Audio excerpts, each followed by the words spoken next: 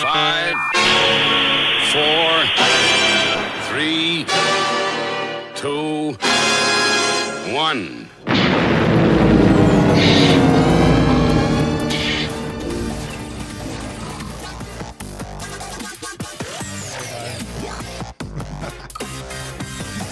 Oh, I like a good surprise. You know what, Ryan? Right. I love how you eat a banana. It's surprising how good I am with so little practice. It's so sexy. It's a low blow to start the podcast with, isn't What you it? don't know is I'm really bad with tomatoes. Anyway, hello, willkommen, bienvenue, konnichiwa, ni hao, jambo, marhaba, All right. ave. Welcome.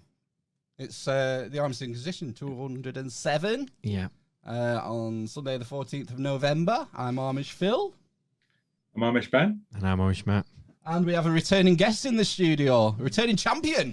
Hell, Hell yes. Mr. Ryan 7. That's me. The alchemical assassin. Yes. Hitman of Hermetics. The Nice. jobs worthy of How are you doing, Jainism. man? I'm all right. Apparently, nerves just kicked in suddenly. Then and my quick wit disappeared for a moment, but I'm sure I'll ease into it. I looked into our back catalogue, and the last time we spoke to you was week 4 of 3 weeks to flatten the curve. Oh yeah. Yes, How did that turn out for you? it's. I've not been outside since, so I'm not. I believe it's still a bit like this. It's still a bit, it's not quite flat It's quite yet. curvy. Yeah. Yeah. But, so yeah, lots happened. Yeah. Mm. But it's nice to get away from sort of what's going on in the prosaic, not prosaic, what am I thinking, the profane world. Yeah. And maybe explore some alchemy and hermetics and stuff. Yes. None of those muggles anymore. Let's, I've got quite I'm a muggle, though, so Matt, you're such a muggle. I am a muggle. I mean, frankly, I've been locked up inside doing this stuff anyway, so I pretty much didn't notice most of the lockdown. It's for the best. You Busied did. myself with cups of tea. You didn't miss much, other than I had Boris made a fool of himself a few times, and that Yeah. was about it, really. what's new. You're not calling Bojo the clown for nothing, do we? No. But I was quite excited. You said you had something to show me. Yes. It's quite long, though. Right. Well, that's no problem. What's the girth situation? Well, it's very thin, Oh, right. so Interesting. Razor. yeah. Right. So, what do I have to show you? Is that what you're getting at? Yeah, what we're going to do, what we're going to talk about, what you've been working on. So, last time I was here, we spoke about a few things, and towards the end of the podcast, I spoke about some pillars that I'd seen in Rivington, which is a nearby little village up in the hills. And on these pillars are some very mysterious symbols. And as I looked at them, things became apparent to me. So I've been following that trail. I don't want to go into it because obviously we're going to do a presentation on it now. Yeah. Yeah. It's just some very murky, odd history when you think about it. However, in the end, these 3 pillars seem to have essentially given me the secret of alchemy, kind of the key to understanding the base religion, as if there was a single religion. Prisca Theologia, I think they call it in Latin. Wow. So, I mean, that's yet to be absolutely verified, but it looks that way. And I've brought some mostly visual images of images being quite visual. These pictures are very drawn. And are these some you've taken yourself as well? Have you been going and Yeah, there's a few of my own. This is still a work in progress. However, over the last month or so, it's really all come together. So I just thought I'd take the opportunity, as you guys got a hold of me, to kind of pull it all into one place for you. However, I do think this might take more than one podcast, folks. So Yeah. we'll see how it goes, and We'll see how we get on and do the rest at some point. yeah, exactly. We've no problem breaking this up if as required. Yeah. Essentially, we're going to talk about maths and mushrooms. Yes. And I'll avoid any actual maths or anything like that. We'll just show you some numbers. So if you see the numbers, don't be freaked out or anything. Just relax with the numbers. The numbers will be good to you. Good, because I've never been a fan of maths. Yeah. It's my least favourite No, subject. nor I. That's why it's so disappointing when I came across it all in this. No. Right, shall I throw up the first image then? Let's go for it. All right, get so rid of what us. have we got here? Woo! Okay, so I'm from a little village called Blackrod, which has Nice. an interesting ring to it. And next to Blackrod is a little town called Rivington in Lancashire, in the north of England. And at these foothills, where you can see the hills on the bottom left-hand corner there, used to be a chapel from anywhere from 1370. Now, I'm not too sure if what we're going to look at is from later than that. There's a date on there, 1603, but I can't be quite sure it's not something else entirely. And you'll see why I mean that later on. Right. However, something could have been rebuilt. There's just something about these pillars that say earlier than 1603. If they are 1603, then there is some dark stuff going on, comparatively speaking, to the local Catholic populace at the time.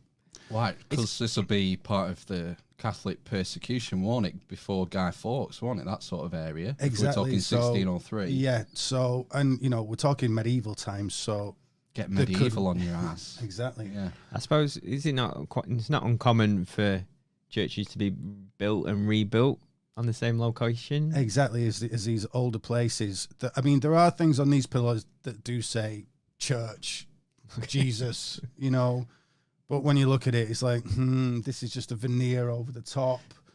Something extra going on here. Yeah. So this all took place at a little village next to Rivington called Anderson Hall. And over time, I think in the 1800s, the whole place was dismantled, and some of these stones from a little chapel there ended up at Rivington Church, which you can see on the bottom right-hand corner. Right. And I'm going to show you next how I find out about this. So if we go on to the next slide. I feel like Chris Whitty. Next slide, please. Oh, it's not. Right, so these are some previous photos of it. This stone does have a little interest to it because it's got something on there called a Sator square. There was a film out recently called Tenet, which alludes to this Sator square. Right. Because the centre word on there is Tenet. Oh, that's the top left image. You can see it there, just above his hand. Mm-hmm. Yeah, so there's this 1950s archaeologist that said, these are very interesting. And the story behind them is that they were found in this guy's garden wall, and the church asked for the holy stones to be please returned, and then unceremoniously dumped into this churchyard. Okay. So this churchyard goes back to like the 1600s and is quite old in itself. However, these stones weren't originally from there. And the only thing I could find about them is that there's a rumoured Templar origin to them.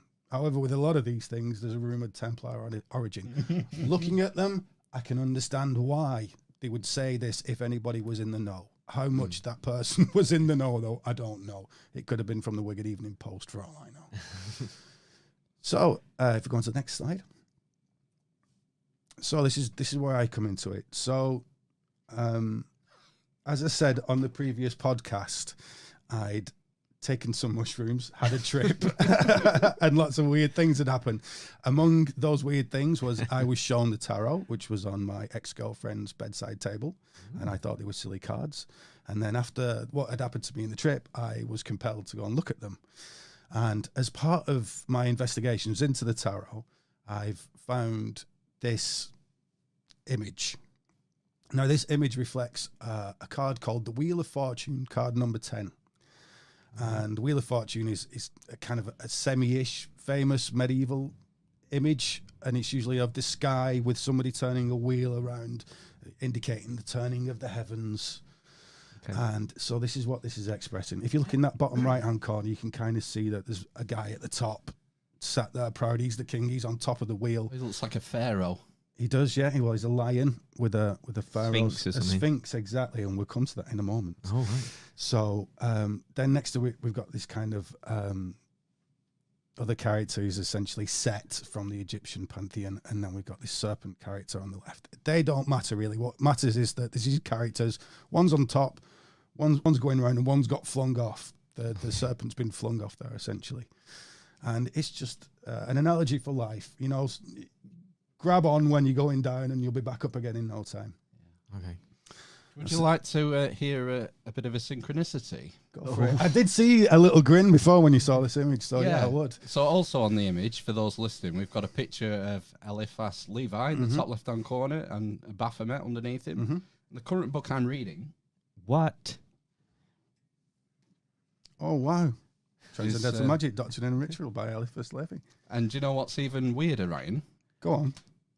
The way I'm reading my books this year, my books are picked for me by a random number generator. Oh, wow. So I had no actual choice in reading this. Oh, great. I mean, it's an interesting book. It's weird that you've come at the time when I'm reading it, because Yeah. I get through books in, 3 or 4 weeks usually. And there's your little goatee fella there in the corner. Yeah. Yes, Baphomet. With his boobs. With his bulbs. Well, I'll be explaining that before the end. He's androgynous, you see. Can you Nor explain Yes, my and boobs? me, Matt. That androgyny is one of the main themes of what's going on here. Yeah. Okay. Actually represented on that main image there, the big one with the Saturn square in the middle, by the two triangles intersecting each other, the masculine and the feminine becoming androgynous. And I'll explain what that means later on. Cool. But we get into Carl Jung. I've got a bone to pick with Carl Jung. Okay. He got there before me. That's what the bone is. Cool. Right. So everything else around there are other things from Levi. So in that top right-hand corner, we have Eliphas Levi's version of that same Wheel of Fortune. And to the left of that, we have the Key to the Mysteries, which within it, again, we have this dual triangle, making like a hexagram, this intersecting triangle. It's like the Star of David. Very much so, yeah. It is that same symbol. Then we have a cross with the 4 directions there, like a compass, if you imagine it like that. You know, the main cross that's going through it there. Yeah. Intersecting the triangle. Then around it, we have 4 symbols. Taurus, Leo, Scorpio is the eagle, and the water is Aquarius. The Scorpio is eagle because if They're interchangeable, aren't they? yeah, exactly. Scorpio and because Eagle. basically the Scorpion's not a very Christian or religious ideal. Okay. So they use there's 3 decans to every star sign. So they use the higher decan, which is like, well, essentially, and we'll get onto this later, what Scorpio represents is the genitals. And it's a bit like a scorpion, it'll sting you. Do you know what I mean? It can get you in trouble, that one. Okay. So a part of all this stuff, including Kundalini style meditation, is basically taking that energy and converting it into something higher, into this bird. So often you get an eagle and a snake. The eagle comes and grabs the snake. Right, that's a famous symbol, isn't it? It's very famous and very powerful symbol, that one, when you think about it. Right. So on this image, we have the Saturn square, and we'll come to solve all these things as we go through. Yeah, because looking at it, like I'm looking at that, and we've got the Star of David, the as above, so below, intersecting triangles.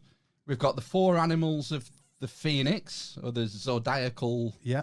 You've got the Scorpio / eagle there, yeah. The guy who represents Aquarius. Yeah. And then you've got Leo the lion, Taurus the bull.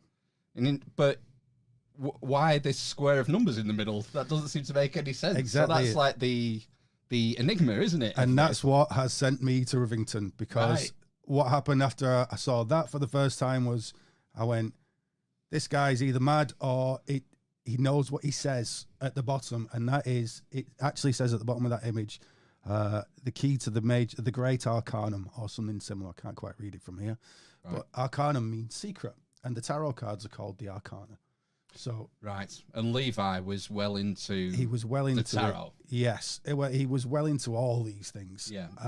He was often derided, I think, because he still had religious roots, and his practice seemed to be through kind of a Catholic lens, because he'd been a priest or something similar at some point. Cool.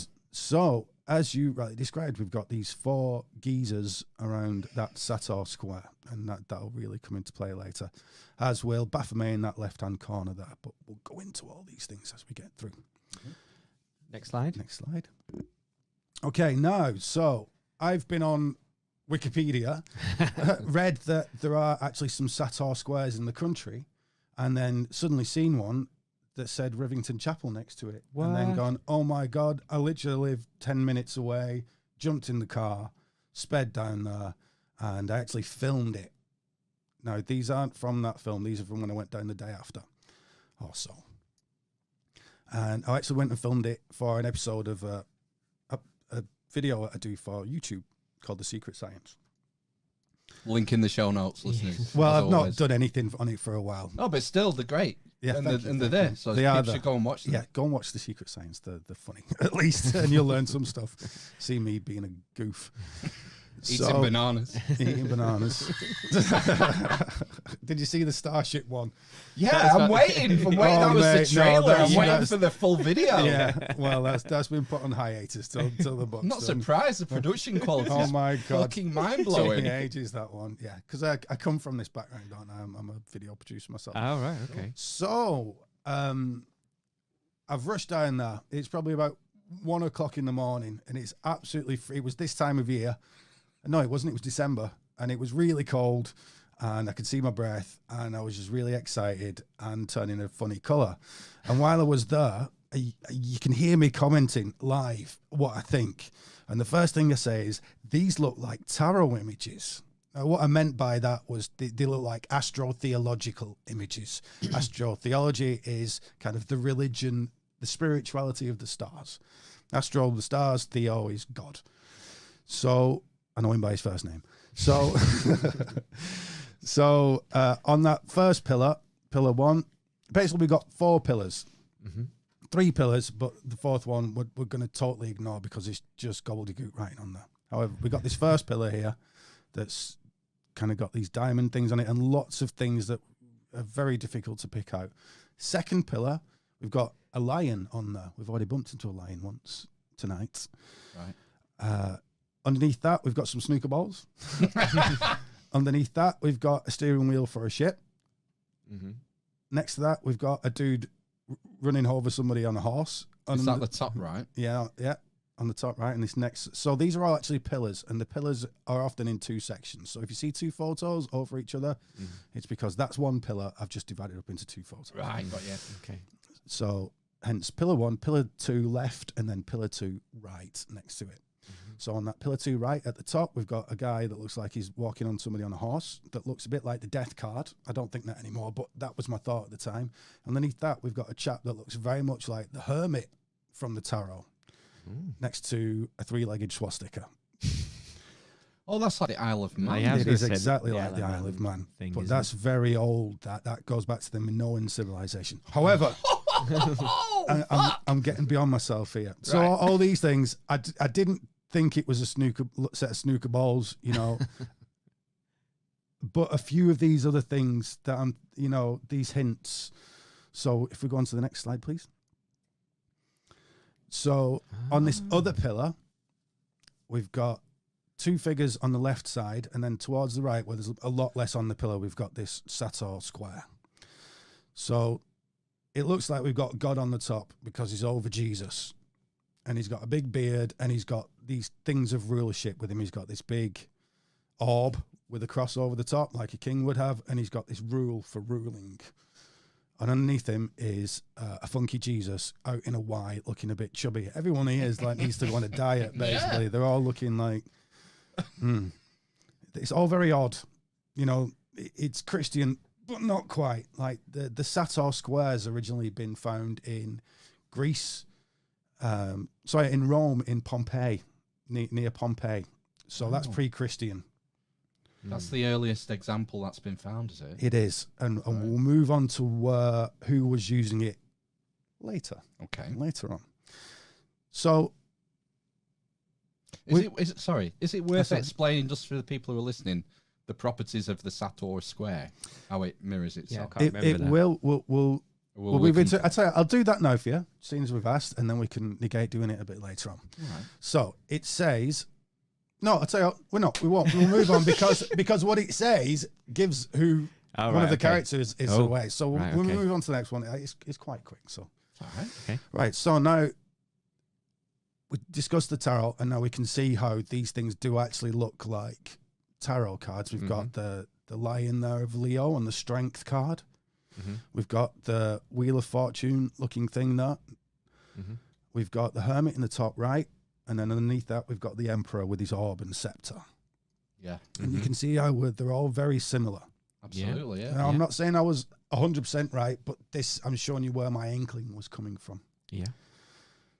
So I don't know how familiar your audience is with the tarot. Obviously, culturally, we think it's this like fortune telling thing and a bit silly and very new age.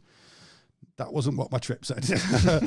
And when I started to look into the tarot, I did realize that, yes, those rumors about it coming from Egypt originally and this being the secrets of the ancients, it is true. I'm going to prove it during this presentation.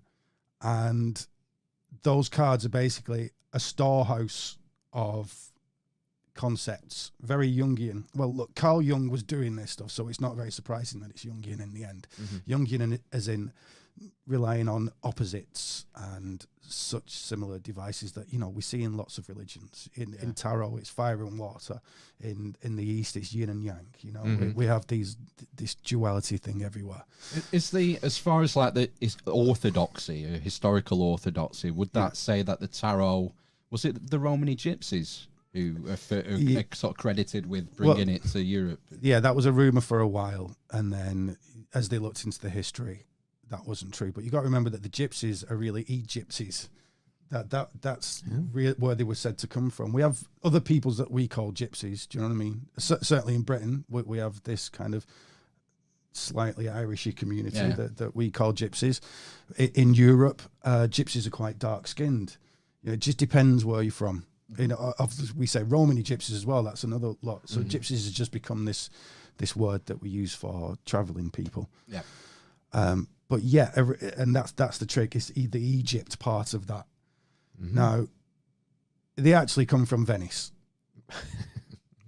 in the 1400s. We can't trace them back any further than that. But what you can trace back is the ideas, the secrets. You can compare and contrast because these are symbols. And the thing about symbols is they don't require a language. They require a little cultural context and a little grammar, as it were, on the zodiac and the planets and what people were thinking about those things. And you need to be able to kind of change your modern mind into the mind of the ancients in order to be able to get your head around it a little. But really all the mind of the ancients is that they were a little more in touch with the unconscious self.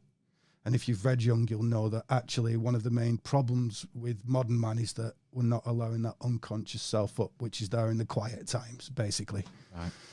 Cool. So the tarot and what I'm about to discuss with you and a lot of other of these esoteric traditions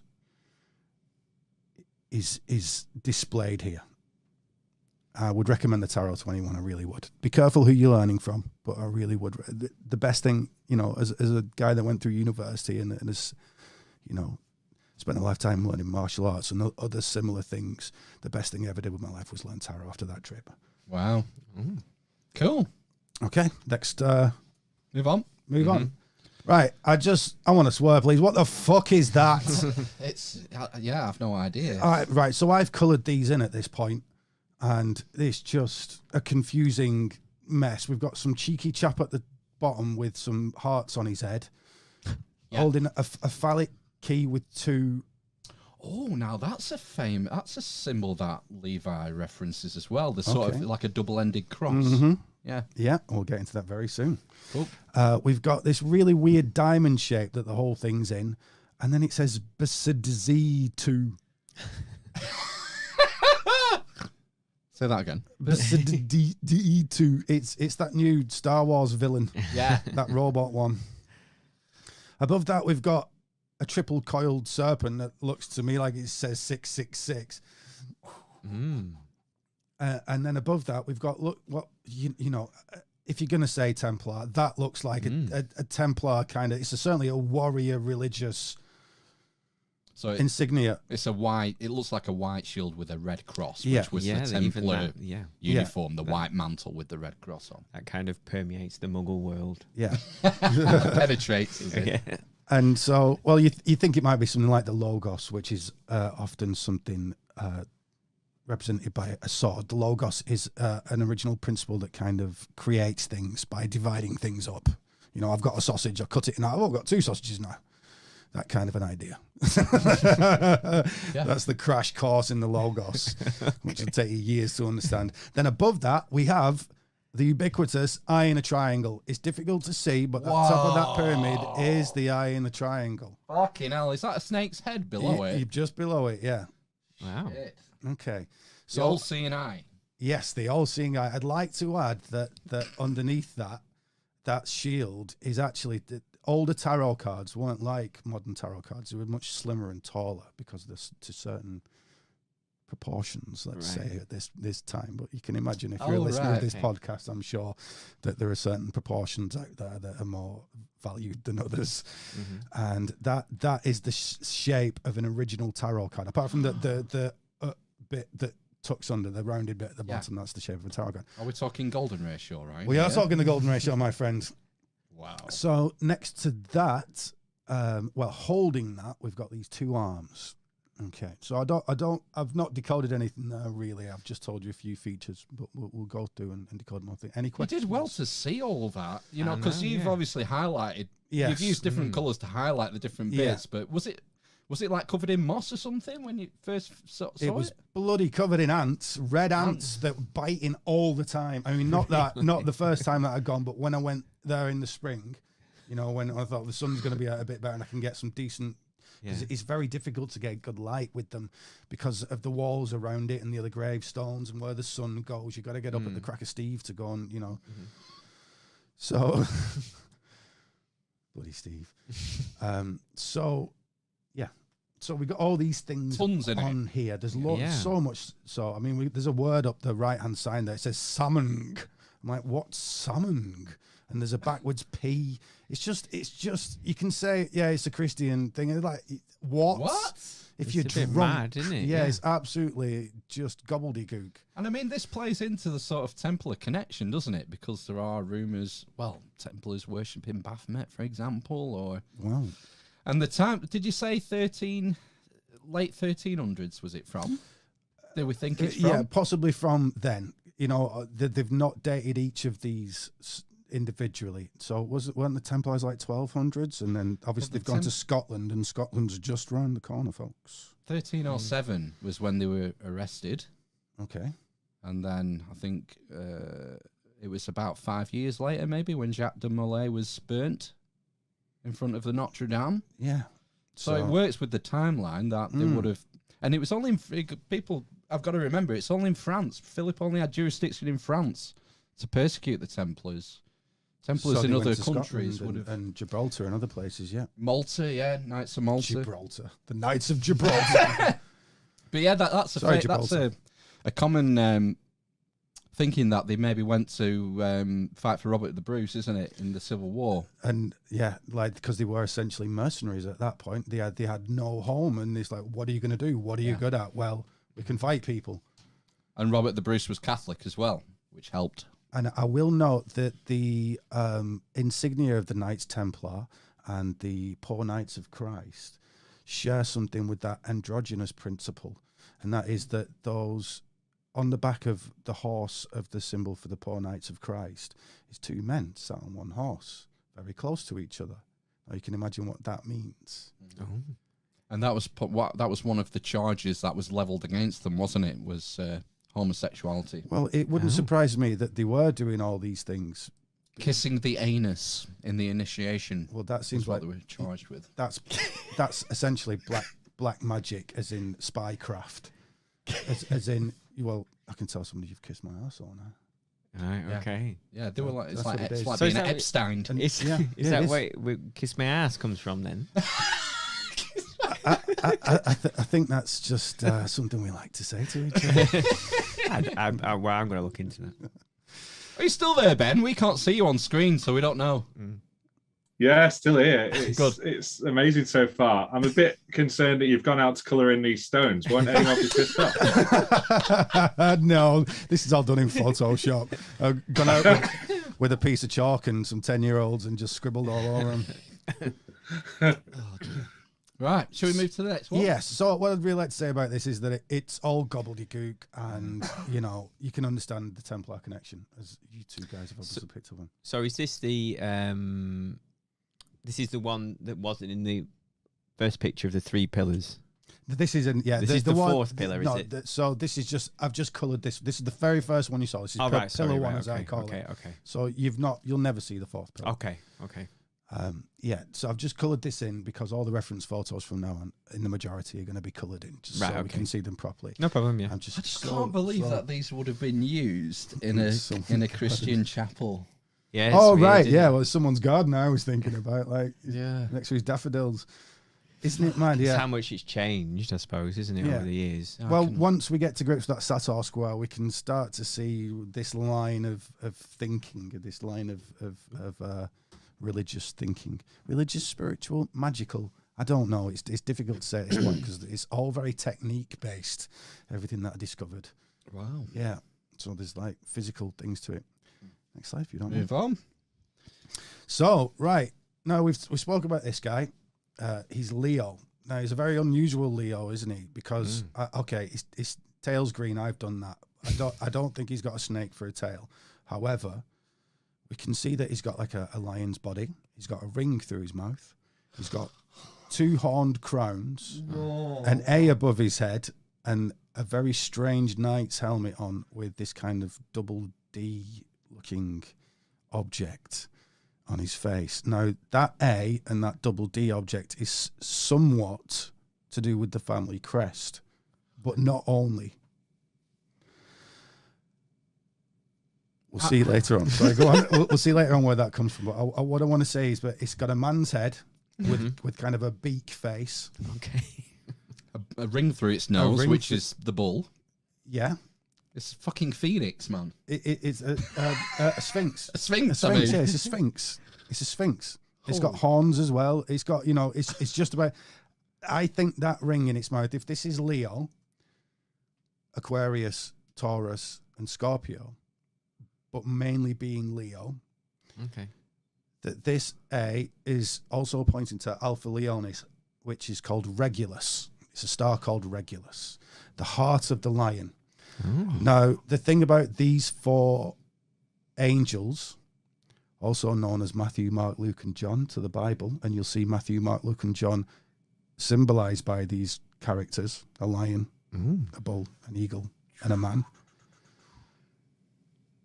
These 4 guys have bright stars that sit on the ecliptic. Now, you might not have heard that word before, listeners. However, it's important to remember it, and it's really quite easy. It's the plane on which the planets move around the sun. It's like a disc, isn't it? That everything is quite flat within a very small variable, and everything goes around the sun. That's the ecliptic. And there are 4 stars on that ecliptic in these zodiac signs. The zodiac signs are the background of the stars against the ecliptic, against that disc. As you know, Saturn's in juxtaposition with Capricorn and all that stuff. Do you know what I mean? That's because Saturn will actually go through Capricorn. Yeah. It won't go through, the plough, because the plough's way up near the North Pole star. Yeah. So there's this flat disc that all the planets travel around. Each one of these animals, these zodiac signs, has a bright star that sits on the ecliptic. Wow. Okay. And they were very important in the past for denoting the seasons and other similar things to tell the time. Because they're equally spaced across the zodiac, aren't they? Exactly. It's 12 o'clock, 3 o'clock, 6 o'clock, 9 o'clock. You are way ahead of yourself. That's fantastic. No, I love you. Everything I've said, you've been a move ahead. It's Can I press the thing? Go on, no, I just wanted to say, you mentioned the 4 apostles being linked to the 4. Did they call them the cardinal signs? It's the 4 cardinal Those are the 4 directions. fixed signs. Fixed those ones. signs, Yes, that's what those are I'm the 4 fixed signs of alchemy. Now there is Old Testament angels related to these four sounds, isn't There there? are the cherubim of Ezekiel. Michael, Gabriel, and two others. All right, Or am I going somewhere else? yeah, you've gone slightly off, but in Ezekiel's taken up to see heaven, basically, and he sees angels, and they have the countenance, very biblical word, the countenance of a lion, a bull, an eagle, and a man. Right, cool. And he sees wheels within wheels, which is very interesting in context of that Sator square, because on the Sator square is the word rotas, which means wheels. And these four signs are linked to the four elements as well. Absolutely, yeah. Fire. There's just so much.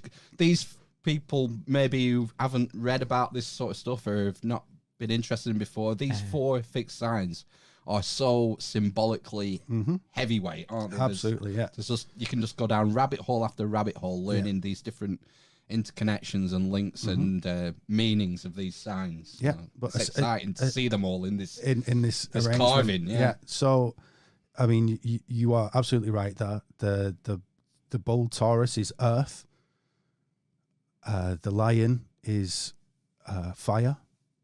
Aquarius is actually an air sign. This seems convoluted, but it's correct, and you'll see why later on. Because essentially, Aquarius carries the water. He isn't the water; he's carrying it. And then you got Scorpio, represented by the eagle Aquila there at the top, which is a water sign. Scorpio's fixed water, and they are symbolic of the middle of the season. You know, the middle of summer. That sun is roaring hot. You know, it's at its most, especially if you're from a hot country. You go out in the middle of summer. Oh my God, no! Go back in again. I want winter, please. And the same for every season. Aquarius, the rainy season, and much lauded for its synchronicity with the inundation of the Nile and hence fertility. And you know, we'll get into these things later as well. At every point you've been ahead, so it's really good to see that you're so boned up on this. Right, so there's Ezekiel. So we've got Ezekiel there in the top left-hand corner that you were just mentioning, with a lion, a bull, an eagle, and a man around him. And he's also got a book on his lap with 7 seals on it. Okay, which is obviously Revelation, the apocalyptic stuff in the Bible. And then above him, you can't quite see because I wasn't thinking about it at the time, but he's got 1, 2, 3, 4, 5, 6, 7 candle lights above him that look quite suspicious in the shape, don't you think? They're like crosses to me. Yeah, well, if you got, they're like little lamps. So that's a flame coming out at the top. So if you extinguish the flame, you can imagine what those would be looking like. Is that... Oh, right. Got you. Right. So below that, we've got Jesus with the 4 evangelists around him, Matthew, Mark, Luke, and John. And I think the actual names are on there if you can see well enough. We certainly can't see well enough here, but maybe at home you can see that... Matthew, Lucas, our Mark, Ioannis, that's correct. And we'll see Ioannis later on in this. Okay, so we can see there we've got.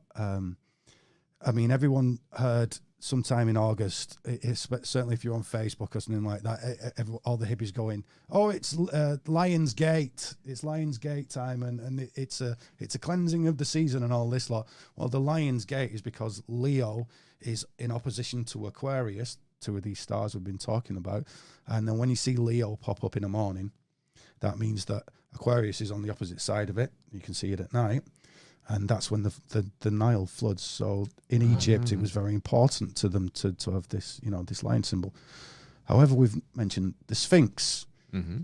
Well, one of the oldest Sphinx is up there from Babylon, current day Iran. And we can see he's got bull's horns, a lion's body, wings of a bird, and a man's face. That is, ladies and gentlemen, a Sphinx. A very old one, but it's a Sphinx. And again, it's this condensation of these 4 points on the zodiac: the lion, the bull, the eagle, and the man. The Sphinx itself down there is just the lion and the man part of that, as far as I can determine.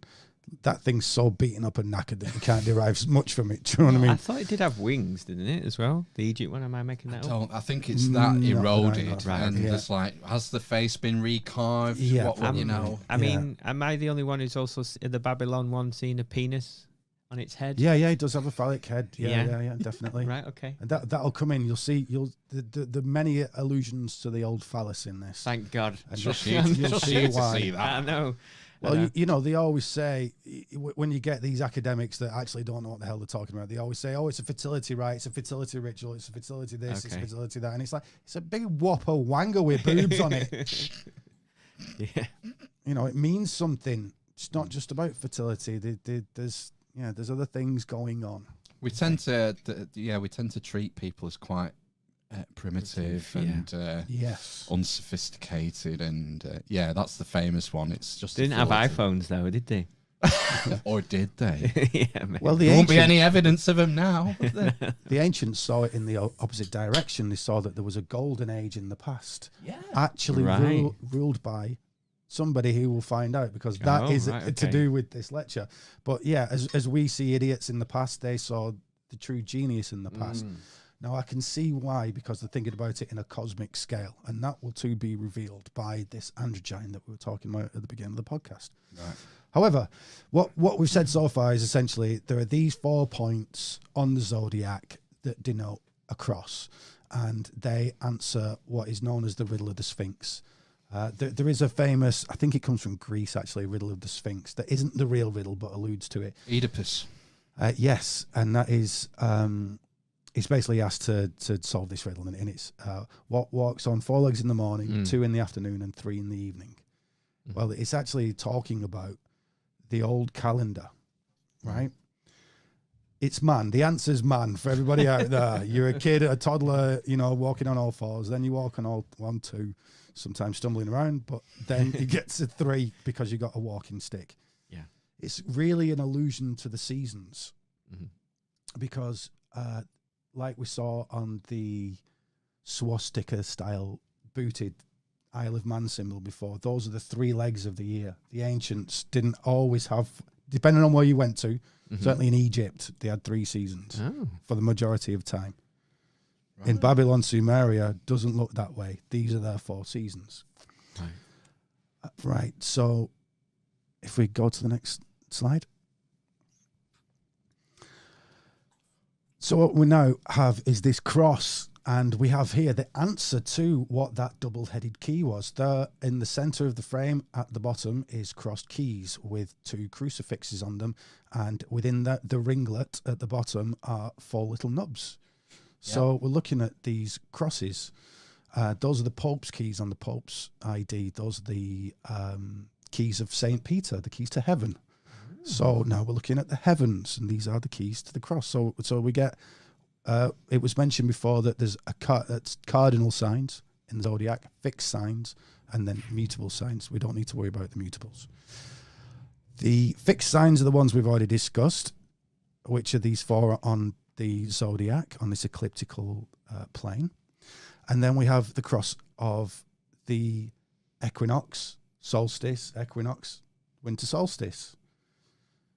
And that is Aries for spring, and so on. And I'm not going to I'm going to bust everybody's heads open. But are those the ones that are in blue, light blue on the so bottom on left? that, the light blue is what I'm calling the galactic cross, and the ones in red are the sun cross. So if you look to the right of that sun cross, you can see the little ram there for Aries between Gemini and Cancer at the top. You can see another one for the summer solstice. Right. Then the winter solstice beneath that is between Capricorn and Sagittarius, and then Libra and.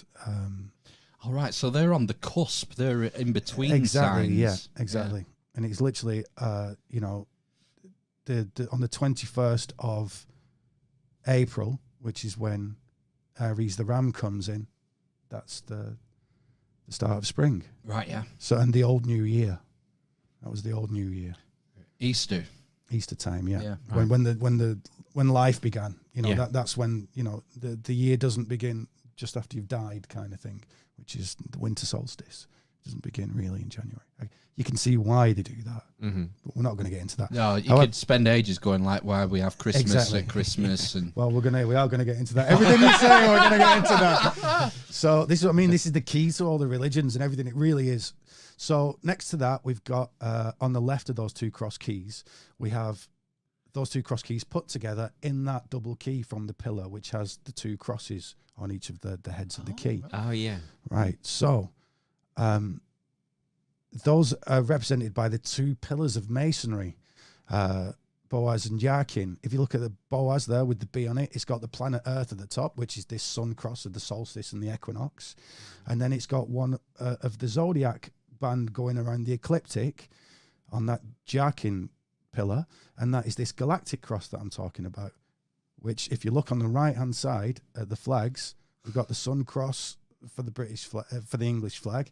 The Scottish flag is the galactic cross. You put them both together, you get the Union Jack. Jack means sun. It's an old word for the sun.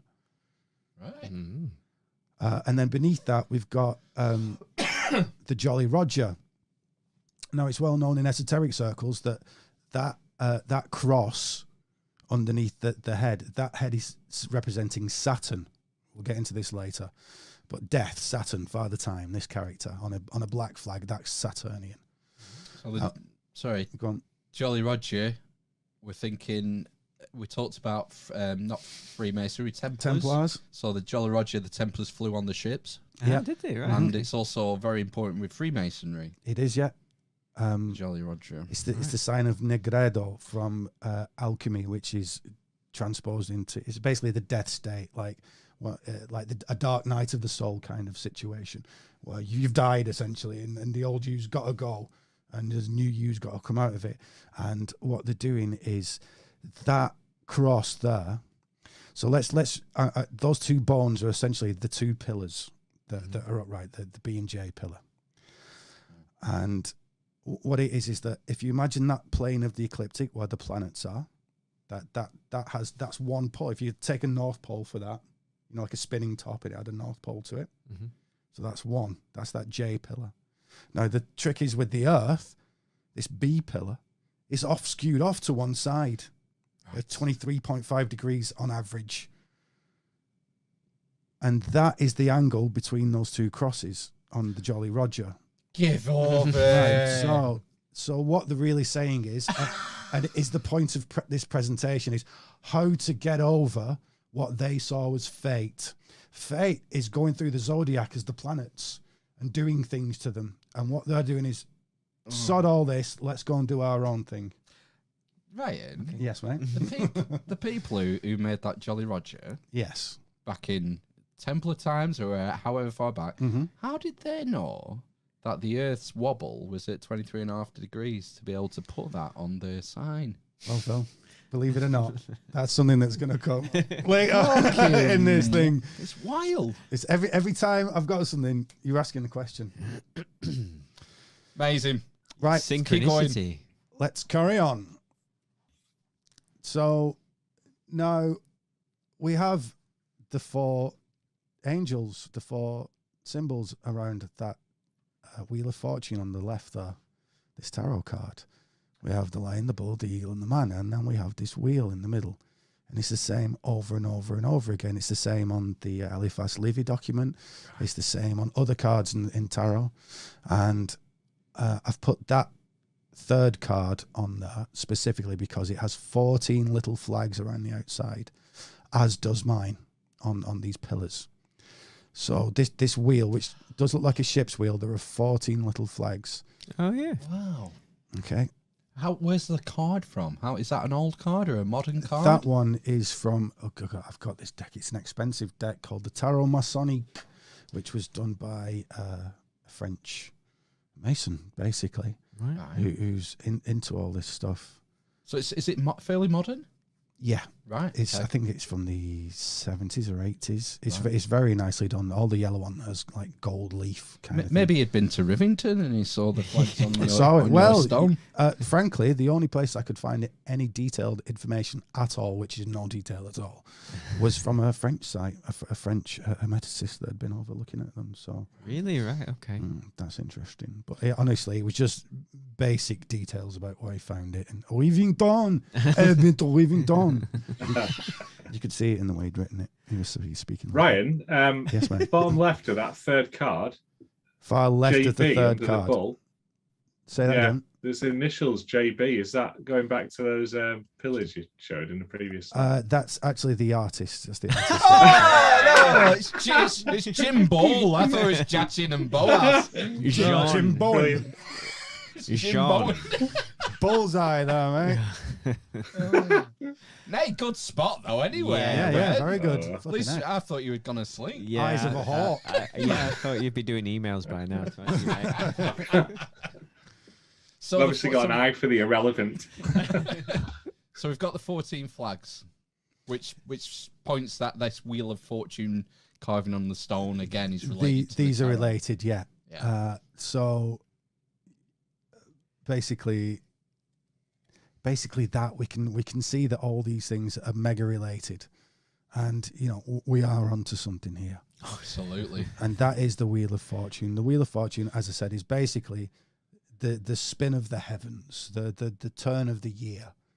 You can see on the far left card that you've got like a northeast, south, and west, and I'm citing that is the solstice cross, and the cross next to it is the galactic cross. Now, if you look around, it says tarot, Taro. Yeah. And you've also got, if you look from the T at the top and look right, it's got, this is Hebrew, it says Yud Hay Vav Hay, which is basically Jehovah, Yahuwah. It's the name of God. It's the name of God, which the Jews couldn't say, else they got stoned. Absolutely. Oh. Jehovah, Yamazin Jehovah. yeah. That's Python. Yes, for Wow. everybody out there. Yeah. So we'll see later on these things turn up again on our pillar. I want to show you a different one. So if we go on to the next. Right. So now we're going to look at the Sator square. So, yes. So It's the Maltese cross. this is the Maltese cross, or the Templar cross, you could call it. So ignore the cross for a moment, everybody. And we're just going to look at the actual Sator square itself.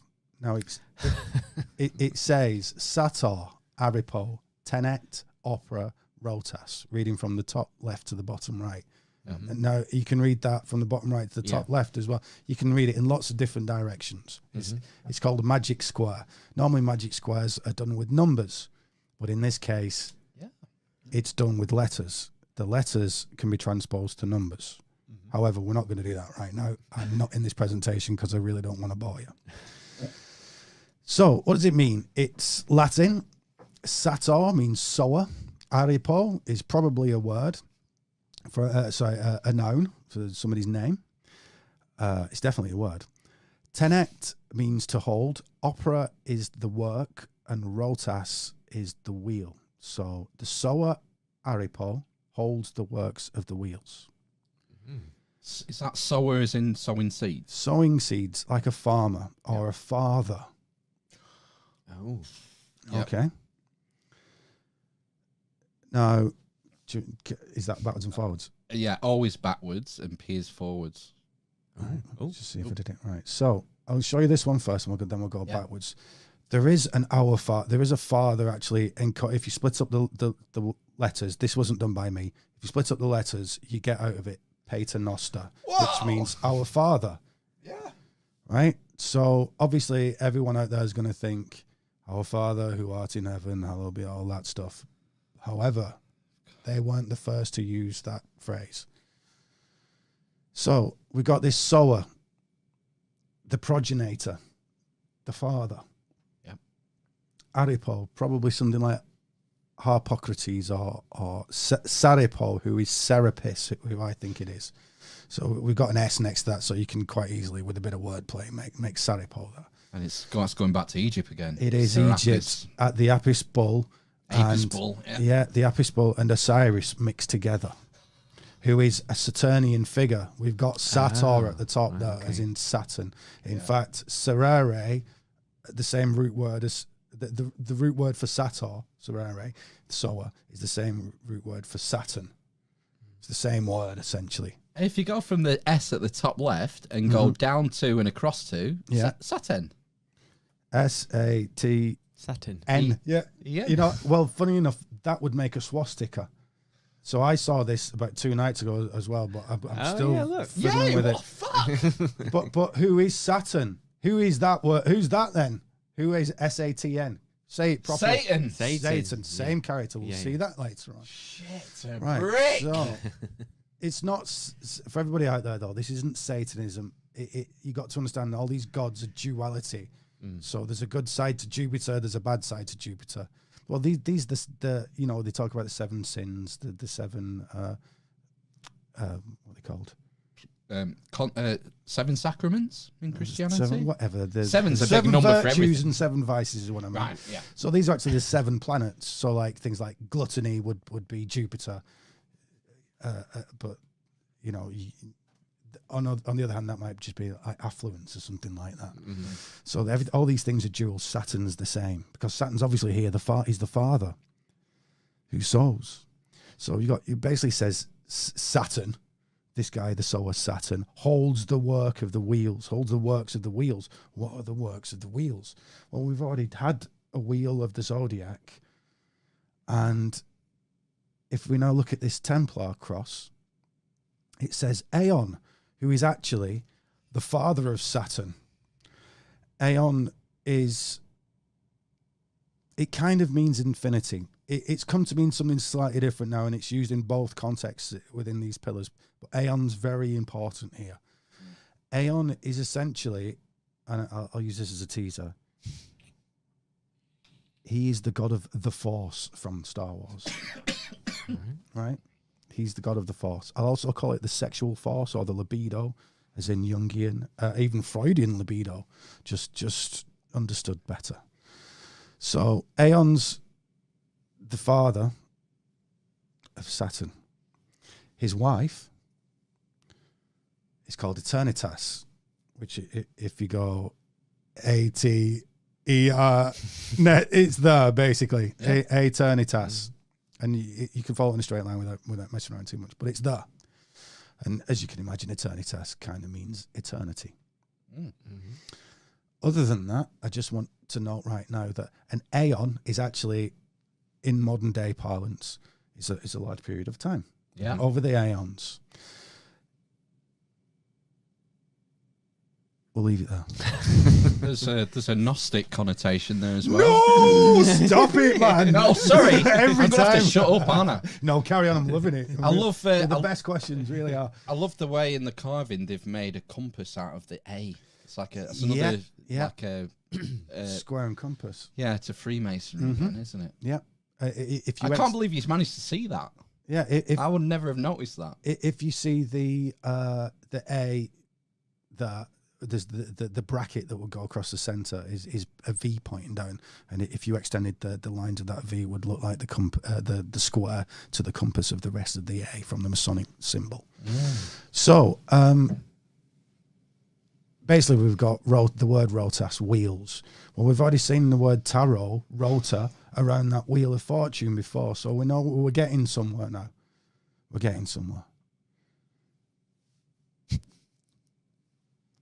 Paternoster, and you got Alpha and Omega there, which is the beginning and the end. Yeah. Paternoster was the name of a ritual to the cult of Mithras. The Mithraic religion came from Rome and probably Persia before then. Certainly the ideas came from Persia. Got into Rome, were one of these mystery cults, these mystery traditions, much like the Masons. You swear an oath. They had a sacramental meal where something happened, and they did it in a cave, and there's all these very mysterious things going on, and you basically got what was called gnosis, which is kind of knowledge of eternity. Now, Pater Noster was the name of the 7th ritual, which was the ritual of the 7th planet, which is Saturn. And although I've not included here, we do actually have a mosaic which includes the ritual implements associated with that rite. And among them is a scythe, which is one of Saturn's many attributes for the time. Yeah. So do you mind if I keep pressing the button? I feel like I'm taking your job off. No, it's fine by me. So on this pillar, I putting forth, and I'll give it absolute proof in a moment, that this is Saturn. Chubby Saturn. Chubby Saturn. It's not Jupiter. Sorry, Jehovah, same guy. The Christian God. It is the Christian God, but it's not the one that you're normally given. I'm saying that this guy above Jesus here, the God on this pillar, is Saturn. And actually, when you read into the myth of Jesus, if you're to read it from a pagan context, we're all grown-ups. We know nothing happened in isolation. Trigger warning. Trigger warning. Yeah. Look, everybody. It's of my opinion. It's not of my opinion. It's pretty much fact. But it's of my opinion that essentially all religions come from each other. They all intermingle and all swap values. And they're all, because beneath it all is an actual sense and logic. It wouldn't seem like it over the top, but there is underneath. And we'll reveal that here. That none of these things happen in isolation. They all have the root amongst each other, and probably from this Prisca theologia that I'm delineating today. Right. So, we've got this ruler guy who he's holding a wheel kind of a thing there, isn't he? I know it's an orb, but, orb wheel. What's that? What's that thing? Is that, what's it called? The scepter in the... It's actually called the...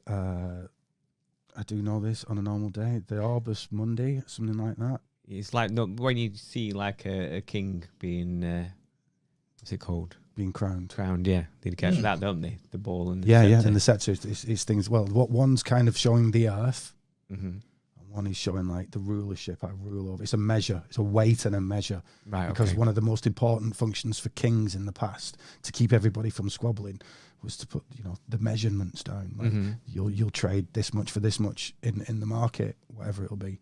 Right. He sets out these things. Okay. And look, this secret science, as I call it, has a lot to do with weight and measure eventually. Those aren't the most fun things about it, but they are extraordinary, as we'll see later on. Right, so we've got Funky Jesus there on a Y cross, in a Y shape on a T cross. And we've got Saturn there with basically a T cross and an X cross. So we're getting this double cross thing again. And if you look at Jesus's nappy, you can see it's in an X cross that looks very much like that ecliptic cross of the skull and crossbones. Yeah. Galactic cross. Galactic cross, as I'm calling it. Yeah. So this is proof now that we've got something very, I'm going to say, because I don't know any better, this Templar Mithraic thing. The cult of Mithras absolutely landed in Britain. Many of these, Osiris and Isis landed in Britain as Serapis, and Isis. They didn't bother changing our names. They weren't that original.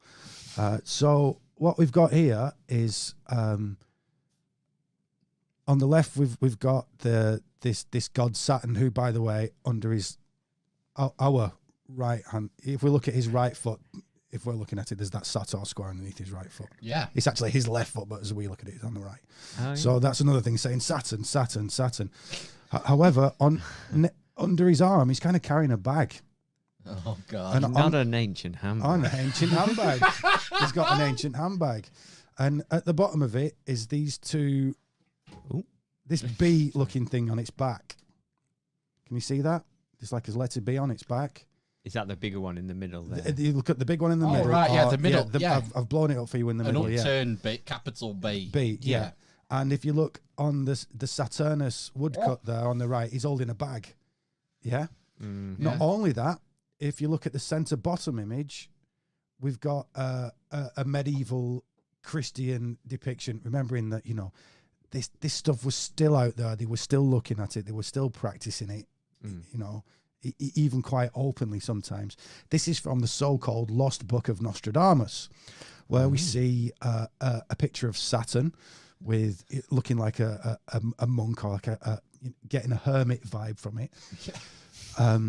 He's got his scythe there to do his cutting. We'll go into this later. He's got one leg next to him, and he's got. Yeah, well, it's not, because if you see... Nothing's fucking by accident in any of this Not shit. at all. Well, Everything is there for a reason. He's got a peg leg on the next image. Yeah. So it's the same thing, right? And we'll see about this in a minute again. So then, if you look to that monk's our bottom left, it's got a bee on its back again. Looking further left, we can see a shield. If we look further left on the left-hand image, there's like a black shield with these upside-down Ds. If you just flip that around your head, it's these Bs again. Mm-hmm. Well, this is the Anderton family coat of arms. Yeah. This Anderton family that owned this chapel that had this church in it. That's a black shield for Saturn. Those handcuffs are a Saturnian symbol for lots of things, but essentially it's Saturn's power of limitation. I'm bound. It's his binding power. Right. Now, these Andertons might well have said in a Christian context, I'm binding myself to God. And actually that is true, but not the God that you think it is. Oh. So. Tease. Well, it's Saturn. So we've got this monk guy in his hand. He's holding essentially it's a Lancashire rose, but it's a wheel.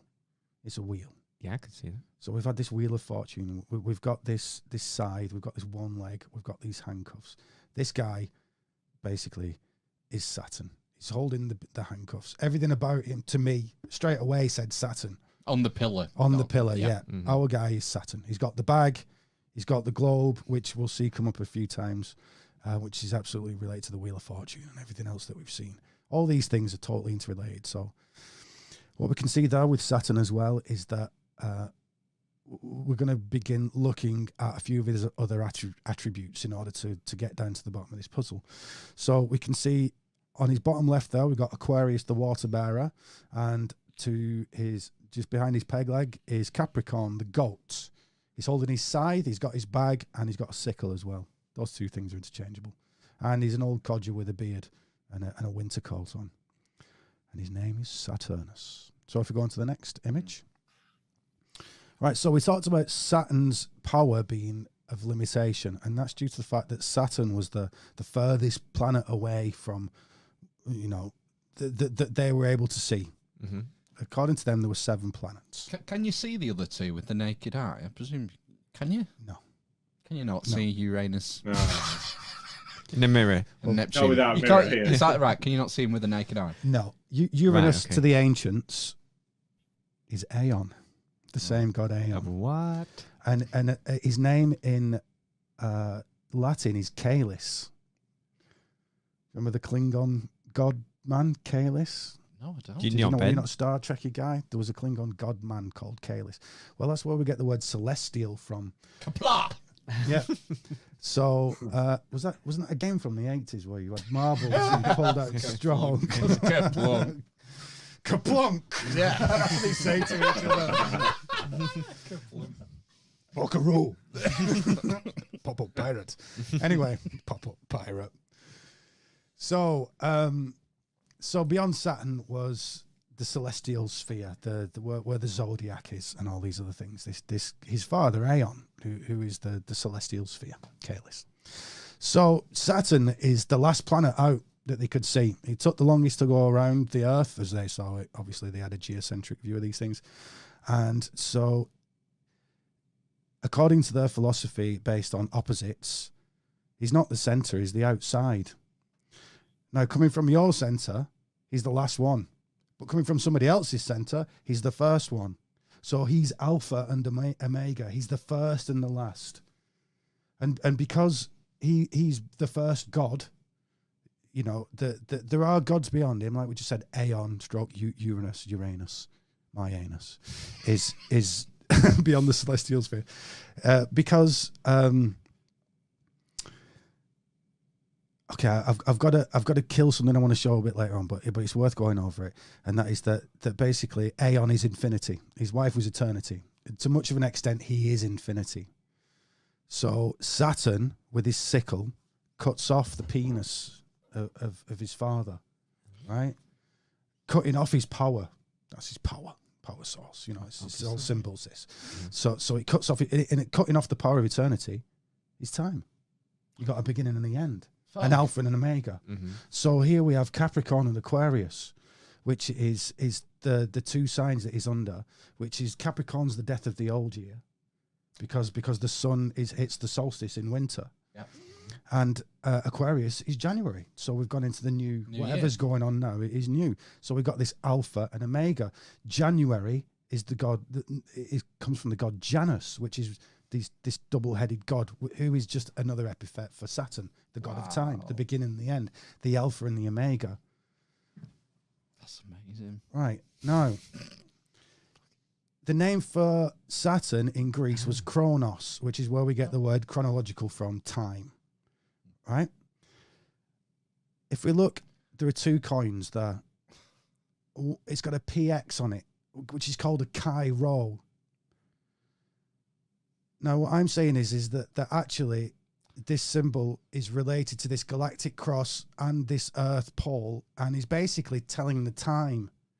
So that Chi Rho, which was seen as a Christian symbol, which isn't, they said that Constantine used it, and when he swore and changed Rome to Christianity, nonsense. It was the symbol of Kronos before then, this time god, because when you look up and watch the heavens move, you see time moving, and the heavens moving is symbolized in that.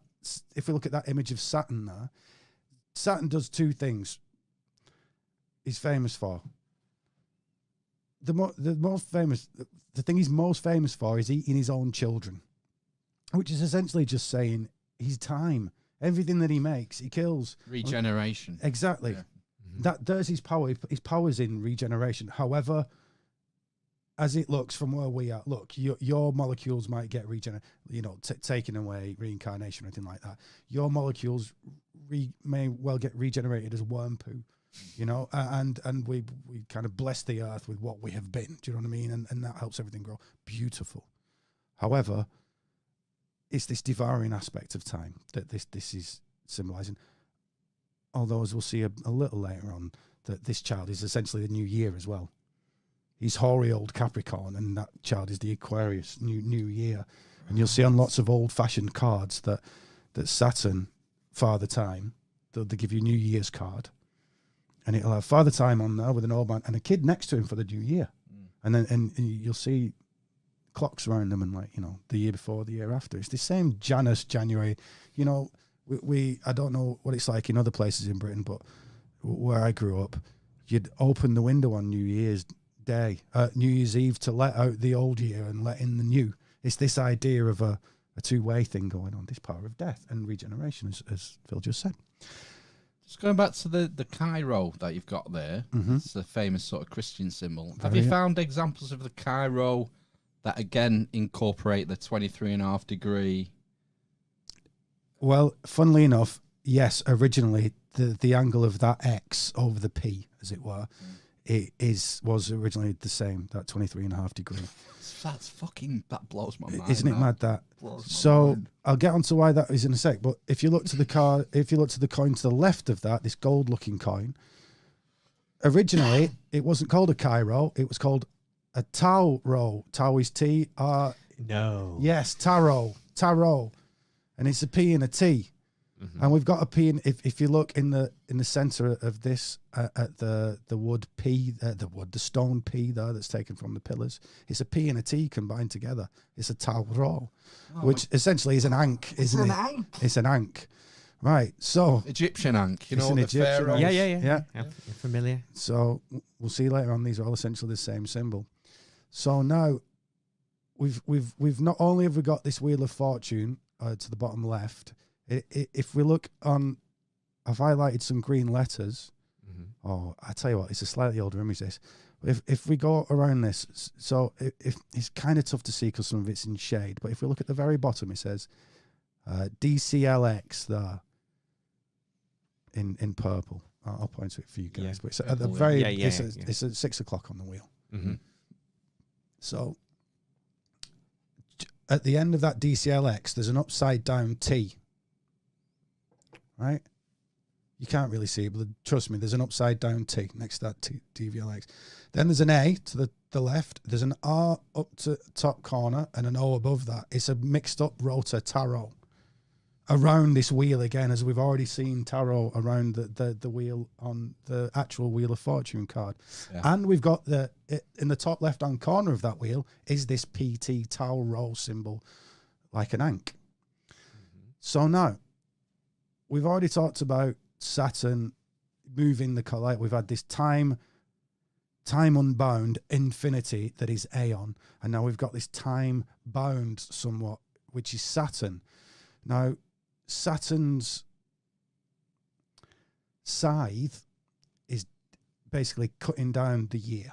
It's cutting down the seasons. It's cutting down the harvest. It's cutting down your life. It's the thing at the end. It's the Grim Reaper's scythe. Death. Well, that scythe, as I have seen, is actually the plough or the Big Dipper or whatever you else want to call it, which famously makes up the swastika.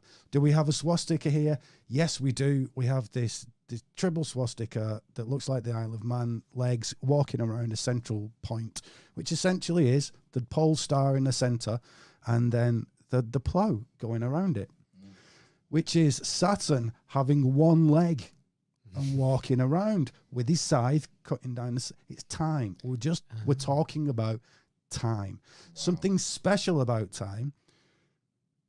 But on this level, it's time and navigation, because that North Star is Stella Maris, you know, the true and tested star to guide yourself by at night, because the sun's not up. What are you going to do? Do you want a drink or anything, Ryan? I would love a drink, actually. Yeah, what do you want? Parched, whatever you've got, mate. Would you like some Corona? Or I've already, yeah, go on. Yeah, I'll have a dose of that. Yeah. Is that Harvest Ale gone yet? I'd like something wet. Do you like real ale? I'm not a big fan, to be honest. That Corona looks. You have lager if you want. Unless you've got like a white beer or something like that. A white beer. A Weiss beer. there might be one somewhere. Ich weiß nicht. It's alright. It's cold. It's been outside. I feel like I need like a break to soak all this shit stuff in. Yeah, it's a lot. It's very dense. Yeah, very dense. We're not even got there yet. That's the funniest thing about it. But I think that there are so many little revelations along the way. That what's that?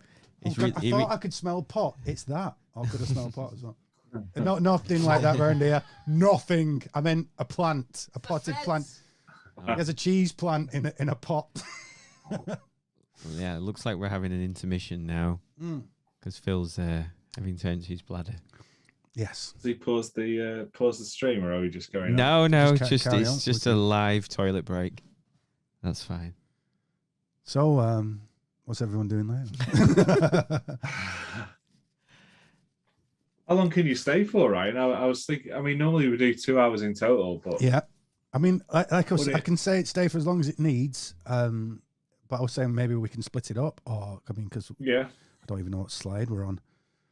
There's quite a few, and it gets quite involved later on. But like, you know, you guys in the audience, you kind of on this stream anyway, so you know, maybe I don't have to go over things as I would with people that are quite as lay as the average muggle, as we put it. Unwashed. I've never watched Harry Potter. The great unclean, the useless eaters, as the elites call them. Us, me. I think we're all in that club, Ryan. Useless eaters. Absolutely. I'm proud of it. I'm really good at eating. So am I. I get it all in my mouth and everything. Okay, so hello everybody. I was just making sure Ben was, done that trick with you paint your eyelids. And you little eye on with that. eyeballs. See, I've actually done that before I came out. I did the Indiana Jones one where when she blinks and it says "I love you" on the back. Remember that one? Oh, the student. Yeah. I'll tell you what, he's pretty bloody dreamy in Temple of Doom, though. Oh, he really was. You know, he probably turned me. Ooh. It's just such a shock when you suddenly see him as a teacher, and you're not used to seeing him wear tweed or whatever. Flannel. He has a bow tie on as well. Yeah, he does. Yeah. He's got a crappy office though, hasn't he? Yeah, that he escapes from within seconds. He does. Speaking of Indiana Jones, let's go on our own little Grail quest, which is where this does end up, funnily enough. But everything we've said tonight's in this presentation. How far do you So think? long is the presentation. How far do you think we've got, Ryan? I'm not sure, but Ben was just asking me about the time, so I just said. I think we're about 10 slides in, so we've got 80 to go. Yeah, no, there's a lot. Can we just carry on till like 3 a.m.? We'll carry on as long as when. I'll let Phil say when. Well, I think it's up to you really, because I don't know. Do you know what number slide we're on, Ben? Relatively near. Try and find out. That's a quarter of the way through or something like that. Okay. Yeah, I don't actually intend to go through all this today. No. However, let's just see what happens and just whenever you guys start thinking it's time to call it quits, give me a nod and a wink. And... Let's plow on. Yay! We're about 20-ish, I think. Oh, right, okay. Okay, we're not doing maybe, too bad. yeah, maybe 10 more. They get more fun as they go through. Believe me. Right. Fucking better than any of Chris Whitty's done, and tell you. Right. His bloody slide Oh, yeah. shows. Oh, Sorry, God, Ryan. Sorry, Ryan. That's all right. Carry on. So let's just recap this page. We just said basically the Cairo symbol, that PX, is actually a symbol for Chronos. Chronos means time, essentially.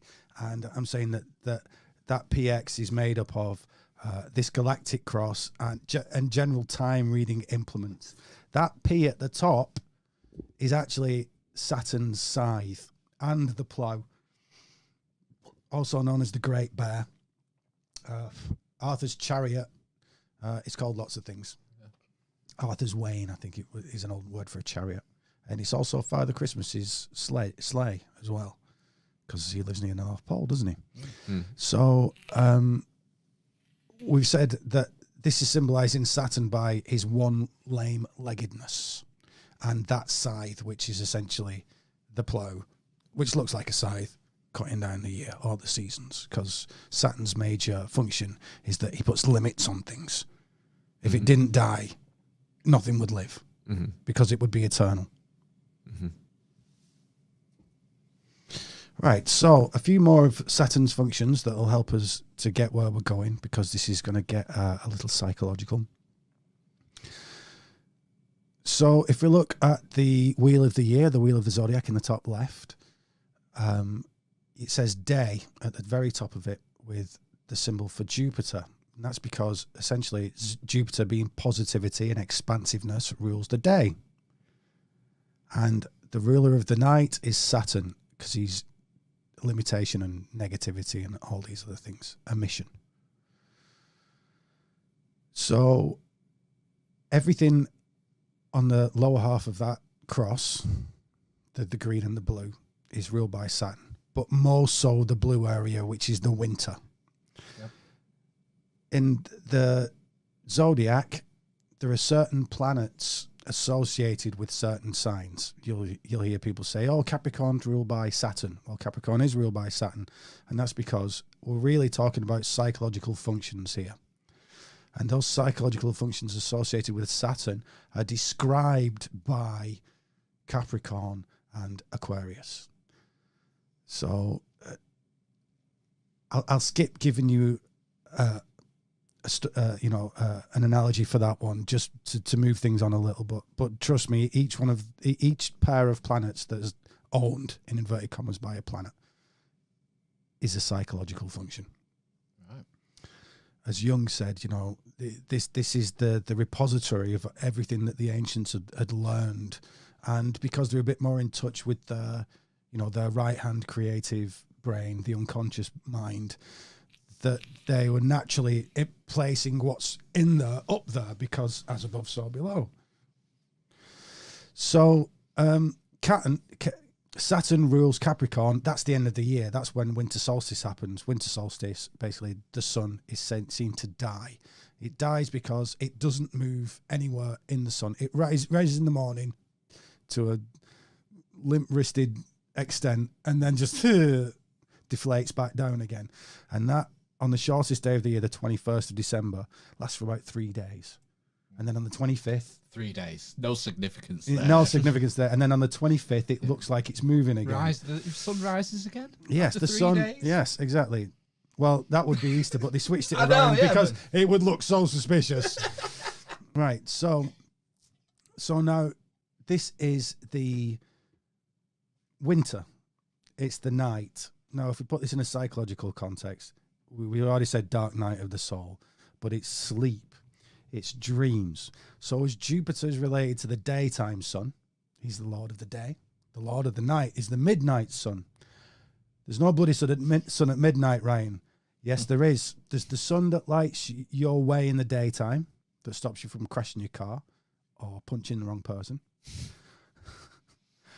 And then you got the sun at night, which is there in your dreams, the light of your dreams, this other light that's around, an unconscious, unseen light. Jupiter's the lord of the conscious light, the daytime. Saturn's the lord of the unconscious, the nighttime, the winter. Wow. Right. Now, if we look at, there's a skeleton there with two angels next to him. He's carrying a raven and he's stood on a black sun. The black sun is famously, you could tell me what the black sun was, famously. Soundgarden. Yeah, I was going to say. Black hole sun. Were they Nazis? No. No. So well, actually, the black sun, I think, is an old, from the old religions around Northern Europe. However, it was picked up by the Nazis, who used that swastika, the pole star stuff, which is very ancient. It wasn't invented by the Nazis. It's like the oldest symbol we've got, basically. And the black sun is that same swastika. So that makes it, the black sun is the pole star, is the point, the still point around where the heavens move, because Saturn's limitation, he's the still point in the middle, and everything moves around him.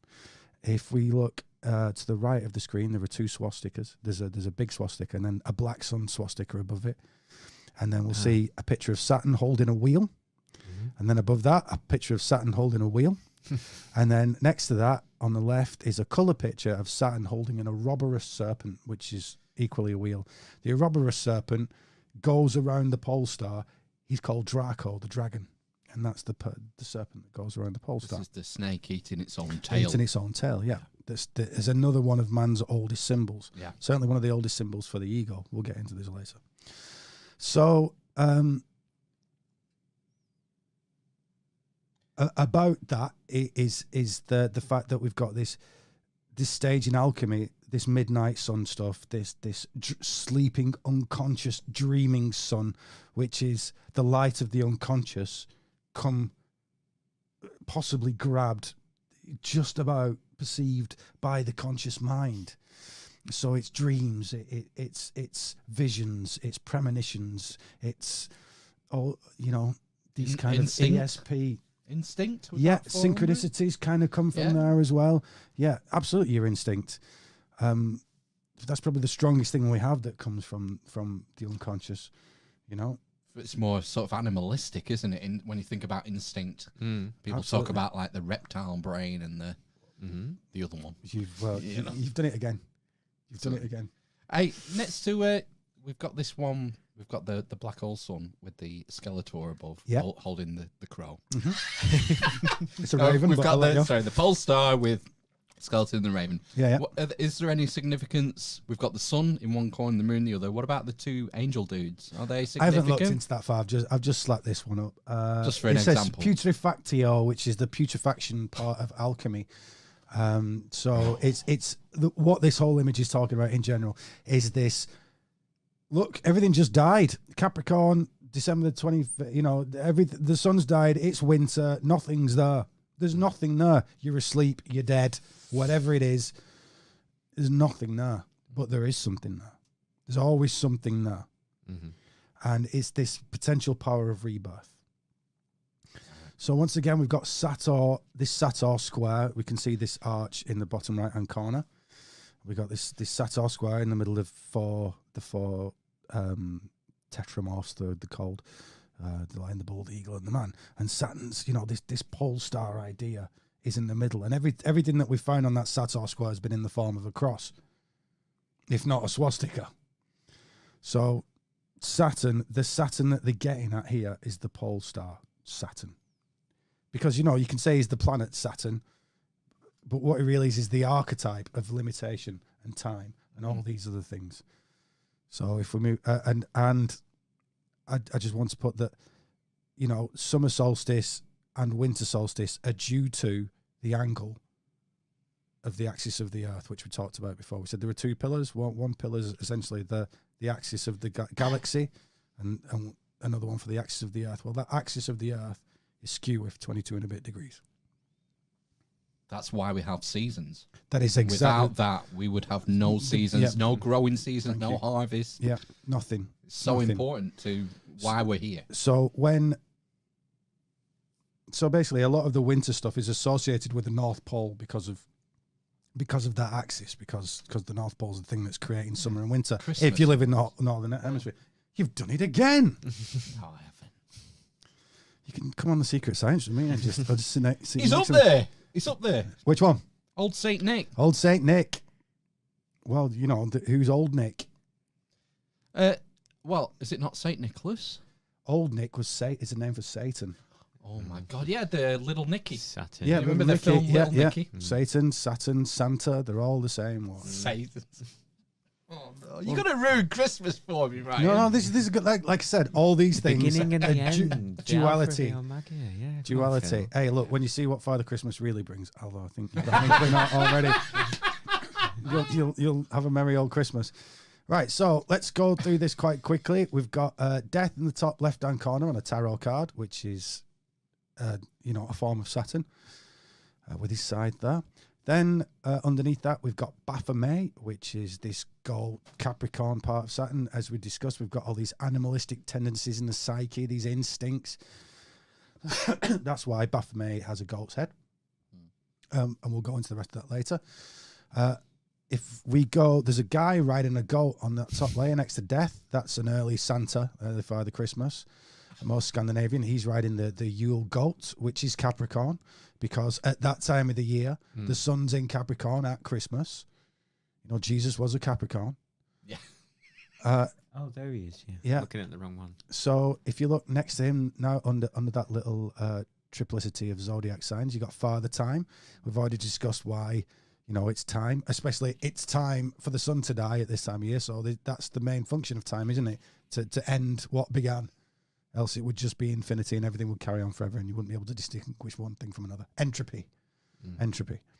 So next to Father Time there, we have an old Roman Saturn holding the Ouroboros serpent, which equally, as we said, is about time.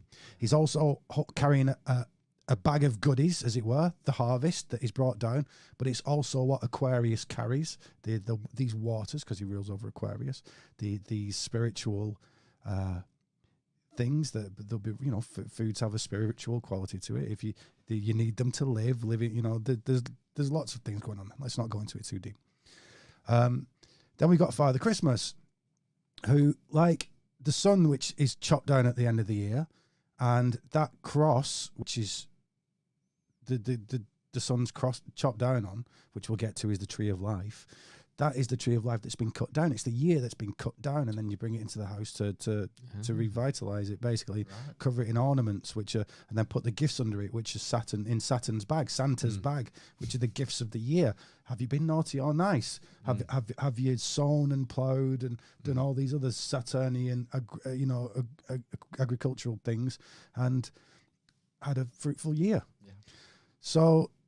The opposite side of that, if we look down to the bottom left again, next to Baphomet, is Krampus. So Krampus is essentially the devil, and he is, if you've let go to your instincts, if you've fucked around all year, in all meanings of that phrase, then you get stuck in his bag and he beats the crap out of you with a thorny twig.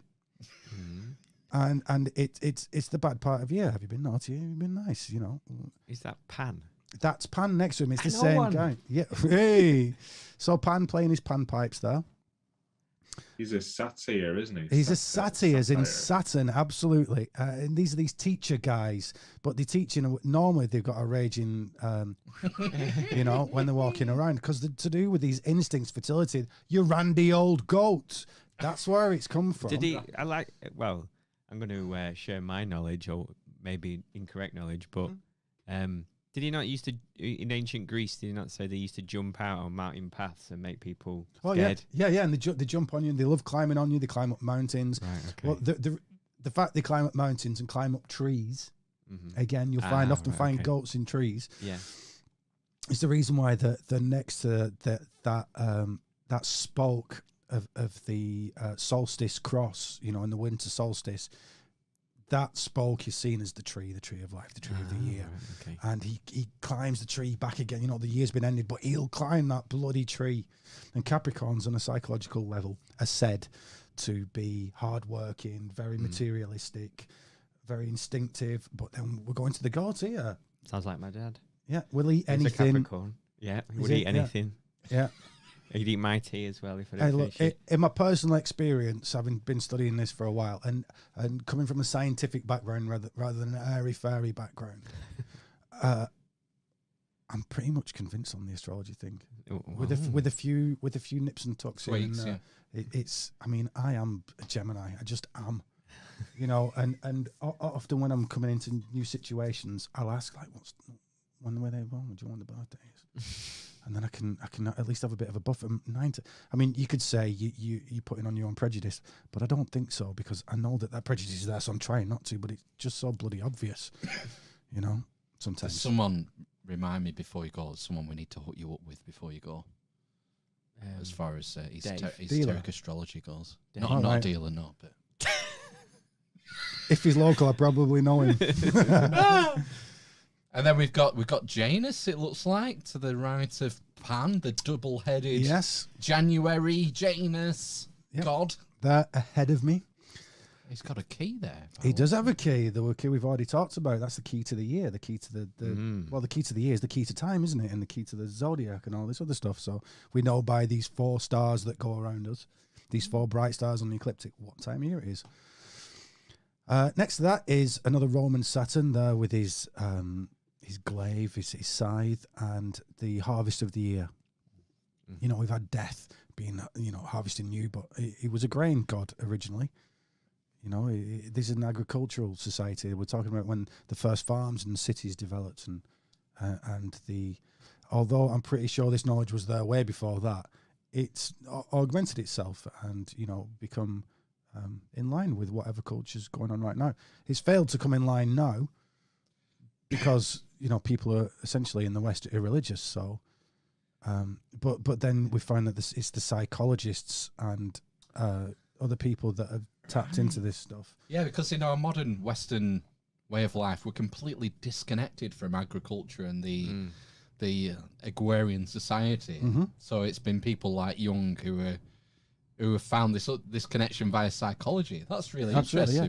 Well, the thing is that because this art, this secret science, is based on symbols, it's these archetypes of the unconscious, and Jung put it as a collective unconscious, and you'd think, well, that's just distributed around humans, but that's Jung, holding it back just a little, because he wasn't very well accepted by, I keep using this word tonight, I've never used it before in my life, Muggle psychologists, because they're scared of the woo. But it's not collective unconscious, it's fucking universal unconscious. I was listening to, sorry, did I cut you off? I was just going to use one analogy, and that was that let's take an archetype, let's say a masculine one. Predator. Let's use the word predator.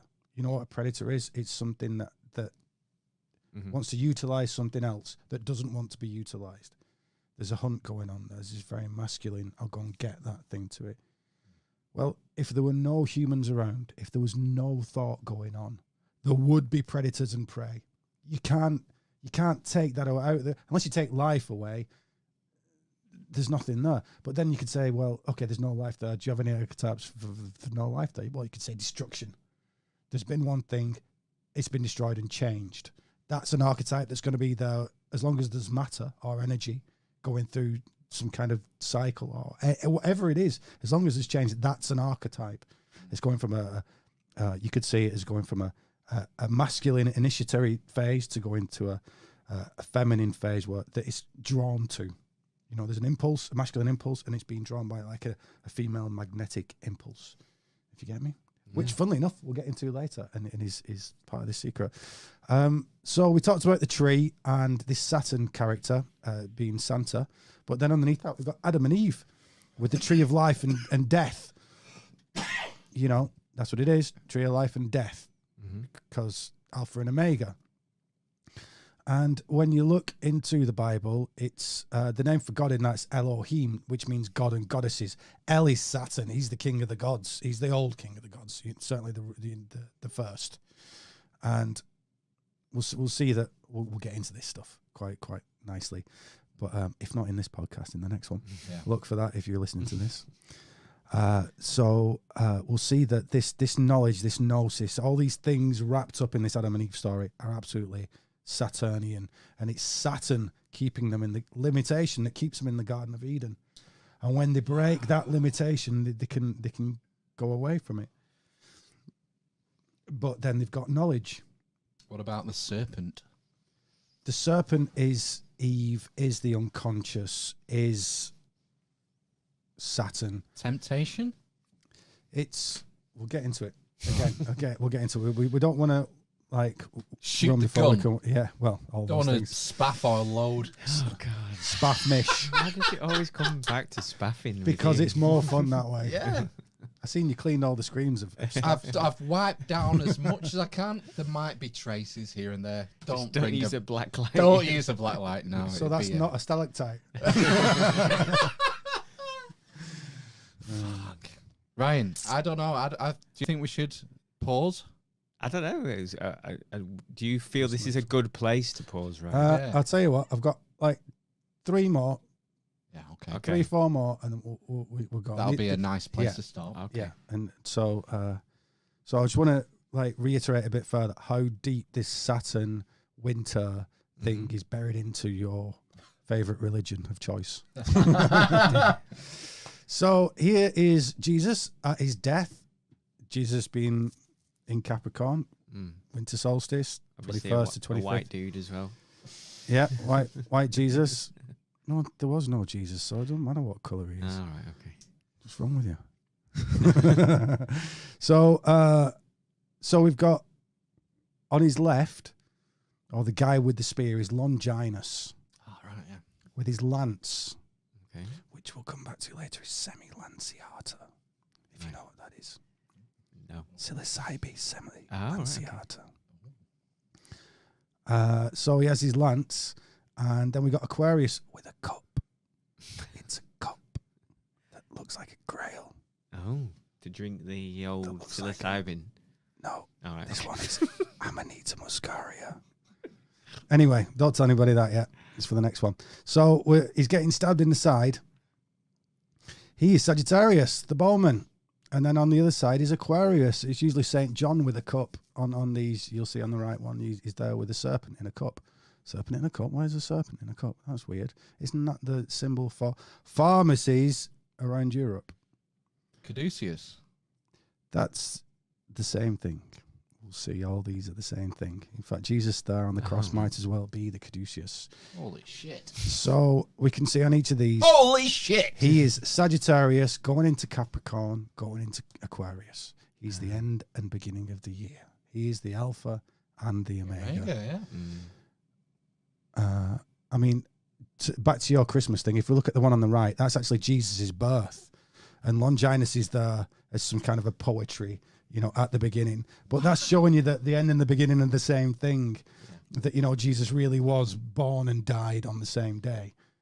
You know what I mean? And that looks sort of, I'm taking it that's Renaissance, was it, when it was done, do you yes, think? the one on the left is... These guys painted it, must have known. Yeah, of course. Oh, this yeah. Stuff, Oh, yeah. And there's a proof that will be later on in the next podcast of some underlying geometry, the Philosopher's Stone, which is indicative that you're dealing with a master and that this is esoteric stuff.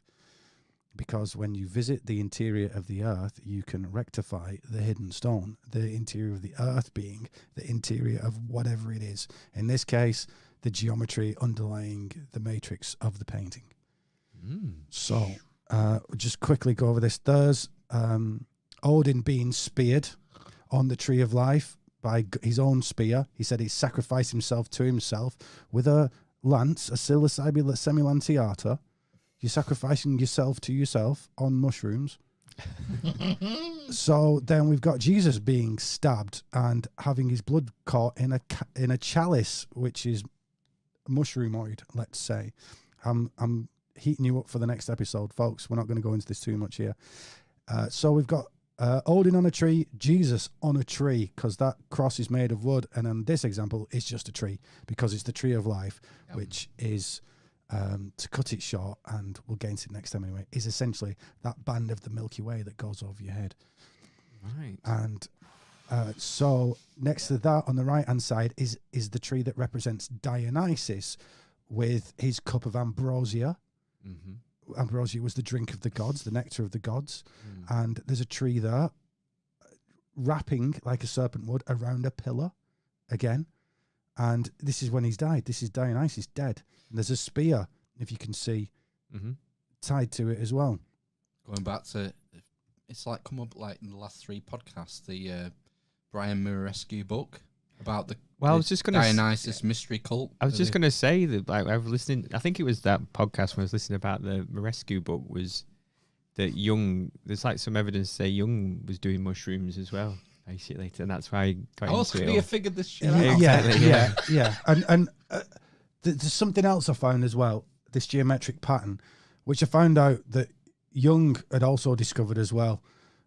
I don't understand why they don't let it out though. It's a conundrum. If I end up dead, I'm a very happy person, everybody. If I end up dead, it's somebody from some secret cult come and finish me off. I'm just letting you know this now. Because, I mean, I do want to get, it's not for my own fame or anything. I want to get this stuff out, my own life's work. But there's a reason why this stuff's secret. I could see a pearls before swine kind of reason. Yeah, this stuff's dangerous if it's psyche stuff. What I can use to control me, I can control you with. But this very cultish behaviour going on here. Going back to the quote of the previous master, Jesus, when he said, don't cast pearls before swine. Yeah. That maybe there's a reason why this stuff is hidden. Yeah. I haven't figured it, though. You don't buy that justification. Not anymore. That might have been okay when the world itself wasn't in peril. And let's be honest, the world really isn't. The world itself isn't in peril. The human world is in peril. You know, this ball of mud will survive us. Don't be silly. You know how arrogant. However, the human world is very, and it's our psyche that's wrong. You know, we've lost our connection with nature. We've lost our connection with our own unconscious, and this is actually, in the end, a very simple method of regaining that. And it just seems to be, as well, the big secret of the ancients. And it's not just to do with maths and mushrooms. There's something else in there as well. That there's an understanding that's encapsulated in Jesus. Praise be Jesus. And there is a technique thereof. And because of the way that this technique works, there's like a glimmer of God in there. Talking as you said last time, you started to become a lapsed atheist. Me too, mate. And it's because this was called gnosis. A lot of this stuff is Gnostic, and it's like a scientific proof of God, really. And you know, those archetypes existing are part of it, and a lot of it's answered by the next podcast. However, let's just quickly wrap this up. Bottom left, we've got Osiris raising the Jed, which is the tree of life, or 4 pillars, as in those 4 parts of the Sphinx, 4 directions. Right, yeah. Also his backbone, also his phallus. We're getting this phallus backbone, the pillars of the axis of the earth. They're all getting intertwined into each other. Next to that, we've got from Sumeria, got Dumuzid and Inanna. And he's got a little mushroomoid thing there again, and his scepter, and he's popping out from beneath the tree. Why would a mushroomoid thing be popping out from beneath the tree? Osiris himself was found at the bottom of a tree, with the tree growing up, and his willy eaten by a fish. What? You know, we'll get into the willy fish later, especially with Jesus. His scepter. Yeah. is identical to the 7 candles that were floating above Absolutely. the head of. Yeah. I mean, it's like you cut it and pasted it. Well, actually, I'll give you a little pointer. I wasn't going to point this out, but, and it'll come in later in the next episode again. But if you look on that Jesus in the tree, and look at his on our right, the right hand crossbar. If you look at the end of that, there's like a little blue rag, and the way that that's been bunched together is atypical of people hiding mushrooms and things in this stuff. The tree of life itself is mushroom shape. You can see that down there, just beneath it. In that, there's a serpent wrapped around the tree of life. And then off to the right of that, again, I've just to show that we're still in the same realm, is Saturn with a coppiced tree and a serpent wrapped around that coppiced tree, and the wings are to denote the flight of time as well as his status as movement. Because as we said, Aeon is the god of eternity. Eternity doesn't move because it's homogeneous. It's all the same thing. It's everything ever at once. Whereas time is everything ever split up into a beginning, a middle, and an end. Limited. Yeah. Exactly that. And with that, gentlemen, I'll just leave you there. There's Moses with a serpent on a pole. The Yggdrasil above Moses is the tree of life. In the centre is one of Jung's tree of life with a pole star at the centre of it. That one in the top right, that looks like Nordic or something. It is Nordic, yes. Yggdrasil, the tree of life from Thor and all that lot, yeah. The gods live on the mountain at the top of the tree, but that's in your brain, basically. You're the mountain, top of the tree. All these things happen on a galactic level and a personal level. Yeah, it's like the brain stem, isn't it? Coming up the spine and absolutely then going to the... This whole tradition gets into Kundalini. The Moses with the serpent on a pole, everyone's been bitten by serpents in the desert. And Moses says, oh, right, well, take this serpent, raise it on a pole, and you'll all be healed. Again, if you know what Kundalini stuff is, if you know what Chi is, if you know what the Force is, or any of these things, this is all what it's getting at. We all have this one shared tradition. Same too, we've got 2 serpents wrapped around a tree. The serpent's the nervous system, wrapped around a tree, the Ouroboros serpent, feeding itself like the phoenix would. So you can have a bird in the tree. Underneath that, we've got it from alchemy again. We've got 7 planets, which I'll tell you now for next time are 7 serpents around this tree. And, what can I say? 7, it's the triad and the tetrad, isn't it? That's another of the importance of 7. Yes, it is. The triad and the tetrad, and they come together to make unity. One. It does. In the church. Well, the triad is logic, grammar, logic, and rhetoric, and the quadrivium, as they call it, is maths, geometry, music, and astronomy. That's how the Greeks sort of described it, isn't it? The ancient Greeks, and the Romans, the 7 sciences. That's a classical education. When they say you get a classical education, that's it. Yeah, the trinities are processing, how to process, and then the 4. Well, really, saying the Holy Trinity and the 4 elements is what it is. That's exactly what it is. Wow. Fuck. So just really quickly on this one, we'll go over this next time. But there's a Christmas tree top left with its star pointing at the pole. The tinsel is a serpent going up it. The stars are the baubles, which is essentially an axis mundi, an axis of the earth, which is a representation of, yes, the axis of the earth, but also you. You are an axis mundi. You are, a connection between the earth and the heavens. There's nothing above your head apart from sky. That this same axis is this Cairo, this PX cross that's famous with the Alpha and Omega, that stands for time. It stands for the year because, of course, the heavens whirl around our head. And we'll not do it now, but we'll go into, it'd be a good place to start this because, that PX, different things on there do actually mean real things. And it wasn't only used by us, but there's an example there that tile row in the middle is Mayan. Wow. So, so they had this in South America? They had this all over the world, and this is why I believe it's the Prisca Theologia, because from Buddhism to Zoroastrianism to the Mayan and Aztec religions, it just decodes them all. And it suggests a progenitor. That's And the thing, this is isn't it? Yeah. This Yeah. is a thing, you know. Yeah. And it's like a technique. Yeah. It's like a technique. And the beauty of the symbology is that it isn't bound by linguistics or, you know, it's something that people can understand and make these connections Yeah. via Yeah. the use of symbols. You know? With a little context. Yeah, Yeah, sure, with a little yeah. and some the basic look from you know the often this stuff's called magic. It's certainly what magicians were doing. You know, you think of a magician's coat with his pointy hat there, and it's covered in stars. Well, he's looking at the stars, and the pointy hat's this whole aligning yourself with the pole star thing. And what do magicians do? Well, they do magic. They have this special power, the force that they use. So, believe it or not, that's in there too. So I'll give you that secret. Well, it's like That's quite well known. magicians. Where's it come from? Magi. Magi, great one. The adoration of the Magi. The Yeah. three Wise men. Wise men. Who were Zoroastrian astrologers. Following a star. Yeah. Yeah. It's great. I fucking love it. I just, Yeah. I just don't know how you do it. to be no, honest I can't believe how much you've put together. with you. Yeah. It's amazing. Amazing. Not even Yeah. got there yet. But No. I can't wait for I think part this is two. going to have to be a triptych. It might be. It's going to have to be a trilogy. Yeah, just see how long Might be a it goes. tetrad. Yeah. Yeah. Try hard. Yeah. Yeah. Tripod. Well, we're gonna take a deep breath and Yeah. soak all that in.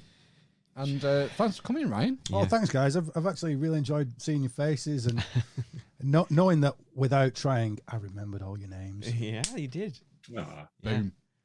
It's great. Knocked myself down there. Sorry. Don't forget to check out the links and watch Ryan's videos. They're really like informative, educational, light-hearted. They're great. Go Yeah. and watch them. Oh, cheers, bro. All right. And we'll catch you on the flip side. Don't touch that dial. Yeah. We're going to do a quick bit of Good. news deconstruction. Yeah. Very rapid. Yeah. Rapid. Rapido. Rapid. Right. See you next time. Bye. Bye.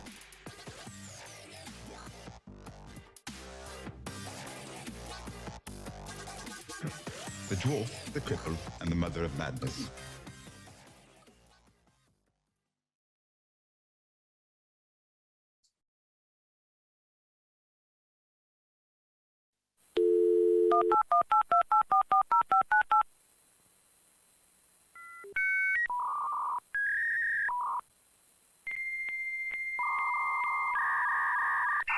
Five, four, three, two, one.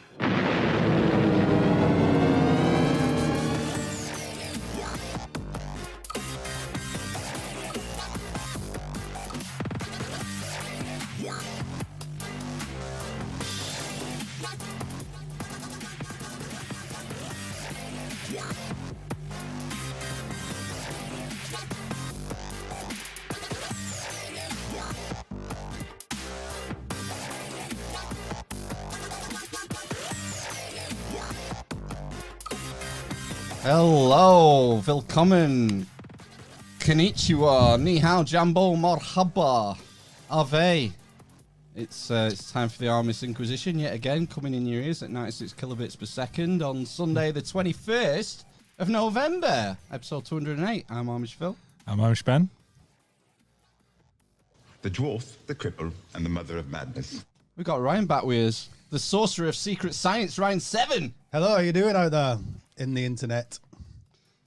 Very well.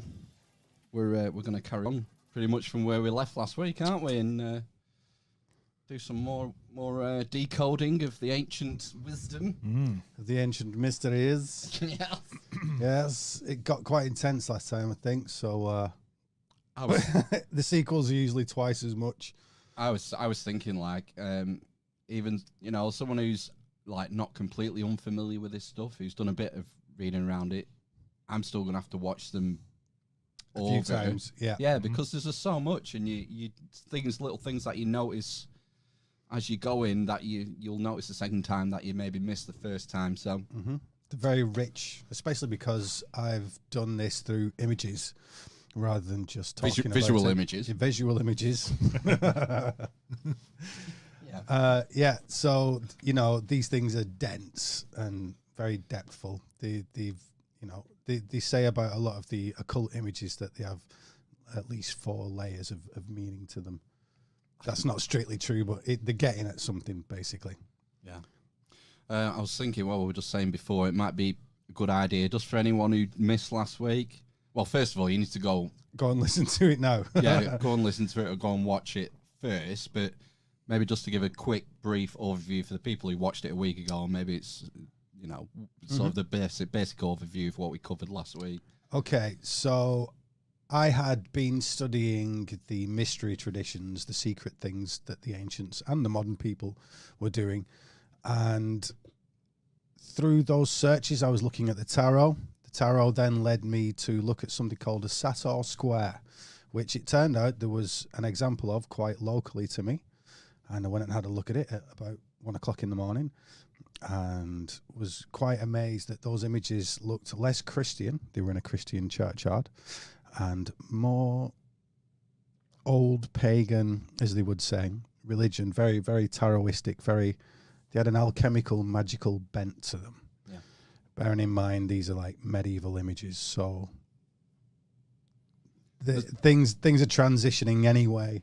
That the medieval world's picking up from the ancient world and kind of regurgitating a few things they've got, not quite at the Enlightenment yet, but it does carry through the Enlightenment. In fact, this information sparked the Enlightenment. It was it Medici that said, stop translating Plato or whoever, and we found the Hermetica, Hermes Trismegistus. This is where the wisdom is. And so they chucked all the much lauded philosophers to one side and studied Hermes, who is Mercury from alchemy. And that basically started the Renaissance, funnily enough. Yeah, and some of the things you pointed out last week, just like on initial viewing of these stones, are things that scream like Templars or Saturn. Saturn, that was what we got down to. The square itself says Sator, Aripo, Tenet, Opera, Rotas. It's a 5x5 square and can be read in lots of different directions.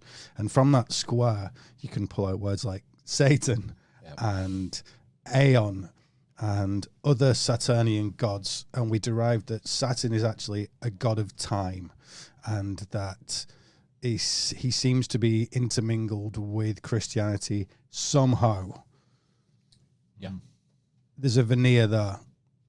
It seems to be peeling back not just a veneer from these pillars proposing themselves to be what would be modern Christian, but in fact there's like a Gnostic, Christian mysticism layer at the back of it. And this mysticism isn't something just Christianity has. It's something all the traditions share to a greater or lesser extent. And it was something that was stamped out by the Universal Church, the Catholic Church, in the early centuries. I mean, it pretty much died out around the 4th century, maybe, AD, the Gnostic sort of stuff. They were persecuted, weren't they? They were. However, what the Vatican did was take it for themselves. So the Pope's 2 keys are the keys of Janus and Cybele. Cybele, it's a strange looking word. Yeah. And these are basically the keys to the spring and the autumn. Within Saturn's remit, as we were saying last time, is the power of the force. This idea that there's a death and rebirth, and during that process you can gain the energy necessary for rebirth. Going from winter to spring would be the analogy that's used. But this power can be accessed, and we were kind of getting towards looking at it. However, we were noticing lots of other things around this, that it's something to do with time and numbers, and there were some potions included in what we were talking about. There were some magic love potions in the form of hallucinogenic, entheogenic drugs. But we were only alluding to that. So far, we've basically said that Saturn is the pole star, and he is the still point around which all time moves, him being the god of time. Yeah. Anything else anybody would like to bring up? That No, shall we plow on? That's pretty ace, yeah. Because we talked about the plow as well, didn't we? There was so much crammed in. Seriously, go and check it. If you've already seen it, that was probably a nice refresher. But go and check that first episode. So shall we carry on with slides then? Sure, we love. Yeah. Oh, look at that. Look at that. So we discussed the Chi Rho symbol, which is on the next slide. That's that PX.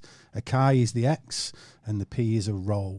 A P and an R are interchangeable and are pretty much the same thing in Greek, even though this is in Latin. This is how they were playing it.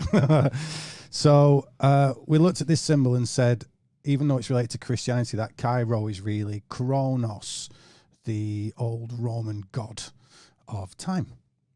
Where we get chronology from. And this is measured by the whirling of the heavens.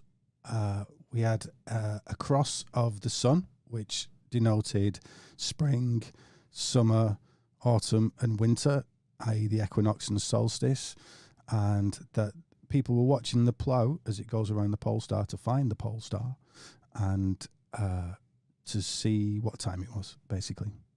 Around the pole star is also the Ouroboros serpent, which we'll get into later on.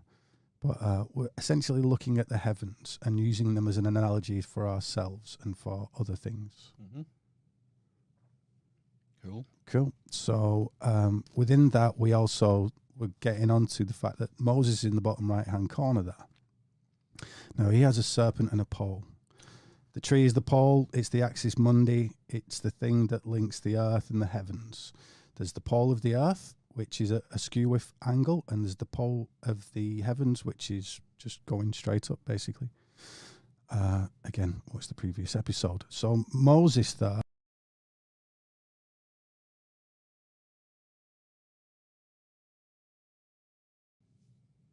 his people were poorly, and they were like, "Oh, we've been poisoned. Can I pop that down there?" Yeah. We've been poisoned. And Moses was like, "Hey, everybody chill out. Come over here. You check this serpent out. We'll put it on a pole." He called it a brazen serpent, like brass or fiery. So he put it on this pole, and everyone was cured of these snake bites. He took another snake and put it on the pole, and everyone was cured. And we're getting towards this kind of Kundalini thing, and there's a philosophy going on here as well that we'll get into later on. Also, there next to Moses are two little goats that will climb a very spiny-looking tree, and those two goats are symbolizing Capricorn, and they're from Sumeria or Babylon or Syria, somewhere like that, and they're symbolizing this horny old goat energy that one of the aspects of Saturn has, which is the devil and Satan. It's all the same character. It's just basically what time does. What Saturn is the last planet out that the ancients could see, stroke first one in. So he's the boundary around things. So when you that's materiality. So when you just focus on materiality, this Saturnian principle, you become the devil. And we'll see later on that actually, especially in the Kabbalah, this principle of Saturn seen as being feminine, because it's like the matrix to things, that time and space are the actual fundamental, and that whereas Jupiter would be the rules, this expansive thing where we say, okay, wait a minute, we're going to die, so let's not just eat chocolate flavored crisps. We make a rule because Saturn, his father, makes the laws, i.e. cholesterol will kill the human body because of the laws of physics, basically. And that's what Saturn is. He's this matrix. Matrix being like mother, mater. Yeah, it raises an interesting question there, that you mentioned the ancients used Saturn as this analogy for time. Mm-hmm. It implies that they knew that it was the furthest planet from the sun, the furthest visible planet from the sun. Yeah. I presume the only way they could have known that would be by calculating the orbit through observation. Absolutely. Yeah. And that orbit is in synchronicity with the orbit of the moon. Oh, right. That it's 29.5 years for Saturn and 29.5 days in a month for the moon. So you get guys like David Icke that start, in my opinion, start to read it totally wrong and say Saturn's this control center that limits you, and then the moon's broadcasting it to you. And to me, it's a misreading of this mysticism, which is basically that Saturn's this limiting factor, and the moon is like seen as the last stage of metaphysics before it pops out and hits you. It's like a lens. Everything that came before it gets lensed out through the moon, through the unconscious, which is true. All these things are philosophically true, if not actually true. Cool. So in the middle there, we got Carl Jung. He's got serpents. That's Carl. That's not actually Carl Jung. It's one of Carl Jung's drawings. Got a tough paper round. Yeah. Sorry, I can't get that out of my head. That was brilliant. He's got all these animals, these instinctual, unconscious creatures at the bottom of the tree that are kind of gnawing on the roots of the tree. The tree symbolizes unity, the fact that the whole universe gathers as it gets towards this pole star point. And then you get things like alchemy on the bottom left. That's the tree of life with 7 serpents around the top. The planets were seen as serpents. We'll get into that in a little bit. And obviously that tree gets towards unity. You'll see that, I can't see from here, but I'm pretty sure that'll be Mercury, the symbol for Mercury at the top. That looks like a caduceus, 2 little horns, yeah? Excuse me. And it's this unity tree, basically. You know, all the branches, as many branches there are, there's a single root. We use it, you know, the tree of life is still an analogy for life. No, if David Attenborough was talking. Sure. Much as I like to compare myself to Dave. Right. So, we spoke briefly about how the Christmas tree is the same symbol, the serpent of time, stroke Kundalini stuff. Wraps up the tree in the form of tinsel. Then you've got the baubles, which are the stars. And then at the top of the tree is the pole star, stroke pineal gland. Right. The pineal gland is a unified organ. It's the only unified organ in the body. It's not split into 2 parts. Oh, really? Yeah. That's an interesting. Isn't that interesting? And some people, this is in your brain. It's right in the middle of your brain, just like the pole stars are right in the middle of the heavens. Right. And some people call it like the third eye. Like Seat of the soul. Yeah. It's been called many things. This is all speculative. It has links to DMT. So we're starting to see these same concepts cycling over and over again. That these heavens whirling around are an analogy for something in you. That you are an axis mundi. That this pole of the earth, the pillars of the Masons, the Christmas tree, however you want to look at it, the Jed pillar of Osiris, all of these things are you as much as they're anything else. And the tree of knowledge of good and evil and the tree of life and death are equally the pillars of the earth and galaxy, and the 2 pillars within you. Those 2 pillars are the nervous system and the cardiovascular system. Oh, right. Essentially the endocrine system. So the nervous system, would that be sort of the spinal cord going up there and finishing the at the spine brain? and spinal column, yeah. And then you can imagine that it goes into nerve endings like a tree, like tree roots or tree branches. Yeah. But what about cardiovascular? How is that? Is that the same? That's similar. Like if you very look similar, at a set of lungs, you can see the bronchioles and all that jazz. Yeah, it's via that system that essentially everything's pumped around. So, you know, the nervous system indicates to the endocrine system's all your hormones, which are basically the 7 nerve. There are different glands on the end of your nerve endings that come from your spine, and there are essentially 7 of them, like 7 planets or 7 chakra. So we're getting beyond ourselves. It's a nice little teaser, but let's not go too far. So we've had this Christmas tree, which we've essentially said is this Cairo, this PX symbol with the Alpha and Omega, and that denotes time. Alpha and Omega, the beginning and the end, the masculine A, the feminine Omega. The P is Saturn's scythe, but it's also the plough and the pole star.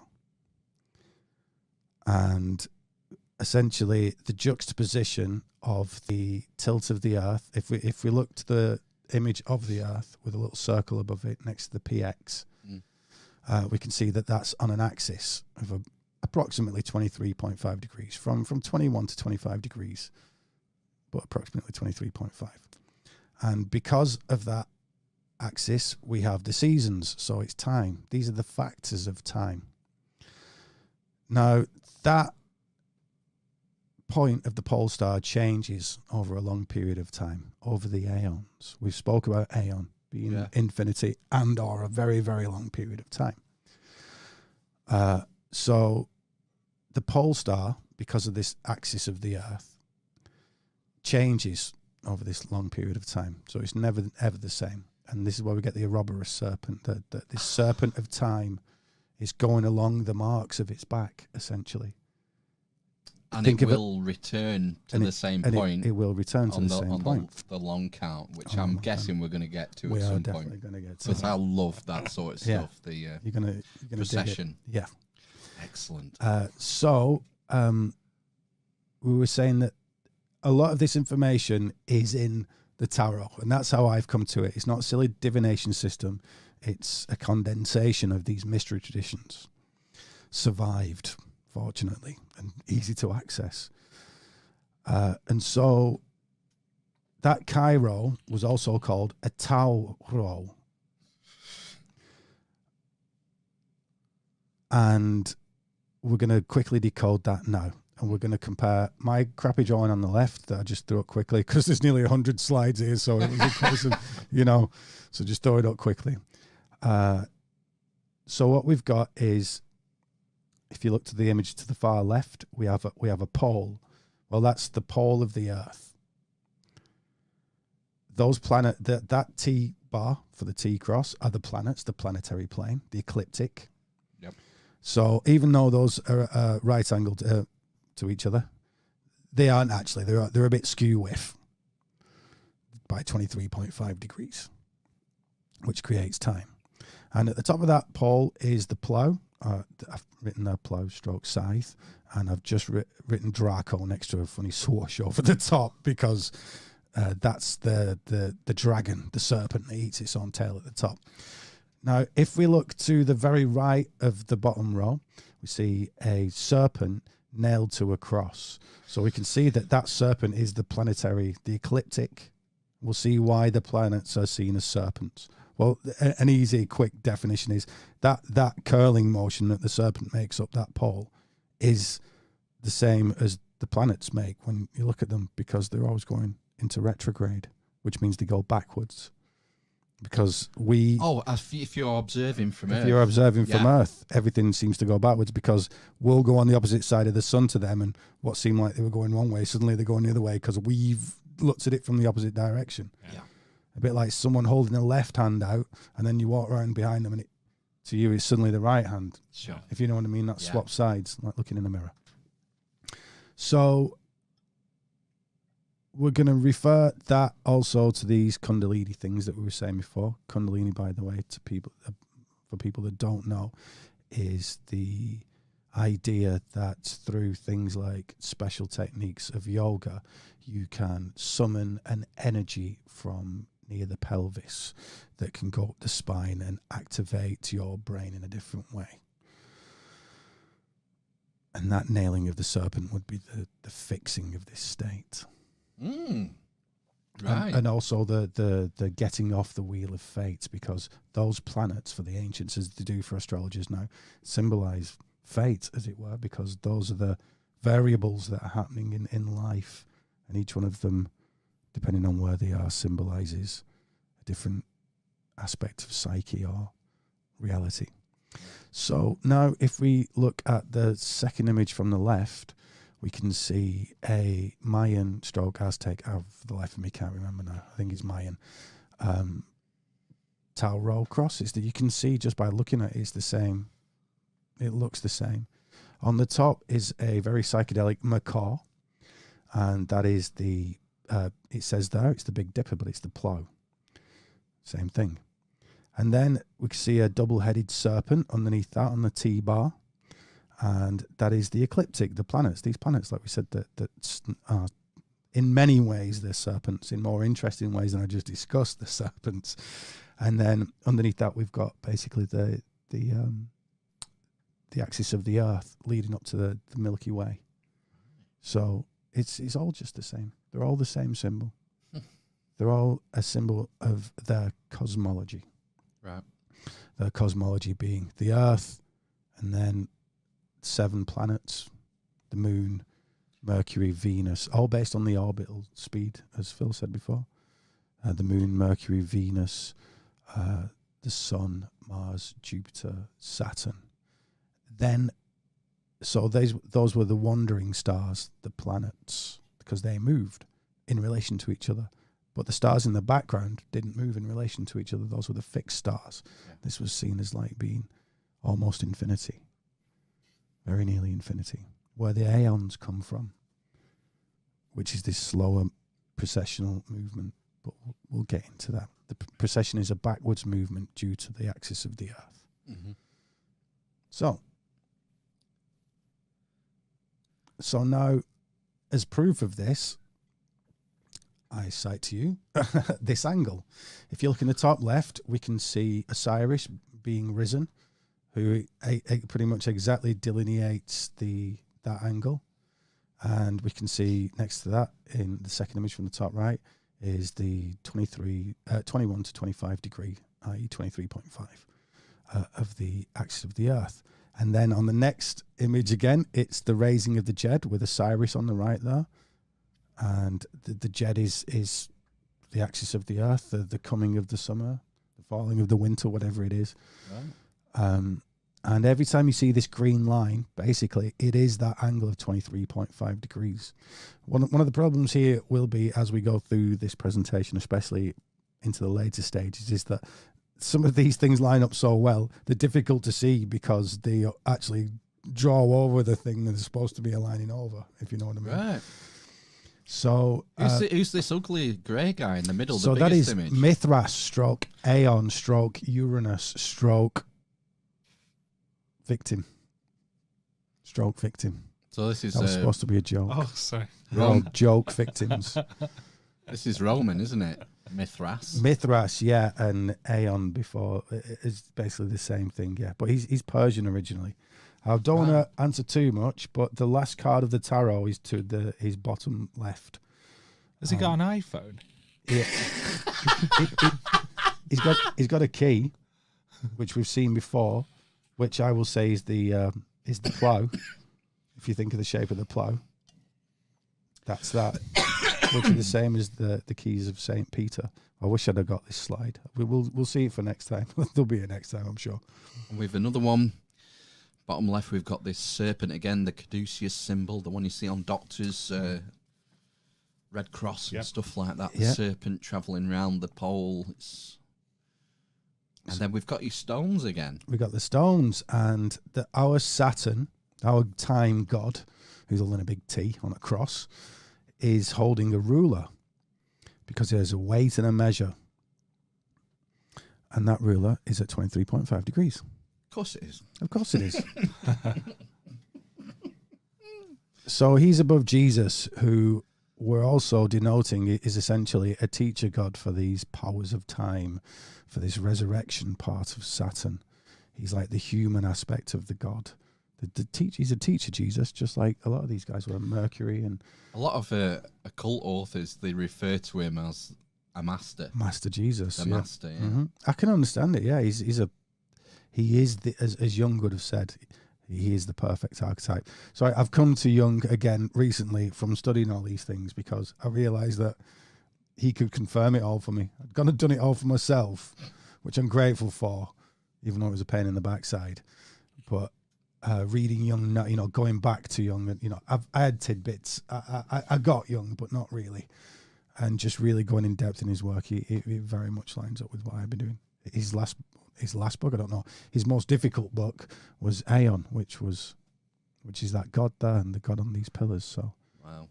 Which talks a lot about fish as well and the meaning of the serpent and things like that, which is totally what these pillars go into.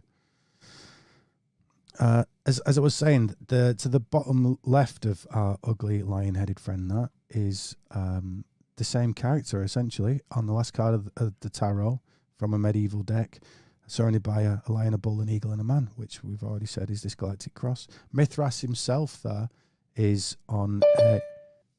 It's all right, carry on, man.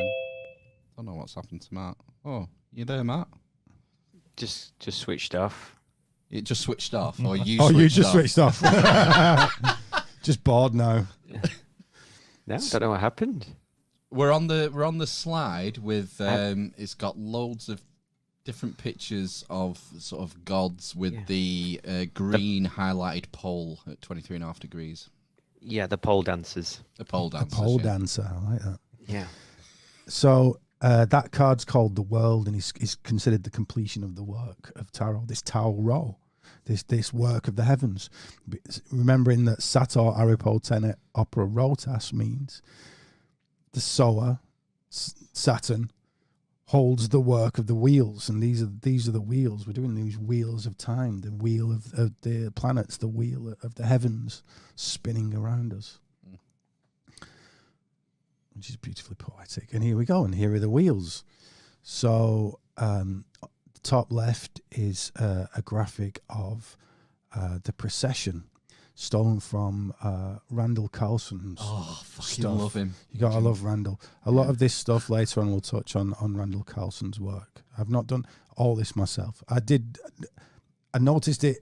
I noticed all the things I've noticed myself, and then gone to look, see if anybody else has found these things. Did you watch his? Have you ever seen his series on sacred geometry that you could download?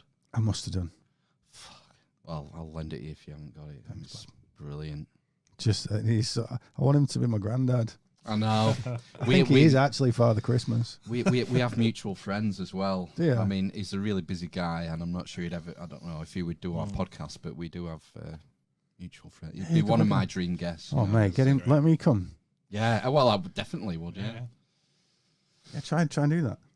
Oh yeah. I've got contacts with Graham Hancock, kind of. Mm. I've written articles for him and stuff, so I'm sure he'd do it Zoom or something like that. Yeah. I might put some feelers out. I don't like asking. I'll ask. Just do it. That's with Graham Hancock. I got hold of him on Facebook. I said, "Oh, son, found all this stuff. Have a look." He went, "Go on down, lad." That's just like Graham. Yeah, let's have a gander at that from Bolton. Graham Hancock from Bolton. Graham Hancock with a D. So, Randall Carlson often talks about the procession, and the procession is essentially the key, and is the main theme of all the secrets of the Masons. Those two pillars, we've already said, is basically this juxtaposition between the axis of the Earth and the perceived axis of the rest of the galaxy around us. What it really is the ecliptic. It's the planets as they go around the sun, and that's seen as a plane. And the axis of the Earth is 20 odd degrees off from that plane, just skew with. So, because of that angle, not because of it, but that angle actually wobbles as when the spinning top slows down, it starts wobbling around and doing that spinning thing where the top of it is actually spinning in all kinds of directions, but it's relatively stable. So too with the Earth. And because of that, there's possibly several other reasons around it as well, including the Earth being a binary star. Do we go into these things or no? They're very interesting. Milankovitch cycles. We don't really know why. We've got ideas. It's so hard to. This is what blows my mind, is the fact that they were even aware of it. Because the idea is that if you go to the same place at the same day on a same place on a given day and look due east at sunrise. There's a slight change in the stars when they rise. This is what is sort of the visible how you would measure precession. Yeah. But it's the change is so minute. I think 1 degree of precession is around 72 years. Exactly 72 years. And So- that's one of the numbers that we'll have to look out for. One of the magic numbers. But 1 degree of precession would be about the width of your thumb yeah. or the width of the moon. So you'd have to stand in the same place every year on the same day, looking due east for 72 years to see a thumb's width difference in the way the stars appear. Bonkers. But they knew this, and they encoded all this shit. And this is the long count, the precessional cycle. The precessional You cycle. see this wheel down in the bottom right. Yeah. It takes 25,900 years, stroke 26,000 years to go through the whole thing. Yeah. We don't want to go into it too much, but because we'll get into it later on, the real meat of it. But essentially what we're saying is there's a very long, you got a day, you got a month, a day's because of the sun, a month's because of the moon, a year's because of the orbit of the earth around the sun. And then we've got this other cycle, which takes 26,000 years. And it's split up into 12. Each one of them is an age or an aeon. Remember that word from this god Aeon? Each one's an aeon. And we're heading into the age of Aquarius, just coming from the age of Pisces. And when you look into the mythologies of most of the ancients, dependent on what star sign was coming up in the east just before the sun popped up in the morning, whatever that star sign was, kind of dictated the flavor of the religion of the state at the time, because they saw themselves as having to adapt and adjust, as we do now, into the age of Aquarius. Yeah, so each processional month, if you like, lasts about 2,160 years. And the age of Pisces happened to start around the time of Jesus. And then before that, we've got age of Aries, would it be before that? It was, yes, the age of the ram. The ram, and the ram's very significant in Judaic. Significant everywhere. You get from the Masons, Hiram. Hiramabith. And then Brahman, Abraham. You get all these rams, Ramses, Gordon Ramsay. And it's in it's in the iconography as well, like the artwork from that time. Oh yeah. The Pisces, Jesus the fish. Jesus the fish. All sorts of fisher of men. Once again, Phil, you've got there way before everybody else. We need to get some water carrying merch on the go. Get in on the ground floor. This is where we're going. So I think that about wraps that one up. Right, now let's get into this. We're going to get into the numbers quickly, and then we're going to dip out of it because this can be a head masher. So, if you watched the previous podcast, the reason why I went to Rivington to look at these ancient stones with a Satyr square on them is this magical talisman by a magician called Eliphas Levi, who was a French fellow.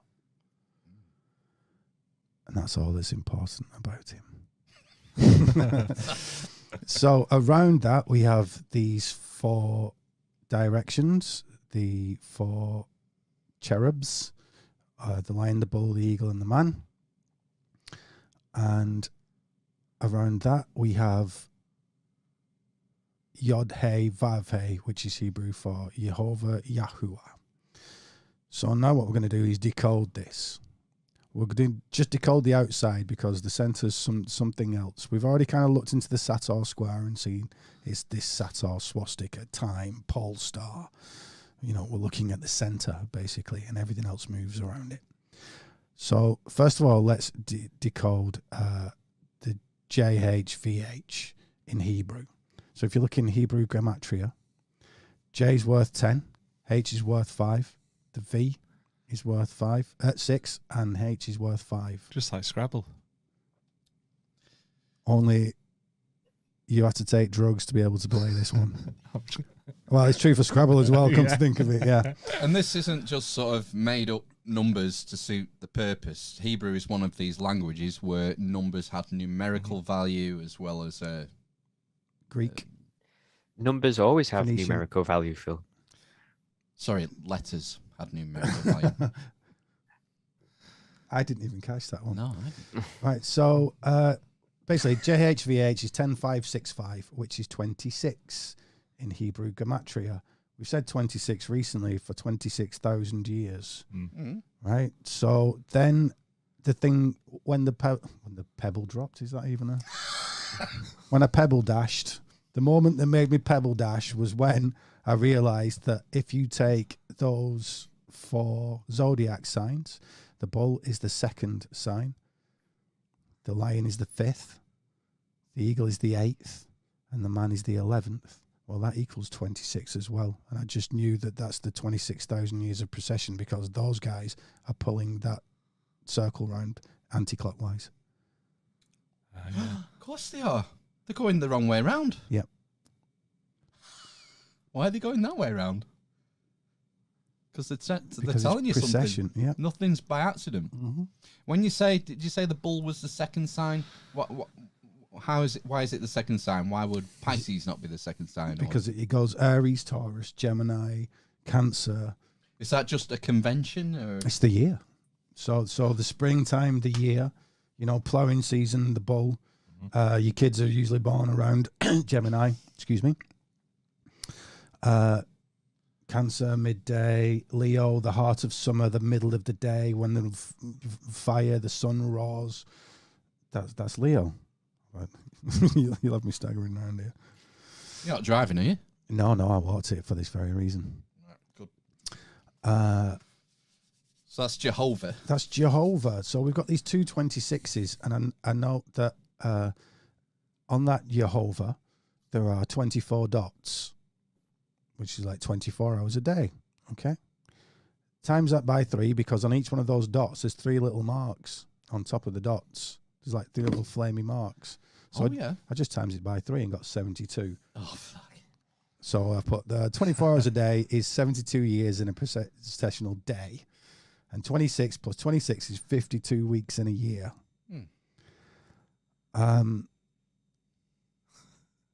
So like if you took 72 times 360, you get 25,920, which is the true number of this processional year, but 26,000 years is enough. And at the bottom there, although I'm sure there are other things to decode about them, there's 2 lines of magical letters. One is the 7 planets and one is the 12 zodiac signs. I'm sure there are other things about them that I've not quite got my head around. And they very much remind me of the weird letters that are on the pillars. Do you remember that crazy first pillar that we looked at? It said like Vwick P and all kinds of other Zed. So where do those magical signs come from? Is that what Levi? Yeah, did he make that? Well, he didn't make them up, but no, the kind of from what's the guy called? The Agrippa's book of Cornelius Agrippa's book of occult stuff. Right. Schlock. And yeah, he was the one that started doing all that stuff, as far as I know. It's basically, do you know Grant Morrison, the comic book artist? He was ranting and raving about sigils, how you basically just speak the unconscious onto a piece of paper and make a sigil and then burn it or destroy it or whatever and send it off into the universe. It's a similar thing. That just. With that said, though, this guy's an actual magician, so. But that's interesting, isn't it? Yes. That basically, once we've brought this thing down, we've got all this pole star magic number stuff, and I do mean these are magic numbers. We'll see as we get into the rest of it. I will point out quickly, just in case we don't later on, that we've spoke about Baphomet and the sacred androgyne and all these other things, and that upward pointing triangle is masculine, the daytime, Jupiter. The downwards pointing triangle is feminine, Saturn, and the two together obliterate each other in a cosmic explosion that nullifies itself and is the pole star around which there is everything turns, but itself is a unmoving point. Cool. Back to the stones. Back to the stones. So similar thing that we've got this wheel, we've got these weird peer-to-peer and Wikipedia and other strangeness. So let's move on to the next slide and just go through it quickly. We've already mentioned that actually, if you look at that, maybe go back one, might be a bit bigger. No, it's no bigger. Around that wheel, as there were on previous tarot cards of the Wheel of Fortune we looked after, it does say tarot. It has the letters 5 o'clock, 9 o'clock, 1 o'clock, and 2:30 are the 4 letters that make tarot. Those add up to 54. Those are very important because twice 54 is 108, which is 1080. Twice 1080 is 216, is in 2160. Twice 216 is 432, is in 432. It goes on and on. Yeah. So sacred geometry. These hyper harmonic numbers that can be divided by, when you take most numbers, if you divide it by something like 5 or 7, you're going to get a point whatever, 6.175231257, so but with these numbers, when you're dividing it by whatever, most of the time you're going to get a whole integer number. So if we look to the top left of the wheel, we've got this Tau Rho Ankh, and I've read that, if you read that as P and T, that equals 36. I'm using what's called simple gematria or Latin gematria or English gematria, which is every number is equivalent to, every letter is equivalent to a number started from 6. So A is 6, B is 12. So automatically we're going to get these kind of numbers out of it because it's base 6. It's the base 60 that the Sumerians were using, that these original guys were using to denote time. Right, rather than base 10 that we use now. Yeah. Well, it's kind of base 10 still. It's like base 10 stroke base 12. It's very strange. We did it for a while. You count to 10 and it's 11, 12, and then 13 suddenly another number. Do you know what I mean? Yeah. And basically we were counting. It's like duodecimal. That we're counting up to 12 in dozens and whatever, because it's easily divisible. But the actual number system itself is in base 10. Right, let's not bore these people anymore. That's as deep as you're going to get. Right, the rest of these are just quick patterns of numbers, and you'll see numbers like 1080, 72, 36, 360. If the naught appears on the end, don't worry about it. So P and T equals 36. It's in 360 degrees, so I'm thinking circle. There's already a circle there. It's a circle. Under that PT, to the top left at like 10 o'clock on that wheel, is in pink, a little, very hard to see, 72. It just says 72. It's not even hiding it. It says 72. Fuck you know. Yeah, right. So 36 times 72 is 25,920, or 2592, the precessional year. PT in Latin gematria is equal to 216, a precessional month. Yep. In the bottom right, it says DCLXVI. It's complicated, so we'll get into that later. This is the bit that's in the shade. Yeah, in the shade. Sorry, it's very difficult to take photos in this area. It really is, genuinely. You've got to get up very early to go and get it, and I'm not an early riser. I'm more of a midnight cowboy. So, DCLX VI is 666.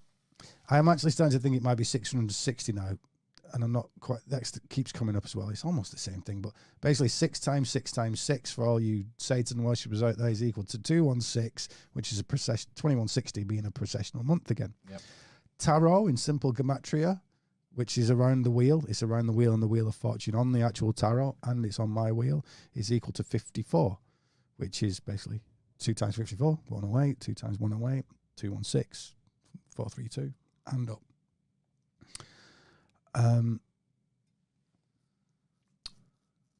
So what's special about this wheel, apart from the fact that somebody special clearly spelled on it, it's got 14 of these little nubbins around the outside that look like flames or flags or drivers for a golf club or just Snake little heads. snake heads. I was going to say little cobra heads. And so I was like, well, it's the sighting the 360-degree circle. So I divided it by 14.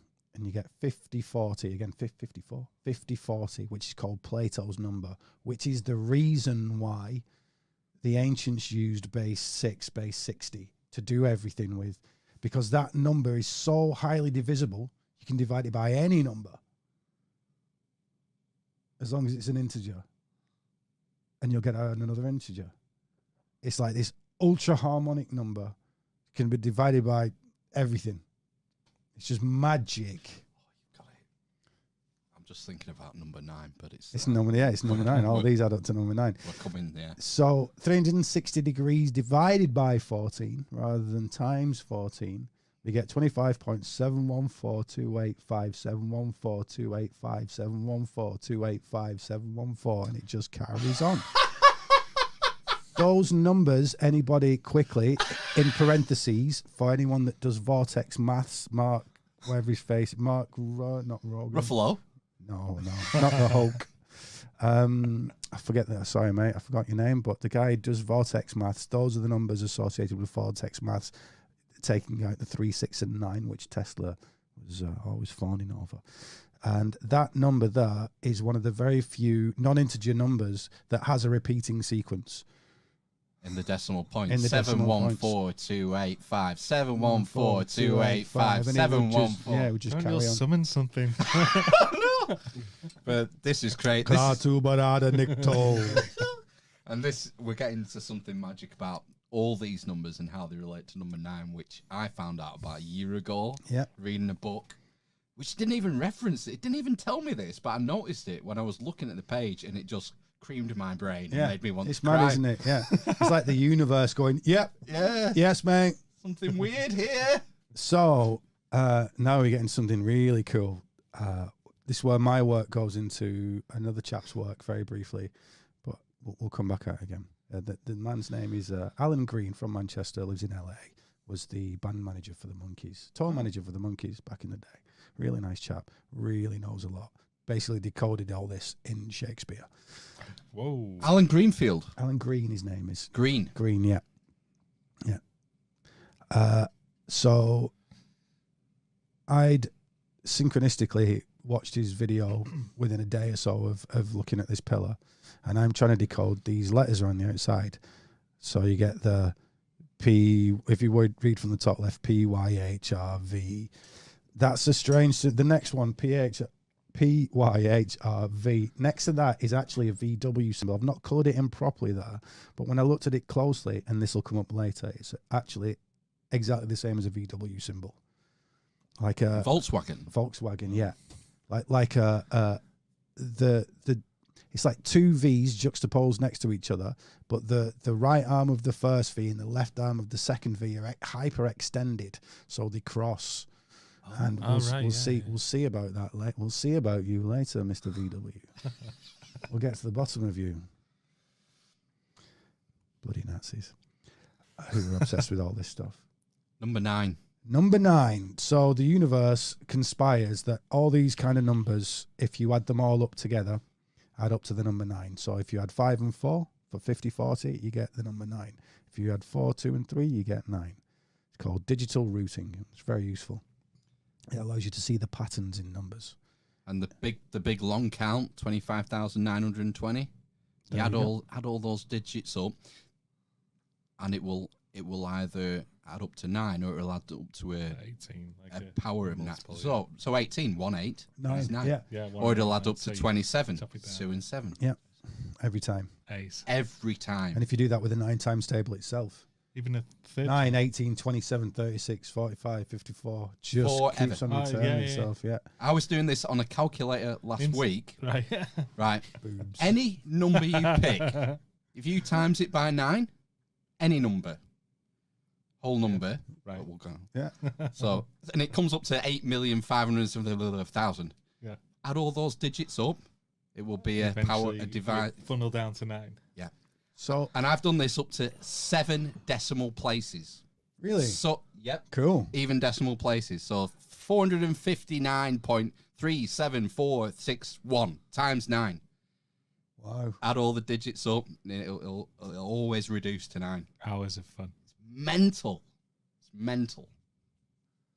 Very cool. That is quite cool. Yes. Oh, it's very cool. That's really cool. Yeah, it's very cool. Sorry. So yeah, essentially, massively cool. what that suggests to me is that is the null pole around which everything else spins, because it just returns itself. There's nothing going on there. It nullifies itself by just giving you. There's just 9 there, and it stays there. Yeah. Funnily enough, in Mark, whatever his name is, Vortex Math, 9 is the central pole on it around which it does that, and he's got that pattern from putting a digital root on the 10 times table. So if you get 10 times table from school, 1 to 10. If you digital root all those, so like if it's 100, it's 1 plus 0, 0 is still 1. Yeah. If you do that the whole way down, the number sequence that you get going up to the middle reverses and comes back out the other way. It's just nuts. It's just nuts. Right. So forgetting that for a second, if we read these words, basically, I was just trying to work out if these letters were actually numbers, and when I plugged them in, TY, that PT I just read as a T, so TYHR is equal to 624, 426, sorry, and then VWPKEE, because that VW, there's a V, then a VW, right. So it's VVWPKEE is equal to 624. So I got 426 and 624. And then it just went bling. And we'll see in a second where that leads to. Other than that, the center spoke is the 7 planets, 7 days, or the 7 plough stars around the pole. I couldn't tell you which, probably the 7 planets, but those 7 planets are related to the 7 stars that are in the plough that go around the pole star as well. All right. Okay. Oh, wrong one. Moving on. So now this is from Robert Grant. I think his name's Peter Picton or Plickton. I only heard his name in an audio podcast. However, I'll explain this to you really quickly. This is amazing. But basically, imagine you had a clock of 24 hours. And every time you get up to 24, you start it again. So above 1 would be 25. Then you go around in another loop. And then you keep doing that. And that is this cross. All the different colours on here denote that due to the juxtaposition of the numbers in that way, i.e. a clock, like it's been suggesting, that we get this Templar cross style thing, Maltese cross. All those numbers are basically prime numbers, or there's special numbers, and they all fall into a pattern. Suddenly, miraculously, everything's in a pattern. On one of the arms, so if you look at 12 o'clock, what would be 0.5 o'clock, the next column on, going clockwise, that's got a lot of the prime numbers in there. I forgot the color coding right now, and I can't see this screen well enough to be able to look at it myself. However, basically, the prime numbers go up there, and what does that say to you for cryptocurrency and things like that? That cryptocurrency is based on mining prime numbers, and I know where all the prime numbers are. They're in that column. All those numbers in blue are these hyperharmonic numbers and base 12 and all these other things. And there's 426 sat in that left-hand column, and on the upper column is 624. Right. So this is, I got onto this from the work of Alan Green, and this is the work of Robert Grant, I think, before him, Peter Plickton. So basically, 624 and 426, they're not random, insignificant numbers. No. Look, I can't guarantee that is exactly what those numbers are. But the synchronicity of the universe, and this is pretty wild, isn't it? And very specific. And we've been dealing with crosses the whole time. And we got it from a cross. We got it from a cross. Mm. So I actually asked, I'm like, I keep hearing you talk about these numbers. Like, you've come across them before, haven't you? I think, is it 624? 426 is Shakespeare's birthday. There's a ruse that goes on. And Alan actually found a lot of this geometry and number stuff in Shakespeare. Not only did he find it there, and you'll love this, do you recognise that square on the left-hand side? Left-hand side? and I've put communicated on the 24th of June, as in 624, by angels. No, I don't recognise it. Right. So this is John Dee's table of angels that was communicated to him in the 1500s by angels. Right. The 620. You have to explain who John Dee is. John Dee was the court magician to Elizabeth I, coined the term British Empire, was essentially Merlin. All modern day versions of magicians are based on John Dee. He was a cryptographer, an alchemist, magician, the smartest man in Europe, the largest library in Europe, the original 007. He signed all of his he signed all of his That was documents. his code name. Yeah. He signed all of his 007. documents with 2 holes for eyes and then a hand shielding at the end, covering the eyes for 007. Your eyes only, all that stuff. Wow, shit. Yeah, he was the man, basically. Expert navigator, amazing mathematician, geometer. And basically what he's done is gotten off his head and communicated with angels, so-called, the unconscious, the universe, the Akasha, whatever, and derived, or just lied, and derived, or was deceiving himself because he was off his head, derived this table of 624 characters, right? So we've already said 624, 426. What, I think it might have been Mr. Green there, derived that circle that has been discovered is essentially a circular version of this table. It's the same thing. Right? So what does it do? Well, I've heard on many accounts, I've not checked it myself, but I trust the people that are on it, that are saying it, that basically that table creates a tesseract, which is a 5-dimensional cube viewed in 3-dimensional space. 5-dimensional cube? Viewed in 3-dimensional space. There's a picture of it there. As you look around, you can look at, for a video of it on YouTube, but as you look around the cube, that inside seems to come out and folds back on itself. It's high-dimensional geometry that he's been making. That's mental. Isn't it? Like, as far as you thought and weird as it was getting last time, it's getting nuts, isn't it? It's getting worse because I can just see Enochian tables there. Yeah. Which just scares me. Well, Enoch went up and saw the heavens and saw God and the countenance of the lion, a bull, an eagle, and a man. All that stuff's Enoch. Wasn't he one of the few people who apparently ascended, as far as the Bible goes? Wasn't he? There's like Ezekiel and Enoch. One of them became Metatron. I am the Metatron. Yeah. Alan Rickman. Alan Rickman. Yeah. Potter. So, yeah, well, everyone familiar with this stuff will have heard of Metatron's cube, which is geometry based on the Vesica Pisces. So it all just wrap into itself. I'm not like, Anyway, this is nuts. Yeah. It is nuts. It's just, we just went 2 dimensions up. Well, I suppose we're in the 4th if we're talking about time, but we've just gone to the 5th. Fucking hell, I read a book this year which absolutely bent my head when it comes to dimensions. A new model of the universe by Uspensky, I think it was. All right, yeah. And the way Uspensky. PD, yeah. The way he describes how dimensions work and trying to explain what a 4th dimensional being or a 5th or a 6th dimensional being would work. It's the best way I've heard it explained, and you just feel like a complete idiot when you're reading it because it's so difficult. Well, can you really get your head around it though? Well, I think that's part of the argument, is that we wouldn't be able to see it.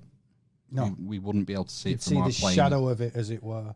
Yeah, a or slice of it, the face of it. Yeah. Yeah. Well, that's what we're looking at there with this tesseract cube. Absolutely. This is, what would happen with that cube is you'd turn it around 360 degrees and it would look different to how you started. You'd have to turn it 720 degrees, 72 degrees, 720 in order for it to look the same. A lot of quarks and things like that do this. They have more, it takes more than one spin for it to look the same as you turn it around. And thus we know they are high Spooky action. Yeah. Spooky action at a distance. A bit of Einstein quoted there. Wow. It's mad, eh, mate? Yeah, It is all of mad. it. Right, so let's not let's not delve too long in it. I think this is the last one of a bit of maths, and then we get into a bit of psychology. So, Snooker. It feels like we've got. It feels like we got a bit ahead of ourselves, really. You know, we're talking all this highfalutin mathematics stuff, and it's provable by itself. You know, it is just all those things that we said about the numbers is just true. It's true. Those numbers are real, and it wouldn't matter if we're deceiving ourselves about this Polestar stuff. That set of numbers is real and does do those things. It's like Randall Carlson says, these are numbers, they don't lie. They can. In fact, these numbers tell the truth so much, they explain themselves and like announce the fact that the brothers and sisters are just ahead of them. You know, they're so harmonic, are they? So from that, we can say, why are we getting so highfalutin, you know, on these pillars? Well, there is a Pythagorean tetractys inverted. There's a few balls missing, but it would be 10 by 10. Sorry, 10 spheres, right? And Pythagoras used this as his main teaching implement. Pythagoras was an ancient Greek who went round to Babylon and Egypt and all the other mystery tradition places, and then came back and set up his own little culty thing that basically spawned philosophies and religions. First academy, wasn't it? Yeah, and music. Sure, yeah, the music of the spheres is famous for. And Pythagoras' actual music was tuned to 432 hertz, Pythagorean tuning. And if we look at these, imagine the balls on the left, the snooker balls on the left. We're going to flip them round as they should be into a pyramid shape, and we're going to look at them via the image on the right. If you take a string, we're talking harmonics now. If you take a string and pluck it, it'll go, let's pretend it hits a C. C. Hold it in the center and it'll be an octave up. C. Yes. Pinch it into thirds, it'll be a fourth up from that. And then pinch it into four, it'll be a fifth up from that. And basically what you're doing is you've got your first note, and then 4 notes up from that is your fifth. And anybody that likes music out there, most modern music, most cool music is fourths and fifths. And those are all ratios, and those ratios are explained by the sequence of those balls. They are also an analogy for what we now know as Kabbalah, the tree of life, 10 spheres. If you work from the top going down to 4, you've got the monad, the one thing, then you've got duality, then you've got the Holy Trinity, then you've got the quaternity of the 4 elements. And this is like an explanation of metaphysics for the ancients. If we look to the bottom left of that diagram, we've got the name of God from Hebrew again, Yod He Vav He, put out. So you basically read it in a lot like the Sator square. Where's that? I'm missing that there. So if you go to the right-hand image, yeah, bottom, there's like a triangle to the bottom left of that. Yeah. Can you see it? I can't. I'm looking for the Yod He Vav He. Yeah, there's Yod He Vav He. There's letters. Yod He Vav He, all those Hebrew letters there. Can you see them? Right. Good, yeah. It's like a pyramid. There's a triangle. Oh, right. Are we reading backwards? Yeah, it's Hebrew. Oh, fuck. Oh, I'm right. sorry. It's Hebrew. Sorry, Hebrews, you read Hebrew backwards. You read Hebrew backwards. Fuck. I've got it now, yeah, because I was looking for the hey. And then, hang on, it's hey, Yod, hey, Val. What? Oi, Yod. Right. Yeah, good. Yeah, top tip. Always read your Hebrew backwards. Otherwise, you won't make any sense. You forget sometimes, though, don't you, that, you know, all these little nuances, and that you forget that not everybody knows all this stuff. Well, it's just so much, isn't there? So let's just do this quick so we can get off these bloody numbers. If, as we said before, Yod He Vav He is equal to 10, 5, 6, and 5. Stick those in that triangle, you get 72 out the end. And actually, if you times those numbers by something like 40, you start to get the weeks, the days, the months, and other stuff. There's lots encoded in that Yod He Vav He. Right. So it's very clever. It's very clever. So I think that adds some very similitude to the fact that we're dealing with these crazy number systems and all these things. Because quite frankly, on the Wheel of Fortune, that's so messy. You know, apart from the 14 things around the outside, I'm kind of clutching at straws, really. However, you know, those things are there. It's just, am I reading it right? I might be deceiving myself, but it doesn't matter because I get the same thing at the end of it anyway. That there's these crazy number things, and you know, I've got the wisdom at the end of it anyway. So who gives a shit? Yeah. Would anybody like to take a minute or anything before? Yeah, well, I don't know. I think that can do. Should we? Do you want to pause? Because I could do with I wouldn't mind. Yeah. a leak. I might have a leak. I'm out of a league. I'll wait till after you've gone there. Take it in turns. Right, we'll have a brief respite for. Can 5 minutes, Matthew beatbox? No. You can have a go. Bit of entertainment. Have you not got any small tubs of ice cream? Good little plastic or Some pans. paper. Tell you what, I went to the circus at Blackpool Yeah. at half term. It's brilliant. How could you tell the difference from the local populace? They were good at juggling. Right, I'm going to kill. I thought there was going to be something after that. You went to the circus at Blackpool. Oh, did they Oh, have no, the ice cream? There was no like sacred geometry going on or anything. No, but the juggler was good. He juggled 10 balls. 10 balls. 10? That's the same number as the number of snooker balls that should have been on the pillar. Yeah, 1, 2, 3, 4. 4, yeah. Right, let's pause. I'm going to kill the mics. Stay on the line. We'll be back in a minute. Okay. Can we all relieve ourselves at the same time? What, Matt? Doesn't matter.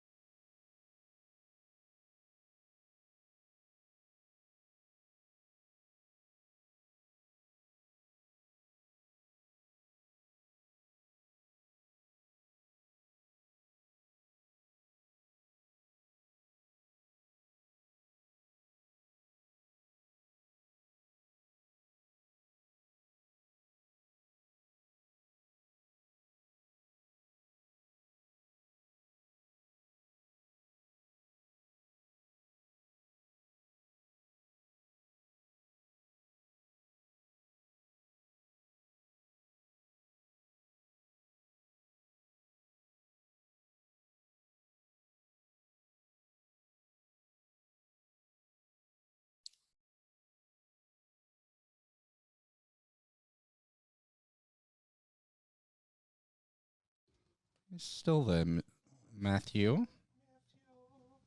Oh, I've not got you turned up. You still there? Yeah, I just muted myself because I'm just eating some fake moams. Sugar. Right then, we're back after a brief respite. Mm-hmm. Gonna give it. We're saying Matt, we're gonna give it another half an hour or so. Gonna give it the beans for the last half hour. give it the beans for half an hour, and then we'll do part 2 quick. Do the news because Okay. there's some funny stuff that can't be ignored. So then, Ryan. Yes. Where were we? Right. So let me go back an image. So we just basically come off the pillars and said we'd validated the reasons for suspecting that there's all these maths up there. And then we said it doesn't bloody matter anyway because we've got the results and whatever course we've gone down, we've solved these mysteries. Now, we've said several times that these pillars have the veneer of Christianity. Now, it's slightly unfair because when you track Christianity back, there was no veneer.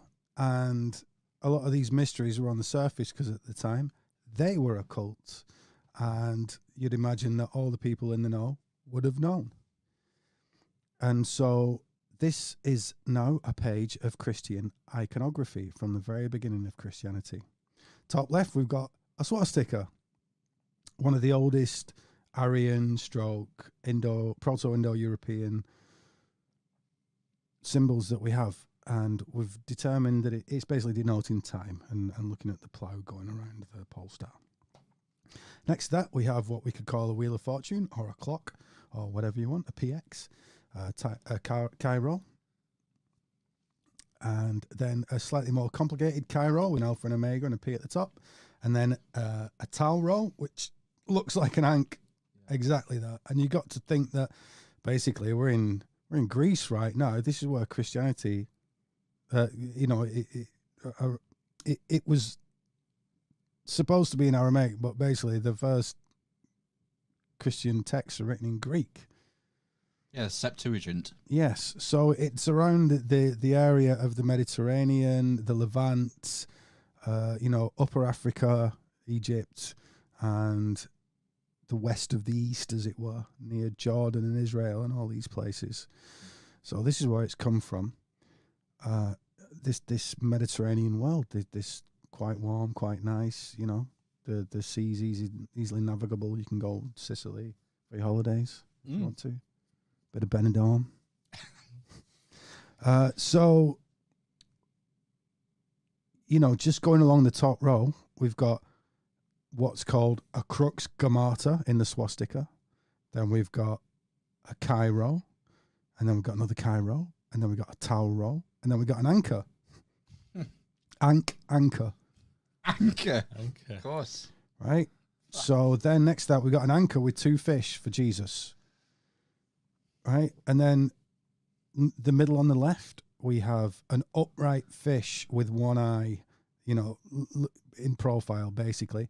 Next to that, we've got a weird anchor looking very similar to the fish, really. The bottom of the anchor's upturned, just like the fin of the fish is upturned. And then next to that, we've got another Cairo. So what I'm getting at here is the similarity of all these images. Essentially, they're all variations on the same theme. And we know that theme so far has been the poles and the pole star. So the bottom left, we've got an anchor and 2 fish. And then the large image that I think brings it all together, we've got swastikas, a big anchor, 2 fish, and then a bloke being swallowed by a fish, getting head from a fish. So, his head's been swallowed by a fish. A head's a very old shamanic, a head being missing is a very old shamanic metaphor for being off your head. Often you'll see guys with no head. St. John the Baptist had his head cut off. Of course he did. Lots of this stuff. Yep. Well, actually, where we're going now is somewhere we've already been previously in the previous episode, and that is in the depths of Saturn. So we got the swastika, so a Saturn pole star.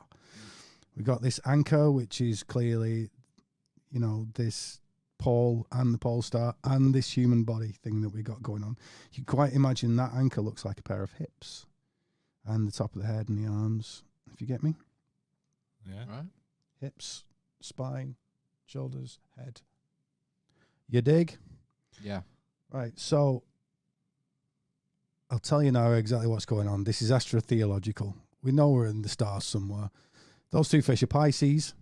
We're in the age of Pisces, Jesus, and that fish is Cetus, also known as Leviathan, also known as the whale that ate Jonah. That's Jonah being eaten. And when they asked Jesus for a sign, or they're asking for a sign of Jesus, they said, the only sign I shall give you is of Jonah and the whale. So we'll advance from there. Oh my word! This is very artistic. Right, so we discussed in the previous episode that the nighttime is Saturnian, the daytime Jupiterian, the winter Saturnian, the summer Jupiterian. So we're in the quadrant of the zodiac that is during winter. Capricorn is December. Then to the left of Capricorn, who's the goat there, we can see the water bearer, Aquarius. Yep. And then top left of Aquarius is Pisces, the two fish there. Mm. And then bottom left of that is the big sea monster, who is Cetus, or the Leviathan in the Bible, who swallows Jonah. And then under Aquarius, who's bearing in the water there's an upside down fish on his back, with his belly out. Yeah. So I'll quickly describe these guys. So we've got Capricorn, end of the year, sacrificial goat. The goat dies, and half of the goat is in the water. Well, we're in the waters here. We're in winter. Summer will be fire. Winter is the water. We're in the waters. And you can see all the creatures around here are watery animals. So we've got Capricorn. Aquarius bears the water, and he actually bears His arse. his arse. Yeah, well, he is the homosexual of the zodiac. He's this gay man. He's taken up by Jupiter and made to his cup bearer, with all the connotations around that. Yeah. That cup is the vessel of water that he has that carries ambrosia, the nectar of the gods. You can quite imagine what that might entail. Mm. And he pours out these waters, these fertile waters, that are also the flood waters, the cleansing waters, because this guy's Noah, we'll find out later on. And those flood waters are drank by the fish on its back. That fish is the same fish that ate Osiris's penis and contains That guy. that one again, nibbling away. He contains the resurrection power of Osiris. He's eaten his penis. That's the resurrection power. He's drank the stuff of the gods. That's the resurrection stuff. Jupiter's rains, if that's to do with Jupiter rains down, and that's the, as the ancients saw it, sperm fertilizing the seed.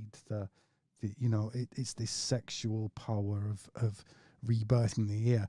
And as we saw in a previous slide, in a previous episode, often Janus, the god of January, who sees the end of the year out and the new year in, has the back of his head as Capricorn, the old year, and Aquarius is the new year. And then the floods come in to cleanse the year. This is the star card in tarot that's cleaning itself with the waters. Because once you've died, the old you needs to be washed away. Pisces... that sounded a bit like baptism then. A lot like Right. baptism, him being Ioannis or John, who holds the cup with the serpents in it. Absolutely. So above him, John the Baptist. Revelator. The Baptist. The Baptist. the Baptist of the waters. Yeah, so we have Pisces there, who is essentially two parts of the soul. Right, so there's a part of the soul that looks to connect back up, is swimming towards the pole star, so back up to God. Yeah. And I can see you got a question, but if you wait, No. And the one on the right is kind of going off in his own direction. The one on the left is called Aphros, as in Aphrodite, was said to have carried Aphrodite. Aphrodite is the goddess of love, but carried her to the surface of the waters, the foam of the sea, where she became Aphrodite Urania. You might as well say Aphrodite Aeon, i.e. Aphrodite being the goddess of love, a love born of the universe. We'll get into this later. You can see that as Jesus. Jesus has a love born of the universe. He understands the whole thing. He loves the universe for what it is. The other fish, the other part of the human soul, is swimming off in its own direction, just doing its own thing. That would be Lucifer, doing its Luciferian thing. I've got the light. I can do what the hell I want to. I'm just going doing my own thing. These are the two parts of the human soul. The one that connects back to God, the Jesus one, is the archetypal soul that belongs to the universe. That everything that you do is essentially archetypal. If I pick something up, you know, that, for example, water, the archetype of water in tarot is the archetype of the cup because it holds a volume. Water is a volume of stuff. It's the emotions. It's, you know, the emotions are your volume of, you know, what the actual flavour of you is right now is interested. That's your emotion. This is the cup which holds you. Do you see where I'm going with it? So that's an archetype. And all these archetypes rule you. There's nothing that you've ever done. You know, you have a child. Well, father's an archetype. Everything, and the womb was a cup. The child is a cup for your genetics and your wisdom. You know, all these things are archetypal. And so a part of you is totally eternal and dependent on the universe. Whereas another part of you that can say, fuck it, is your own soul and is going your own way and isn't necessarily, if you chose to, you could starve yourself even though the universe bids you to eat. Yep.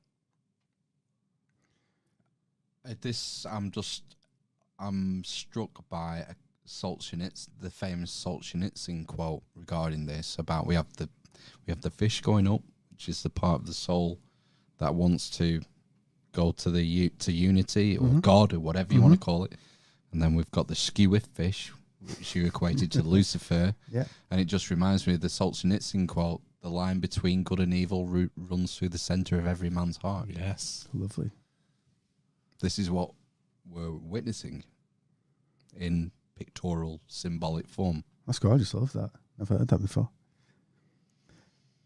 So now, turning to the dark, we might have said Lucifer, but Luciferianism really is just doing your own thing, essentially, and fuck everything else.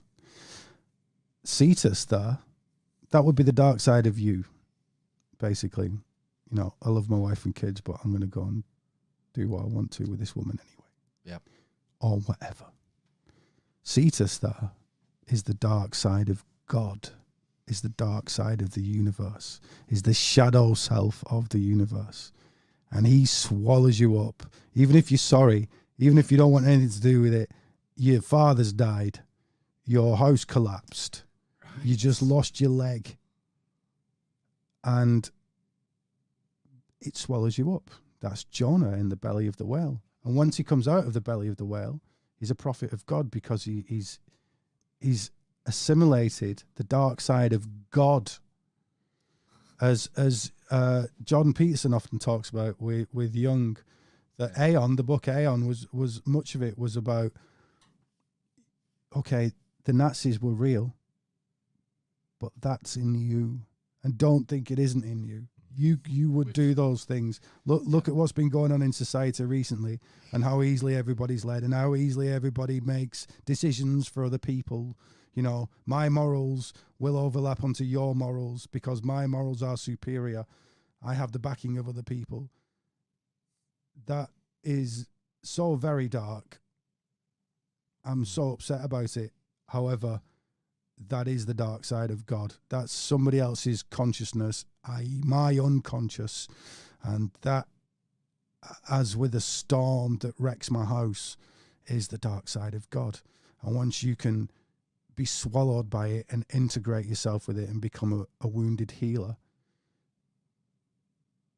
There's your ticket.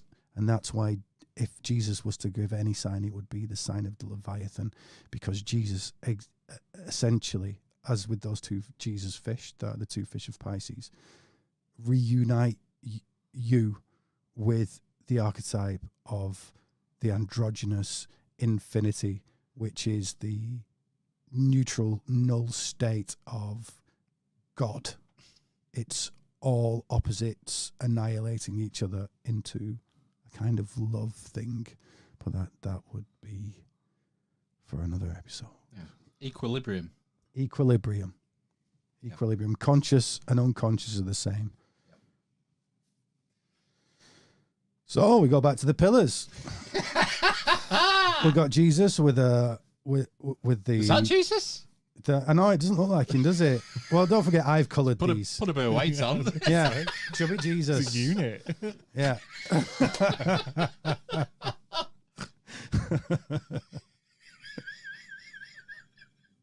Which one's Jesus? Jesus is the guy on the right. Yeah.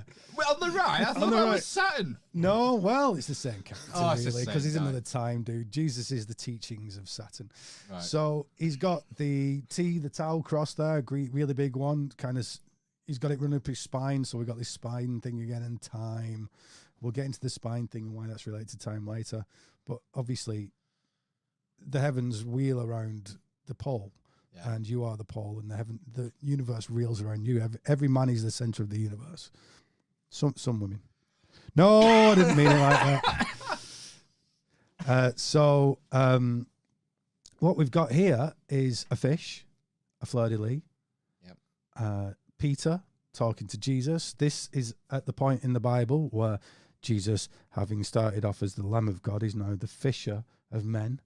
And it's at the end. At the beginning is Aries, the ram, and at the end is Pisces, the fisher of men.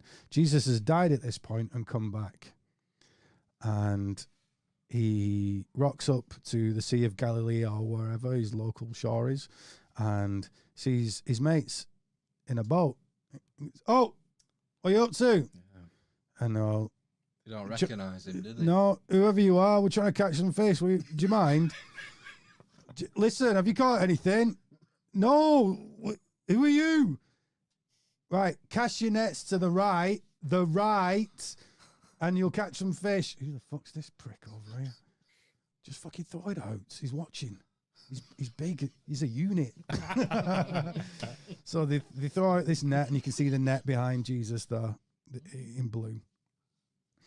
And they catch 153 fish. Fucking hell, mate. Who are you? Peter gets out. Oh, bloody hell, it's Jesus. All right, Jesus. He says on his knees.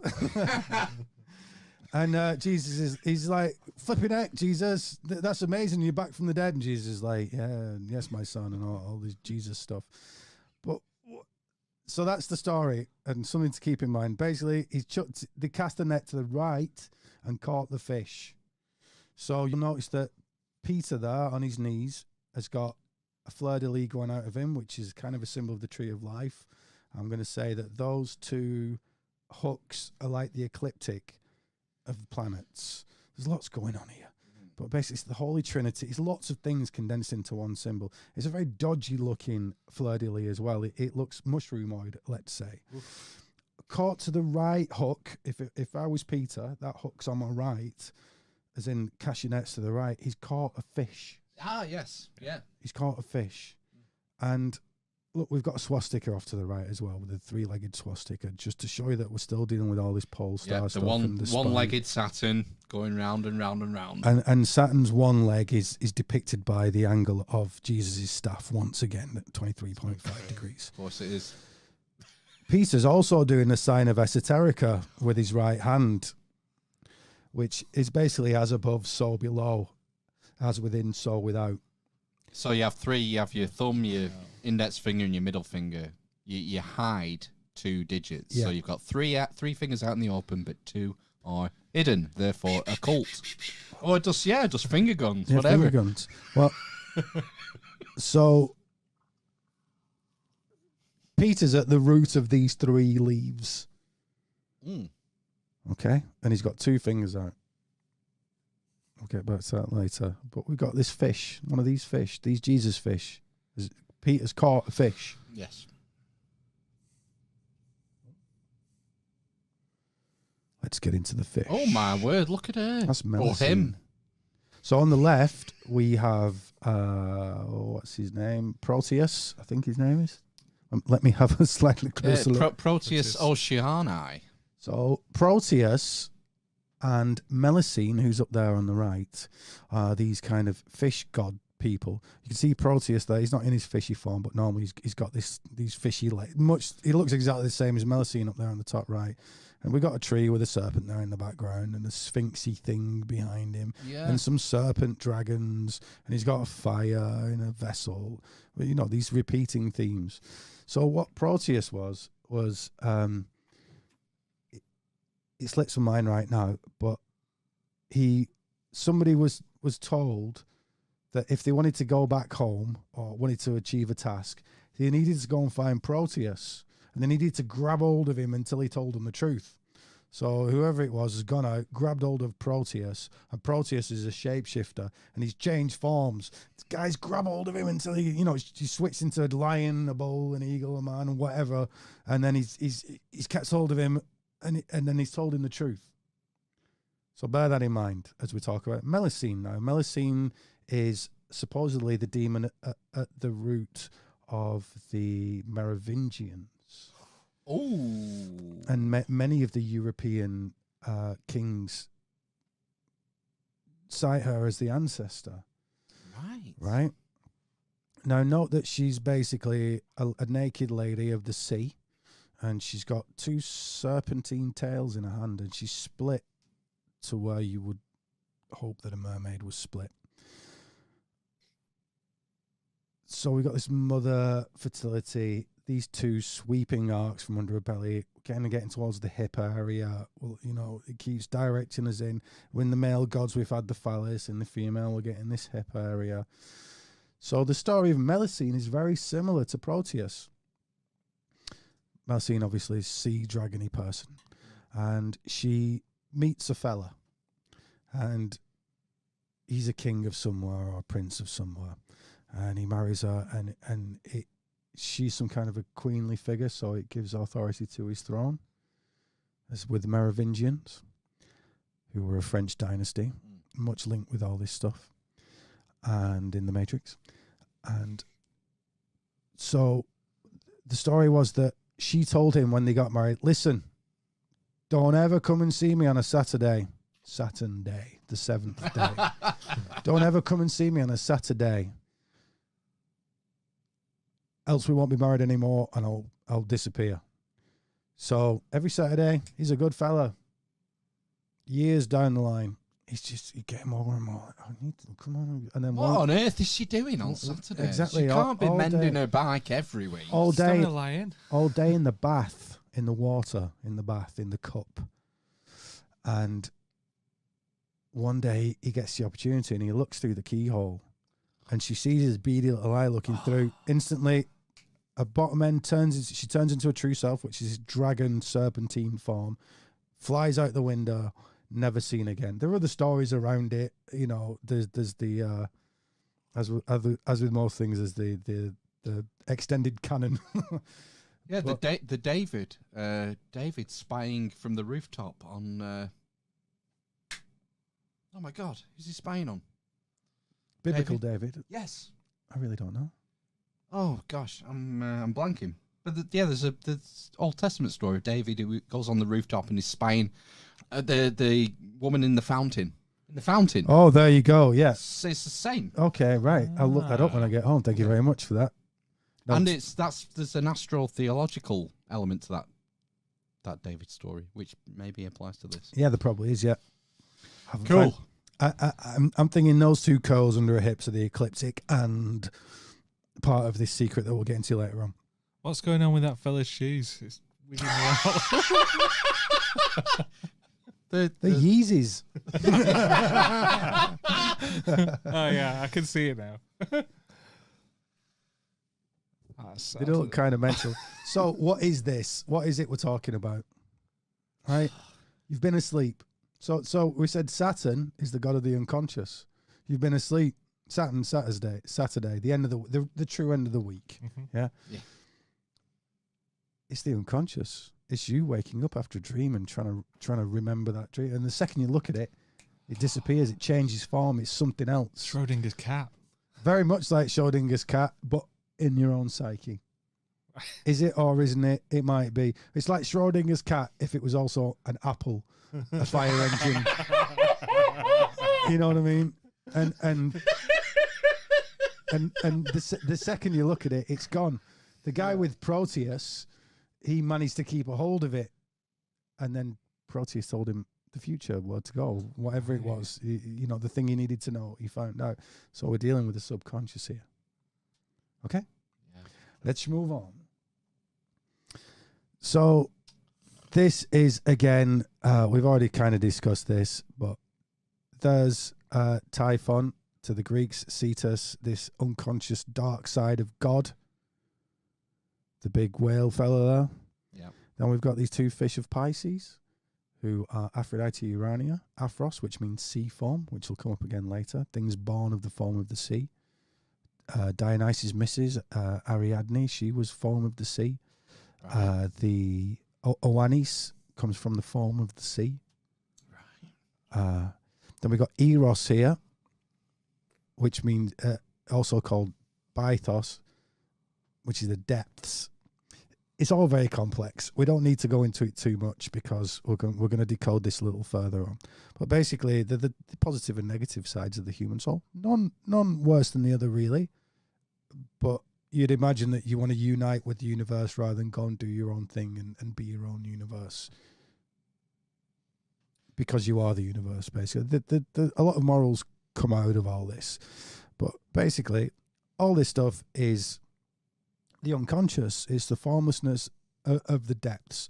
Pisces itself is to do with mysticism and going into the depths and pulling out these fish, the cat. It's these formless, unconscious forms that are difficult to catch in the depths of your own watery self. You know, dreams, intuitions, things caught in trips. You know, it's your mum knowing when you're in trouble when you were 6 years old, and she came out looking for you because she just knew. It's that intuition, instinct, unconscious. It's all unconscious. None more so than the positive fish of those two Pisces fish, representing the collective unconscious of Jung. These archetypes, these things that would exist quite independently of you, and in fact do you. The universe does you. When you look at it deeply, there's nothing you've invented yourself. The universe is doing you through these archetypes. And then we've got Piscis notius, as in the famous fish, as in notorious. Also called Piscis australis, as in the southern fish, because he's just below the ecliptic band, which would be the hemisphere, the waistline of the galaxy, of the heavens. Yeah, the heavens. Yeah. And he's the one again. Look, he's on his back. I've got to say there's something to that he's drinking the waters of Aquarius, and he's got it's ambrosia.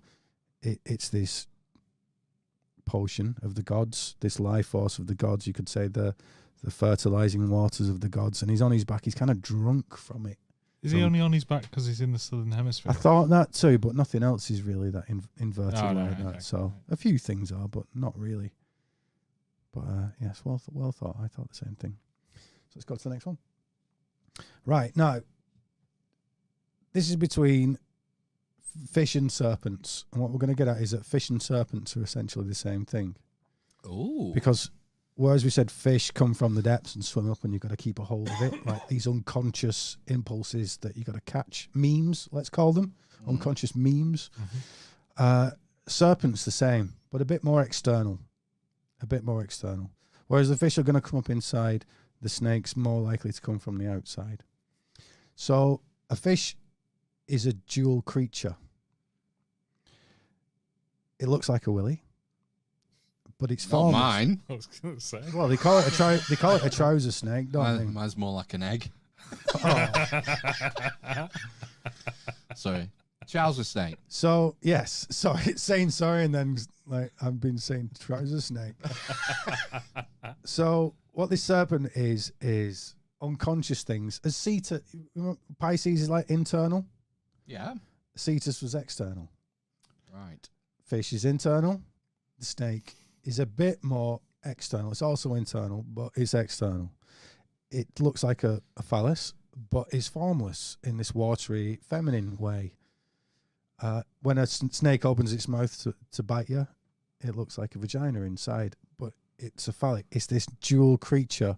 It's poisonous, but as the ancients knew, you mix the poison with its blood and you get a medicine. Hence, next to that snake's head there, we get the RX symbol and the snake in the cup for pharmacies. Yeah. Right? That RX is PX. And we can prove that by the fish that's above that RX there, the metal fish, has PX on its side. And that's a lamp with this internal juices that is fiery. As you could say, this the medicine is a fiery thing. It's got activity in it. Yeah. So those three fish, sorry, all four of those fish are related to Osiris. They're the ones that ate his penis, and all of them are spiky. The top left is a Nile perch, spiky fish. You know, it's a fish that swims up, but it might hurt you. The snake comes out, it might hurt you, but if you can catch it, you can derive medicine from that snake. Sure. It's these unconscious things. It's the universe doing horrible shit to you, or maybe exciting shit to you, but you've got to seize hold of that and make the best of it. Your house blew up. I'm really sorry. But now you get to build a new house and put all the things you've learned from building that old house and all the things between, and you get to make a new house and it's better. You know, it's this idea of taking the crap in your life, turning lead into gold. And this is why Absolutely. Yeah. the serpent is Saturn. He's the greater Saturn. Cetus, the serpent, is this greater Saturn idea. He is the great serpent, the great dragon. When life gives you lemons, Exactly that. make lemonade. Mm-hmm. The universe is always going to be, there's always yin and yang, Yep. order and chaos. Exactly that. Chaotic things are going to happen. The only thing you have control of is how you react to them. Exactly that. That serpent is chaos, the unconscious outside, because chaos is unconscious. You don't know its order. No. And then you make order from it. Marduk fought Tiamat, the dragon of time, and the maternal dragon, cuts it up and makes things from it. And this is exactly the same thing. Again, Jordan Peterson talks about the Babylonian myth and Tiamat and Does he? order and chaos. Yeah. I do like Jordan, you know. He gets a bad rep with a lot of people, but those people clearly just haven't listened to anything at all. Anything. They've not read or listened to him. That's the problem. Yeah. It's political. It is And political. We need to stay away from politics. Yes, we do. It's polarizing. Is it? Yes. That serpent is polarity. He's good and bad. He's the washing up's on the side. I can't be bothered doing the washing up. The longer I leave it, the worse it's going to get. If I do the washing up, something good comes out of it. Just clean your room. Exactly. Yeah. So Got you. this holds the resurrection power. Just this fish ate Osiris's willy, and that contains his resurrection power for the year. When it gets stuck back onto his body, actually another one gets made out of gold. Hint, hint. Cool. And stuck onto his body, and then he gets resurrected. Yeah. But we're dealing with these fiery, I mean by active, these fiery fish. The fish on the top right there is a momirus fish, which, because it lives in very murky waters, sends out an electrical signal and basically has an auric field around it that it can sense things with. And when you grab hold of it, you can feel a tingling buzz from it. It looks like a fucking leaf. It's a weird looking thing, isn't it? But you can see, if you look underneath that, is another momirus fish, a Christian momirus fish with a PX on it. So it's just showing that RX, PX, it's basically drugs, and this pulsar stuff are all connected. Yeah.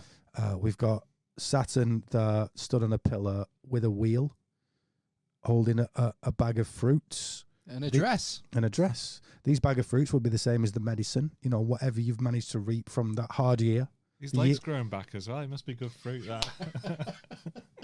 He's doing well, isn't he? Waiting for his hair next.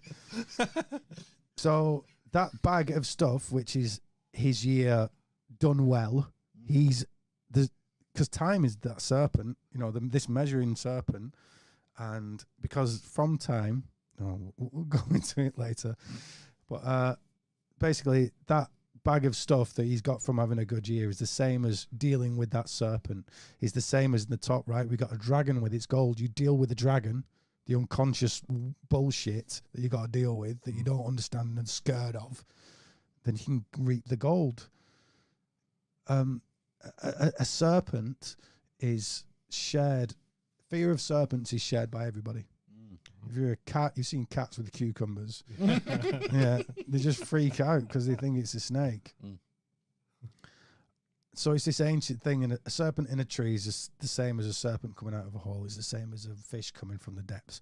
It's these unexpected, unconscious. It's the unconscious of the universe coming up and going, I might bite you. Oh, fuck. Catch it. Milk it. Medicine. Yeah. So now we have these. If we look at the caduceus, these are the same thing, because you can see they terminate. That caduceus there terminates in a cup, and that cup is this same basket idea, the medicine in the cup.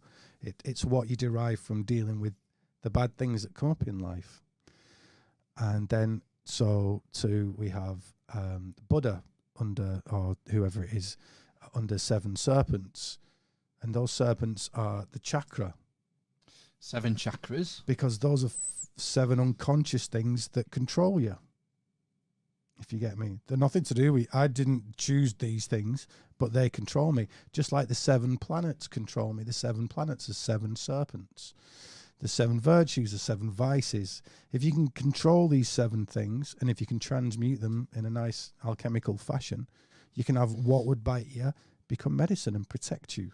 Right. So if you weren't very good at speaking, for example, you could let that chakra relax, work on it, do whatever, work on that planet, work on this concept, this idea, this strata of metaphysics, and then when you released it, you can then be good at public speaking or whatever it'll be.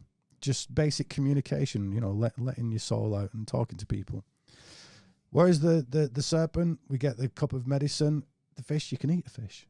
You get food at the end of it. It's difficult catching the fish. It's difficult landing the fish. It's difficult grabbing hold of the fish. But then you can eat the fish.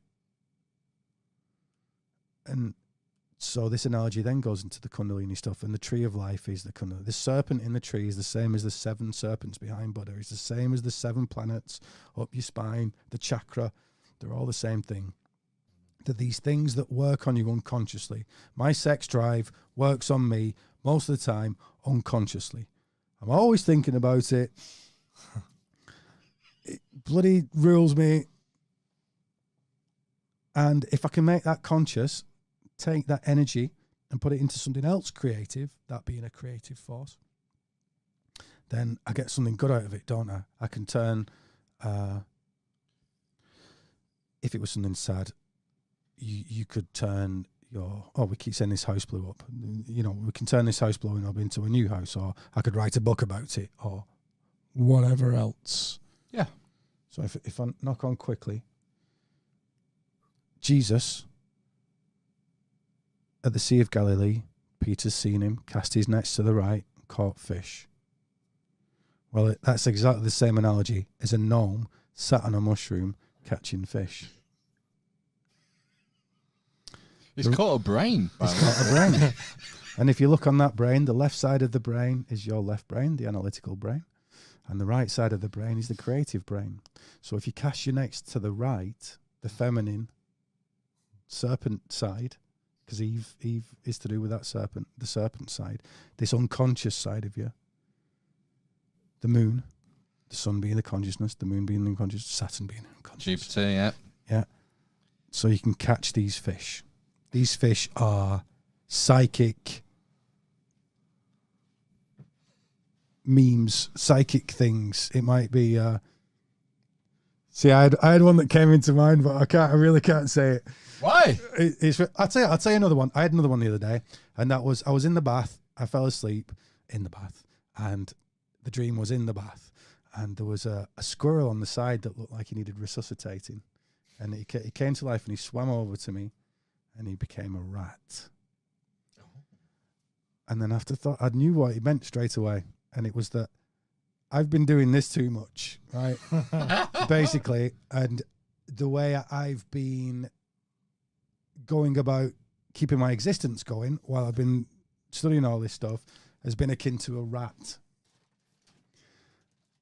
Grabbing this from here, getting that from there. I can wheel and deal this. Do you get me? Scavenging, yes, to get this done. And now that this is being concluded, I need to be more like a squirrel and store things away for the winter. And, you know, and that squirrel was nearly dead. So that's totally what it was. So these are these fish that swim up, and I ate that fish. I understood. I caught that dream. I wrestled it, and then I ate that fish. Now, off to the bottom right, it's not very easy to see, but that is a story of Job. Job sends his son out and goes, "Oh, get me my silver from the bank." Silver is the moon. Silver is the unconscious. The right brain, more than the unconscious, but the right brain deals with the unconscious. Sends him to get his silver. On the way back, a fish jumps out and swallows his leg. This fish is the same fish as that upside down fish, the same fish he's caught there. And he's like, "Fucking hell, fish, get it off me." And it's literally swallowed him up to his knee. And then they take it out and beat the crap out of the fish and pull it off. And then like, God, thank God that's over. You know, I need to get this money back to my dad. And that's horrible. Oh, by the way, his dad's blind. An angel comes down. The reason why his dad couldn't go out and pick up the money himself, he's not lazy, he's blind. An angel comes down, says, "Oh, don't worry, Job's son, Job Jr. Where were you 5 minutes ago? I've just had a fish eat me leg. He said, "I was always there with you, my child. Thanks, mate. If you take this fish, you can make medicine from it to cure the sight of your father." And that's what he does. He goes home, makes medicine from the brain of the fish, and uses it to cure his father. Essentially, being his consciousness, he's healing himself. He's healing his sight, healing his vision, and that through treating everything, good or bad, that's unconscious that comes up philosophically, you can derive medicine from it. And this medicine, because you're dealing with this dual creature, a dual serpent or a dual fish, that duality is a singularity, is the same as the pole star, because it reunites you. What you need, the food you need to make you whole again, is in these duality creatures that you're conscious, it's unconscious. The masculine and the feminine come together, make the sacred androgyne, and complete the philosopher's stone, essentially. The Holy Grail, whatever you want to call it. Oh, my word. Right, so we'll do a quick one here, and we've got 2 slides, and then we've got to wrap up soon. Yeah, so I think we should come back to this one more little next time. Well, there's a lot going on. There's a lot going on there. now. About 20 pictures in there. Yeah, but this is the story of Aquarius, and what's in his picture with the ambrosia, and what his story is, and you can see if you're looking, it goes from in the bottom. At 6 o'clock at the bottom, it's Noah's Ark. And if you go all the way around, suddenly you got a bird having sex with a young boy. And then we've got magic mushrooms everywhere. And that bird having sex with a young boy is God coming to have sex with you, making you his bitch. And the result of that is he gives you his fertilizing spiritual goo in a cup. Lovely. In a cup. How was it in mythology? You used to shapeshift Zeus and then just go and have sex with mortals. Yeah, he's the reproductive principle. He's this sex force that we'll get into. And then is that a Rebel Alliance symbol as well? Just on the middle picture, bottom left of the. Turn that upside. Whoa! Yeah. It's either that or it could be a Romulan warbird. It could be a Romulan warbird. If you flipped it upside down, it's a mushroom. Oh right, yeah. But right, so I'd like to do this for you quickly, just to show you how at the beginning we mentioned. By the way, we're going to go to that last slide again next time. But we were talking about these things have several layers of meaning. Now, there's obviously a moral there.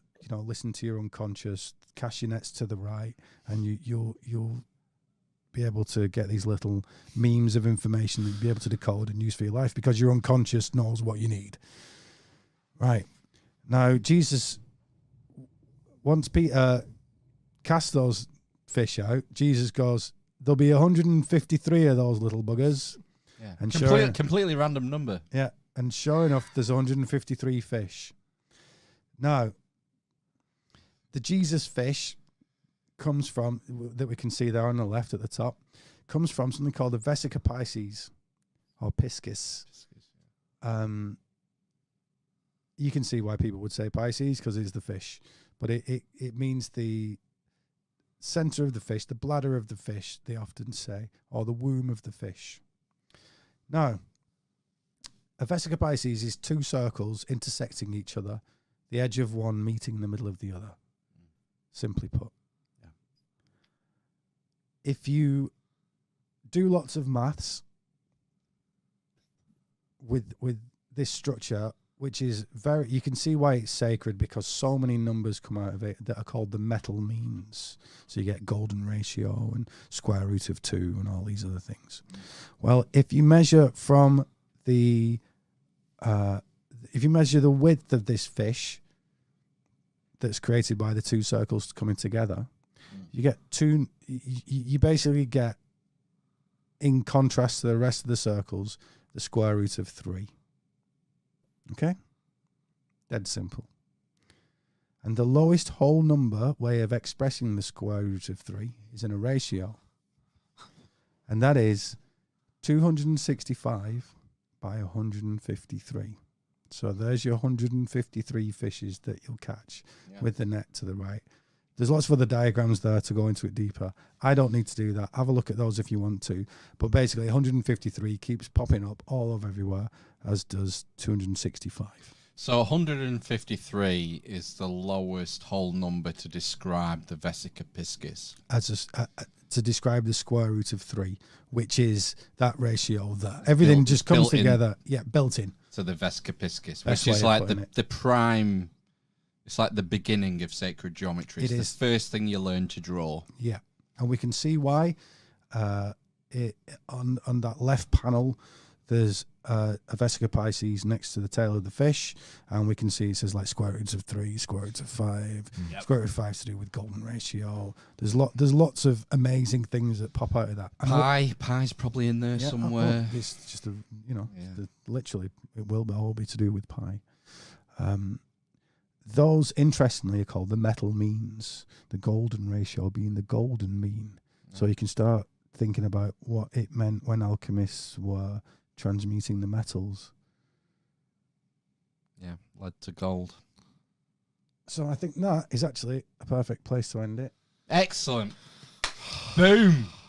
Coming up next time, guys, we've got all the mushrooms you could require to fill your pummit.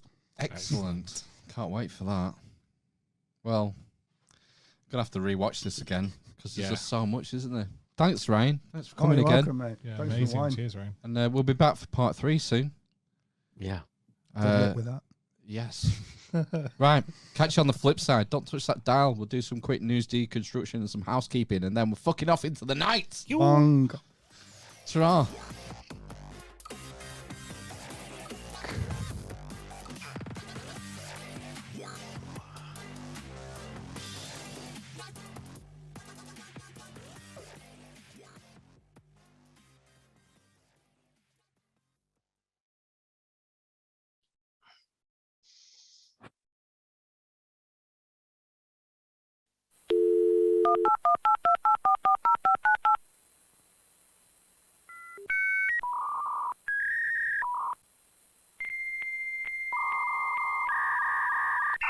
Five, 4, 3, 2, 1.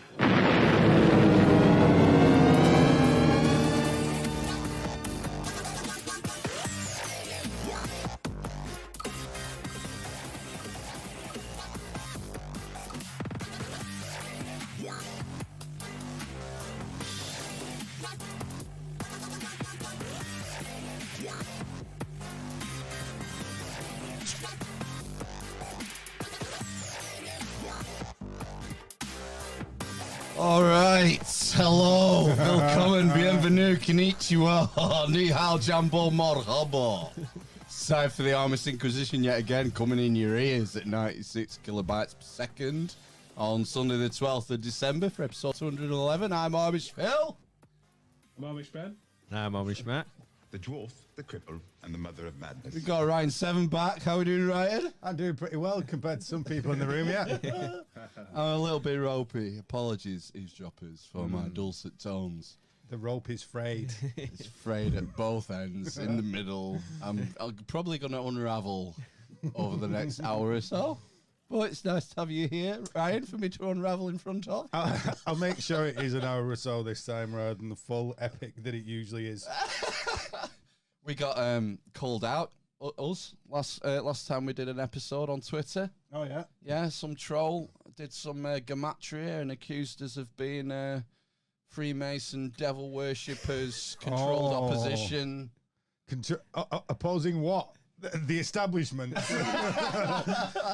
I know. And I replied, like, whatever, hashtag not a Freemason. And he blocked us.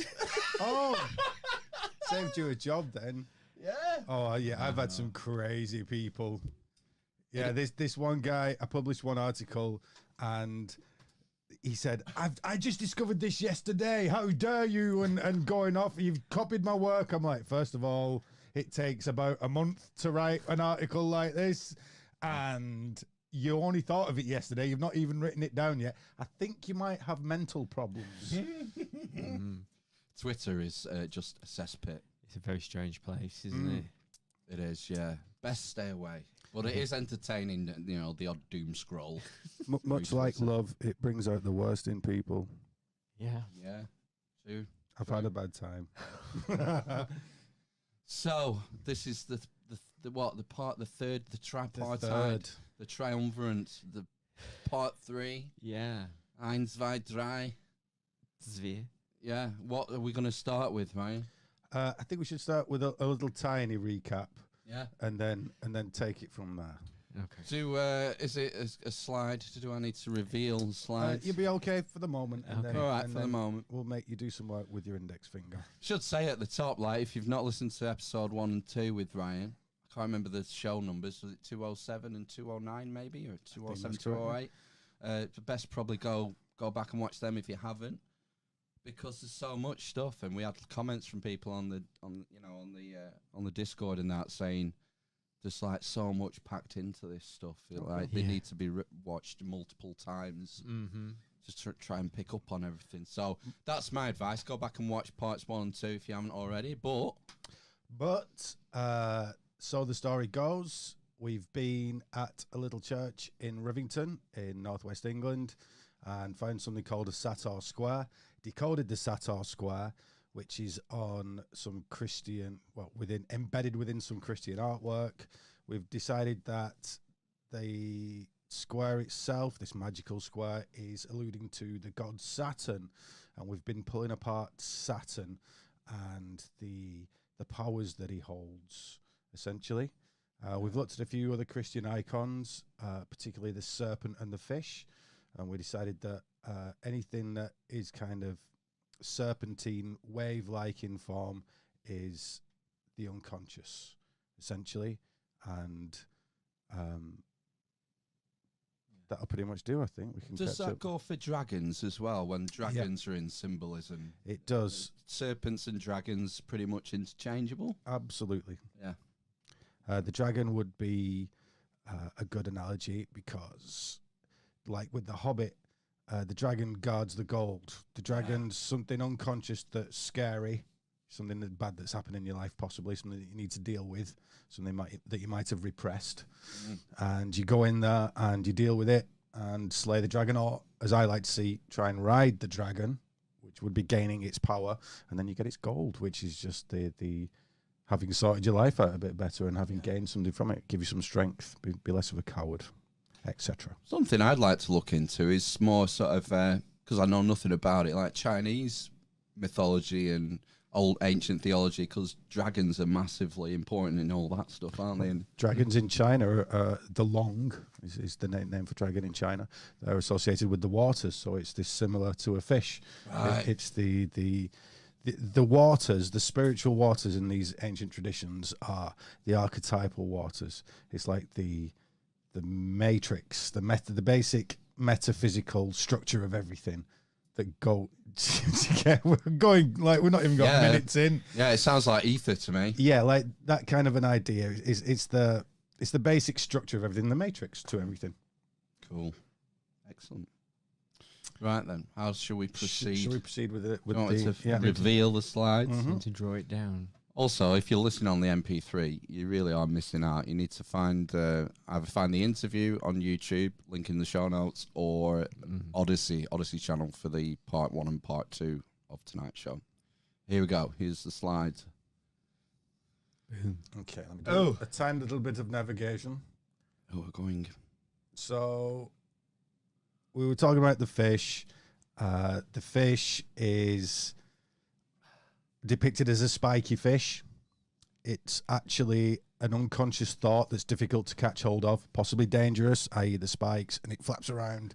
And much like a dream, you've got to keep hold of it, and you can gain something from it. Eat the fish, make medicine from the serpent.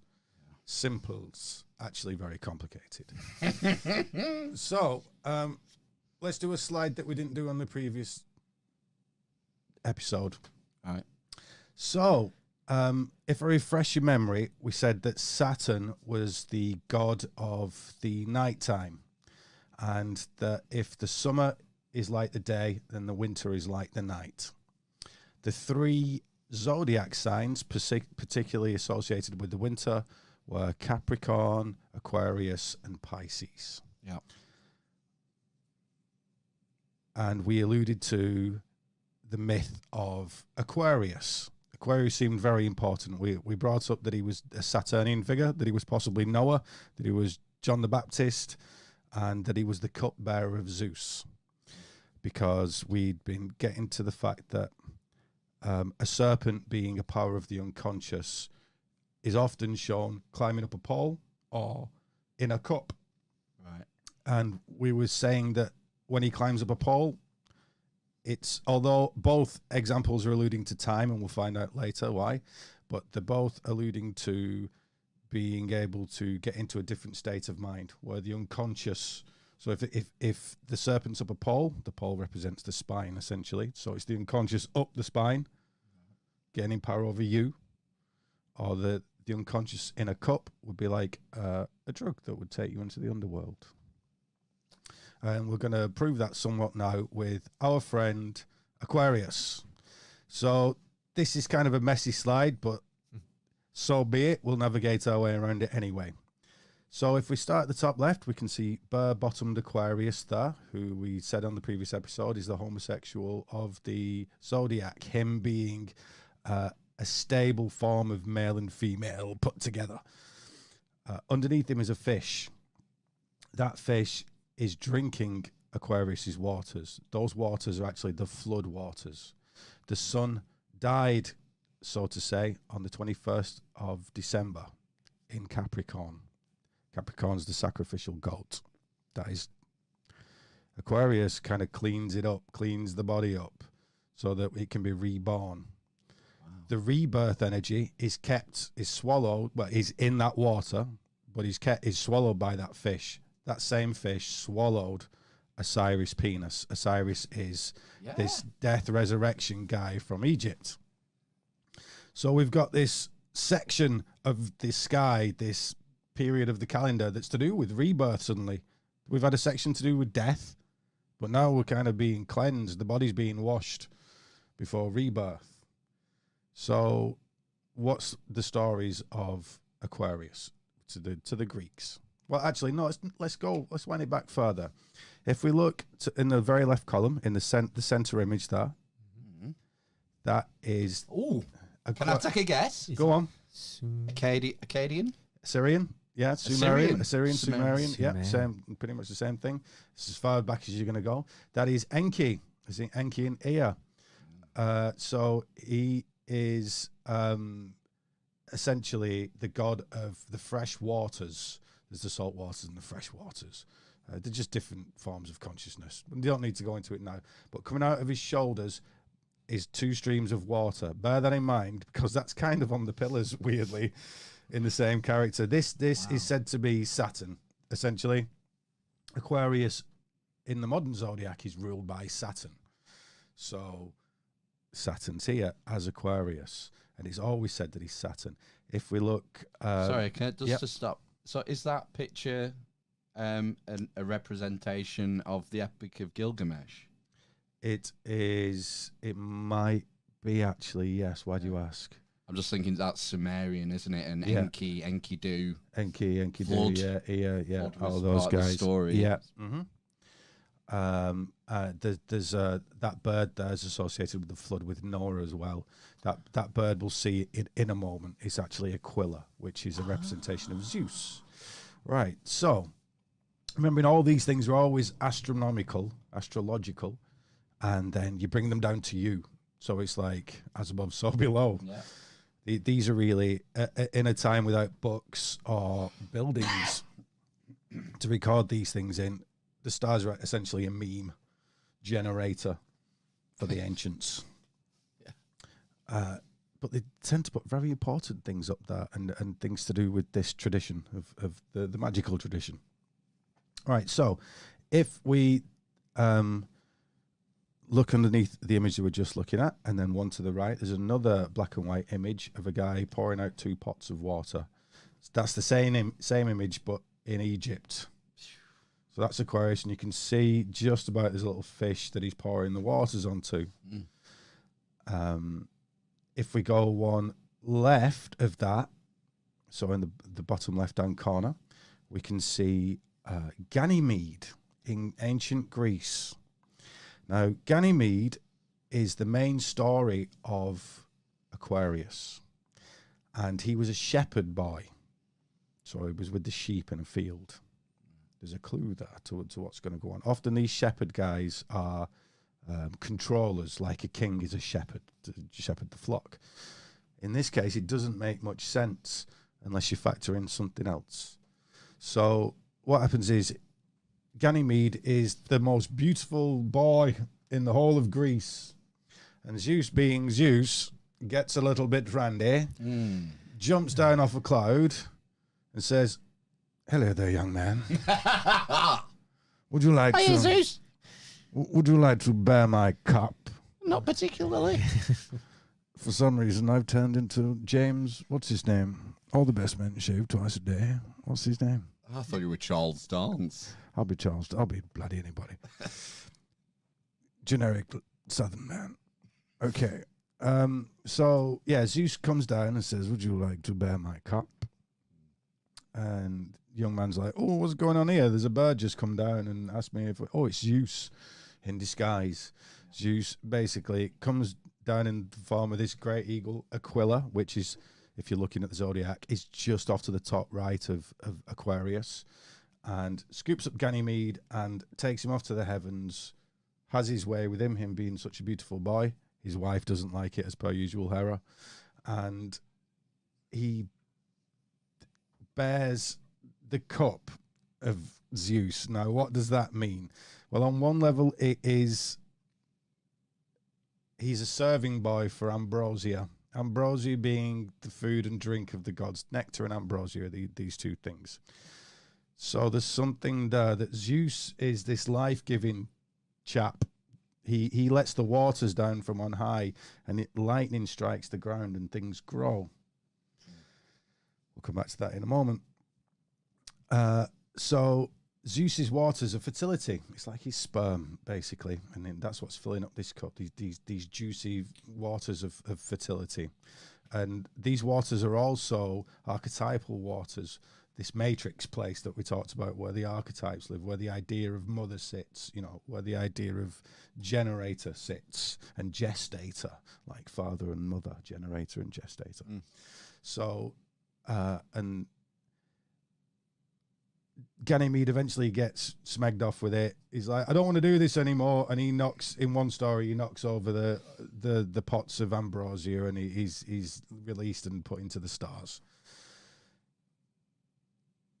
Interesting story.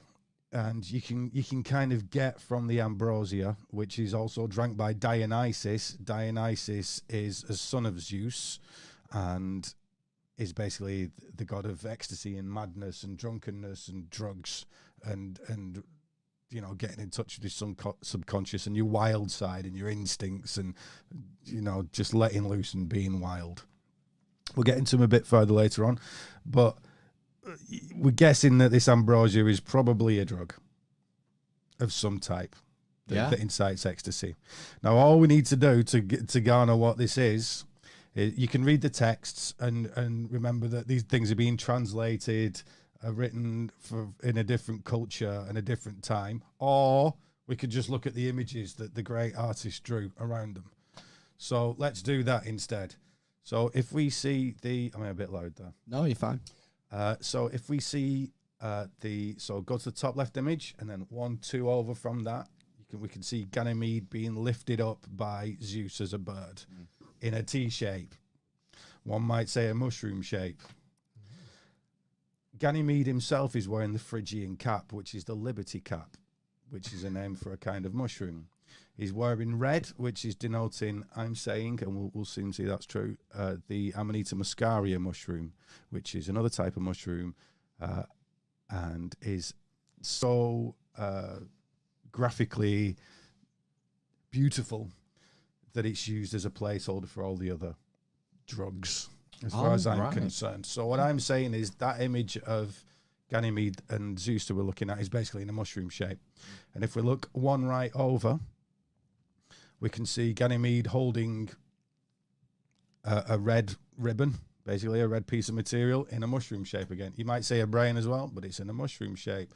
Look one down for that, Ganymede again. They got a mushroom shape, and we got the red and the white of the mushroom flaring out behind him. In this, can you see the one I'm looking at? Yeah. Yeah, the eagle stretched out behind him. The eagle stretched out behind him. Then obviously the eagle's having its way with Ganymede, but that's a symbol for, look, you've taken the thing, you've taken the mushroom, and God comes down and makes you his bitch, makes you his bride. You are the bride of God at this point. Wow. On the next one over again, where we said there was the rebel insignia.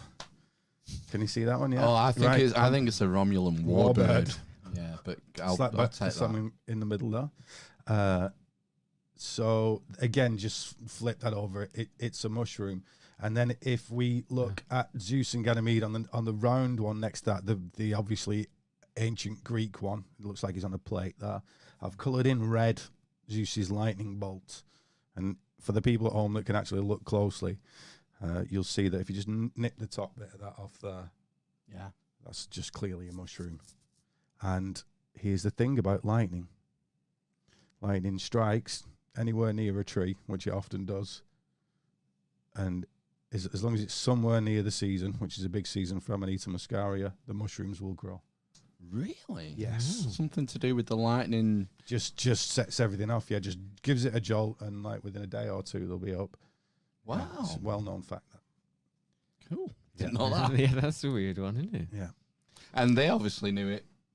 They clearly knew it. Well, might be giving something away later on, but I think it's a good time to say that Mjolnir, Thor's hammer, if you turn it upside down, is a mushroom. So the reason why they put the mushrooms upside down is A, to disguise it, and B, to say it's going into the underworld. That's why it's upside down. There's lots of reasons why Mjolnir is a mushroom, but yeah, it strikes the ground, lightning, mushrooms come up. It's actually, if you look at the base of Mjolnir, often it's got a representation of Odin vomiting up the universe. Vomiting's a big part That's of being what Phil's going to do later. And the thing about a swan is, in like with the ugly duckling, in all these ancient shamanic traditions, the ugly duckling turns into a swan.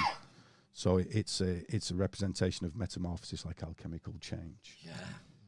And also, if you think of a swan and stick it upside down, it looks like a mushroom. Also in German, Schwamm is that a swan means mushroom. So there's lots and lots of reasons why. Yeah, so at the bottom of that image, I've put a few mushrooms for your viewing pleasure. However, right now, I would like to say to the top right corner, we were talking about Dionysus a moment ago, and the fact that Dionysus is linked with the ambrosia, which Ganymede serves. And there we have some grapevines that look absolutely exactly the same as mushrooms. And we'll see that Dionysus has some headgear of ivy leaves. Bacchus Dionysus, same character. He has ivy leaves on his head, which are hiding. It says that he's put them on his head to hide the fact that behind them are grape leaves. But you look at grape leaves and they look like mushrooms. It's always getting at. There was in Greece and in Rome, they didn't have distilleries, so they couldn't have, strong alcohol. So they had wine and hard wine. And hard wine basically had a whole, spiked wine. Oh. And Dionysus has a rod. Book fast. Book fast. Book fast. Book off. So Dionysus has a staff with a pine cone on the top, which is like your spine and the pineal at the top. But they'd put in their ivy leaves and other things, and then put it in the wine and stir it up. Because for these guys, there was and this will come up later nicely actually, there was a method for using these drugs. So wine and other such things is a nice civilized drug because you make it, you process it. But there's these wild drugs. Dionysus and Saint John both were like leopard skins and wild things, right? Because they're representing the wild drugs, the ones that you can't grow Amanita muscaria or, in fact, psilocybin semilenziata at home. You can't do it. They're not domesticated. They can't be done. There's certain cubensis and other psilocybe-type mushrooms from hotter climates that those can be grown. But they're not the strong ones. The strong ones are psilocybin semilenziata and, to a certain extent, in a different kind of way, Amanita muscaria. And obviously things like opium and eating cannabis and things like that. But being such a strong graphic, being such a strong visual, Amanita muscaria is the placeholder, the king. Yeah. So underneath that, we've got the star card from the tarot, which is essentially explaining this same idea of cleaning yourself. So you have this drug. Basically, you have this potion, and it cleans you. What's the guy's name? Famous comedian, American guy. Saki is anything. Bill Burr. Bill Hicks. He has some mushrooms, and it gives his third eye a good squeegee. When you've had a good mushroom session, it does seem to reset you. And it certainly resets all your neural pathways and resets your immune system and things like that. And it is, I think, the only thing proven to regrow brain cells, as far as I can remember. Wow. So they're looking to legalize it again. This kind of ties into some of the psychological research, doesn't it, with treating PTSD and whatnot. That this is like a reset. Things. Yeah, definitely. Yeah, we'll see. Actually, these things are tied to soldiers' religions later on, with Mithraism and Christianity, in fact, which was a soldier's religion at the beginning. So, I'd like to bring this up to them. We've talked about all these things. I'd like to touch upon. We can see on the bottom row, in the middle, there's Noah's Ark and Aquarius. There's is it Daedalus? I can't remember the guy's name, but there's a Greek chap that's basically Noah. And as we said, Enki and Gilgamesh, all these characters are all associated with these. Look, the water bearer, the guy with the water vessel, and a man in a water vessel is the same thing archetypally. Mm-hmm. And it's worthwhile bearing the story of Noah in, because if we've died and we're coming back, we're going to be resurrected soon, then somebody's going to need to carry the stuff to start again. It's like the guys with the bags, the guys with the handbags, the fish guys with the handbags that are essentially, well, I'll tell you now, that fish upside down is associated with the fish guy with the handbags. with this resurrection power. The resurrection power is not just to resurrect you psychologically, but to resurrect society for when there are actual floods, be it, I think it was the Greek one was Deucalion, I think. Deucalion, that's the one. Very good. Yeah. These are all analogous. The flood myth, it's ubiquitous, and we're saying that this is Aquarius, essentially. Yep. It's cool. Cool. Love it. Loves it. Oh, we've done that one. Right, so we've talked about Saturn previously and how being king of the gods, the old king of the gods, and certainly the father of the gods, he is encoding all this death, resurrection stuff. We said he's the beginning and the end, and we just said Aquarius is ruled by Saturn, and Aquarius has this resurrection power, this power to clean yourself and prepare yourself for rebirth. And we've just said that drugs can do it, certain meditations can do it. There are just certain things in life can do it. A good party can do it to some extent, can't it? You go Not and let for me, loose. mate. Not anymore. So that's called a Chi-Rho. That PX is called a Chi-Rho. And we've said previously that it essentially symbolizes, put short, time in the cosmos. And if you can grab control of time, and if you understand time in this cosmos, and it's all polarities and dualities and all these other things, this is called the serpent knowledge. This is what you get. You fix the serpent to the pole, which is essentially saying, I've comprehended polarity in time, and I'm getting over it. Basically, it can't control me anymore. I know my way around it. So I realized 2 nights ago that we said Chi-Rho was in Chronos, as in time, because this is just a little wheel of time. It's a bit like a clock. Yeah. It is one way of putting it. And if we look down to the bottom of right of that, the big PX that we've got there, there's an RX that we know from drugs.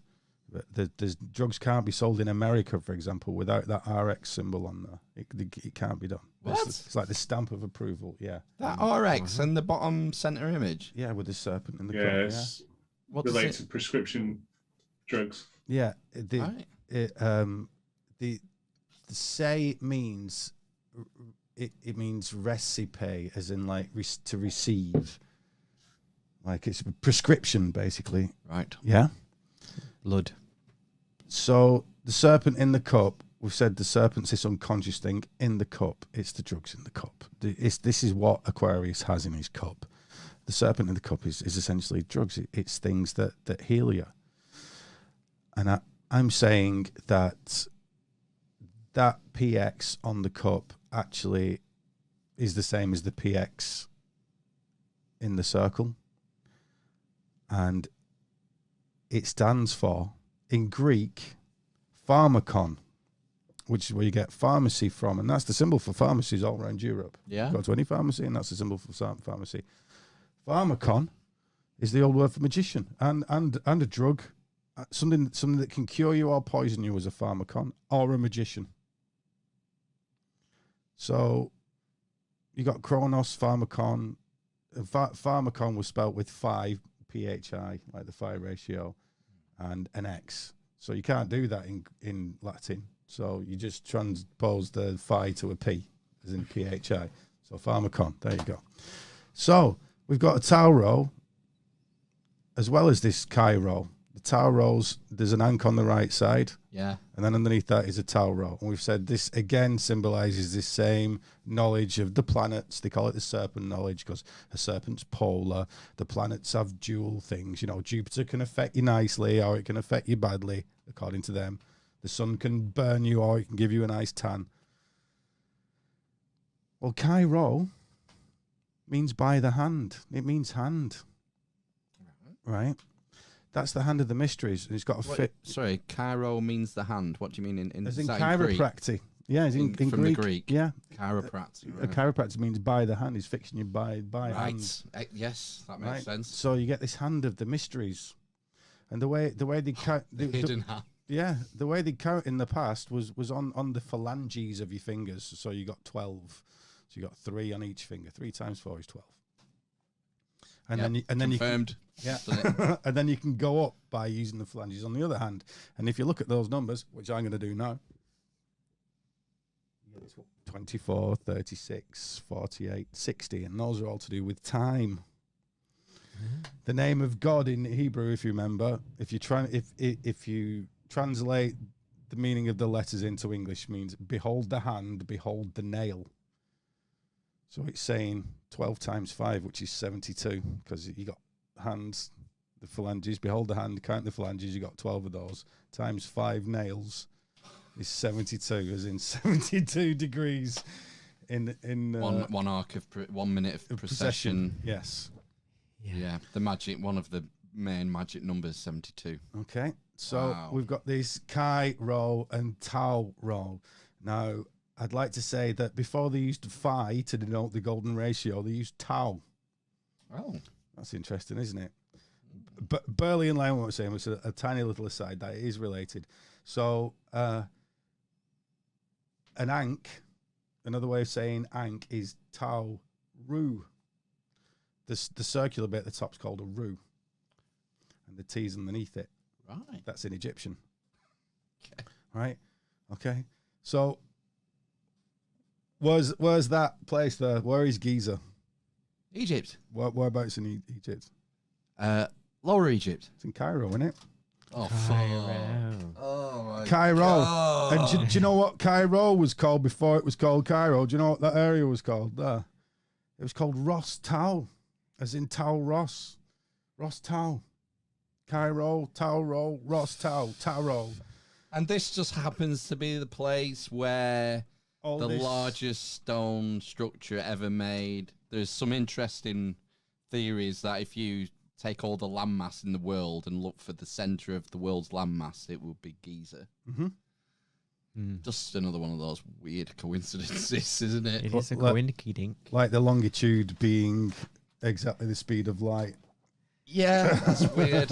There was a big debate when Greenwich Mean Time, I think, was established, weren't there? There was a lot of people arguing that it should be Cairo. That should be where the, what's it called, the meridian, the mean time should be set from. And but because we're big dick Great Britain, we can swing our testicles and get it made to London. Do you know what that line was called though? It was called the Rose line. Yeah. And Ros Tau means like T-shaped rose. And you got the Rosicrucian cross there. The Rose cross, the Rosy cross. And if you look on a slightly more modernized version of that Rosy cross, which is still not that modern, it's covered in lion, bulls, eagle, and men, by the way, for people that have listened to the previous episodes. This is essentially a map of the heavens as we've been talking about them, as in its polarities and time and understanding that time is polarity and the planets represent archetypes of polarity. And if you get your head around that stuff, you have come to know yourself and find out all this other stuff we've been talking about. Know thyself. So, since we're going quickly, right, so this is as bad as it's going to get for our heads tonight, and then we're going to zoom through some crazy stuff. Right, so we keep talking about time and polarity. Now, what the fuck has time got to do with polarity? So cast your minds back, boys and girls, to the very beginning of existence. No, before that. No, before that. There's an unknowable nothing. Nobody could know it. We don't know where this all came from. We don't know how long it's been around for. We don't know how it got started. Nobody can. Maybe even this thing that is the universe itself can't know that. Now imagine that somehow there's everything. Everything's nothing because it can't be distinguished from itself. So there's an everythingness to nothing and a nothingness to everything, if that makes any sense.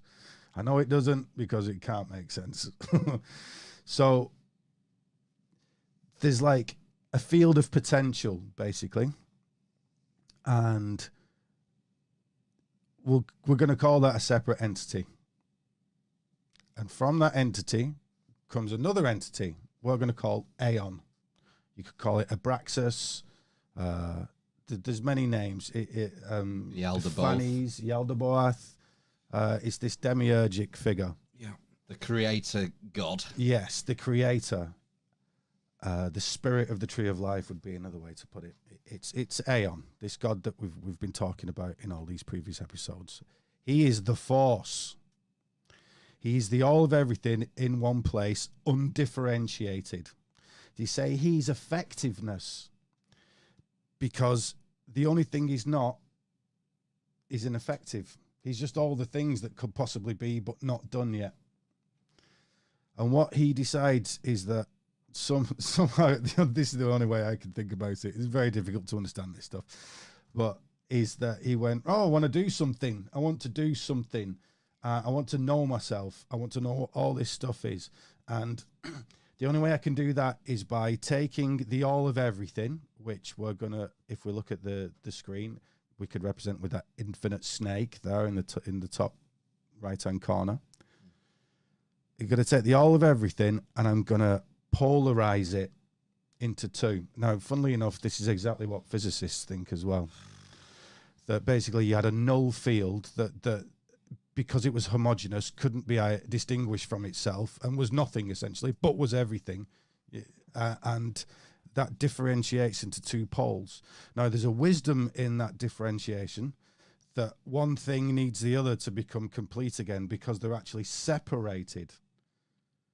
Now, because he separated this initial energy force, I mean, you can literally think of it as the force from Star Wars. It gets separated, and there's a masculine part and a feminine part. One needs the other. They want to reunite and obliterate back into this etheric pleroma, as they would call it, of nothingness, everythingness.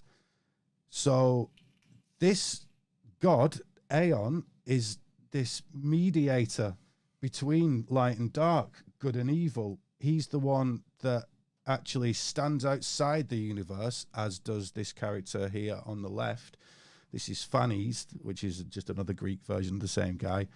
And he turns the wheel of the zodiac slowly to make sure neither good nor bad win, and that there's always balance. He's like, oh, no, you're not. Do you? You think you've won? Let's turn this wheel a bit, flip everything on its head. So what happens is that he is the sexual force, as it's called, because that male wants that female. And now, without Saturn, he would just be going around in a cycle. The male and the female's there, but it's just spinning round, basically, trying to find itself. Saturn goes, oh, no, you don't, and cuts off the penis of Uranus or Aeon or Abraxas, whatever, this god that stands outside good and evil. So Kronos, Saturn, says, oh, no, you don't, cuts off his penis, and the infinite everything that Aeon was is now has a beginning and an end to it, a real beginning and an end to it. And through that, Saturn's actually created all the other gods. Because, okay, you got a beginning and an end, but then there's a middle, and then there's a halfway stage between that, and then there's I'm stood here and I'm trying to get to over there. We've got all these polarities that start to come into play. So this is how he makes the gods. This is how he's the father of all the other gods. Because as soon as you've got time distinguished, one end and another end, limiting factor. A limiting factor is I am now and I will be then. We've got all these polarities, naturally occurring from that. A light and a dark, because of the cycles. We've got an in and out, towards and away from. I am here, you are there. That's how we understand everything. Everything. So it's through duality. He's birthed the gods, and in the same way. I'll leave that. But it goes to we see why Noah is Saturn, because it takes the animals 2 by 2, these polarities. But I think we'll see that soon. So now we've all heard lucky seven. We all know about the 7 planets, the 7 ancient planets. We all know about the 7 colours of the rainbow and the 7 notes in an octave, and this ancient fascination with 7. We've said the serpent is an unconscious factor that's powerful and has an effect on you. The planets and the sun, the moon, and the 5 visible planets snake around the sky and are often called shining serpents. They're not only shining serpents to look at because they're making these weird loops in the sky because they're going backwards and forwards because of our perspective on the local cosmos, on the local solar system. They are, because they represent these polarities, they're also serpents within us. Look, they represent the 7 chakra. So one of the chakra is the sexual chakra. And look, sex is great, isn't it? I love it. Oh, what do you think about it? It's underrated. Yeah, underrated. And look, it can be great. It can also get you in a lot of trouble. It can ruin your life, basically, if you're not careful with it. So this is one of these polarity serpents, these unconscious things that has an effect on you. You know, you've not chosen to be a sexual being. It's this thing that happened because you're alive. So there's a polarity within you. It can go good, it can go bad. And so there are these 7 serpents that are represented by the 7 chakra. They're represented by the 7 planets, the 7 virtues and vices. The virtue and vices is literally the polarity. Each one's a serpent. Like Jupiter is greed and joviality, whatever it is. Yeah. So, so these are the 7 serpents in you. In you. Always look to the cosmos for the understanding, but always bring it back into yourself. For example, Jupiter is the liver. Right. Yeah? Mercury is the nervous system. Venus is linked with the stomach and digestion. Right. Right? So now we look at the 7 serpents from around the world. So we can see in the top left, we've got in India, an Indian deity. Who is that? I can't read it. It's a person with very small handwriting. It doesn't matter. There's lots of Indian deities that have the 7 serpents around them. Yeah. And that is basically, you've got these 7 serpents within you. And if we go 3 images along, we can see a menorah from Jewish tradition. Yeah. And that's got the symbols for the 7 planets above each one. Wow. Where's that picture from? It's alchemical, but it's still, it's an alchemical that is what it text. is, though. But the menorah is the candelabra, the Jewish candelabra. candelabra. Yeah. So that is the 7 planets, the 7 lights, the 7 candlestick lights in the sky, and also the 7 candlestick lights that go up your spine. Which they kept in the temple, by the way. Solomon's temple, didn't they? The menorah. The menorah. Very On the important. altar, yeah. So let's top left again, India. Next to that is from South America. Next to that is from a cave wall somewhere. You know, this idea of there being a beast with 7 heads. Hercules fights the Hydra with 7 heads. You know, it's all this serpent thing with 7 heads. Well, it's you. It's your spine. Looks like a snake. You know, you got all these nerve branches that come off it. The nerve branches are symbolic of the tree of life. The serpent lives in the tree. It's these impulses that you have, these unconscious instinctual impulses. If you let them rule you, if you let them remain unconscious, they'll get you in trouble. Bad news, yeah. If you can bring them to light, if you can bring them to your daytime consciousness and work with them, they'll protect you because you gain the power. There's also something else you can do to sublimate that energy from the lower channels into the higher channels and have essentially a drug-like experience, this famous Kundalini awakening stuff, right. Which we'll get into later. So this whole page, essentially, let's go bottom left. That's the alchemical mountain with 7 gods stood up the mountain with Mercury on top. Mercury, as well as symbolizing the nervous system, and they're a very Aquarian. We said Aquarius is kind of a gay man. So is Mercury. Mercury's very,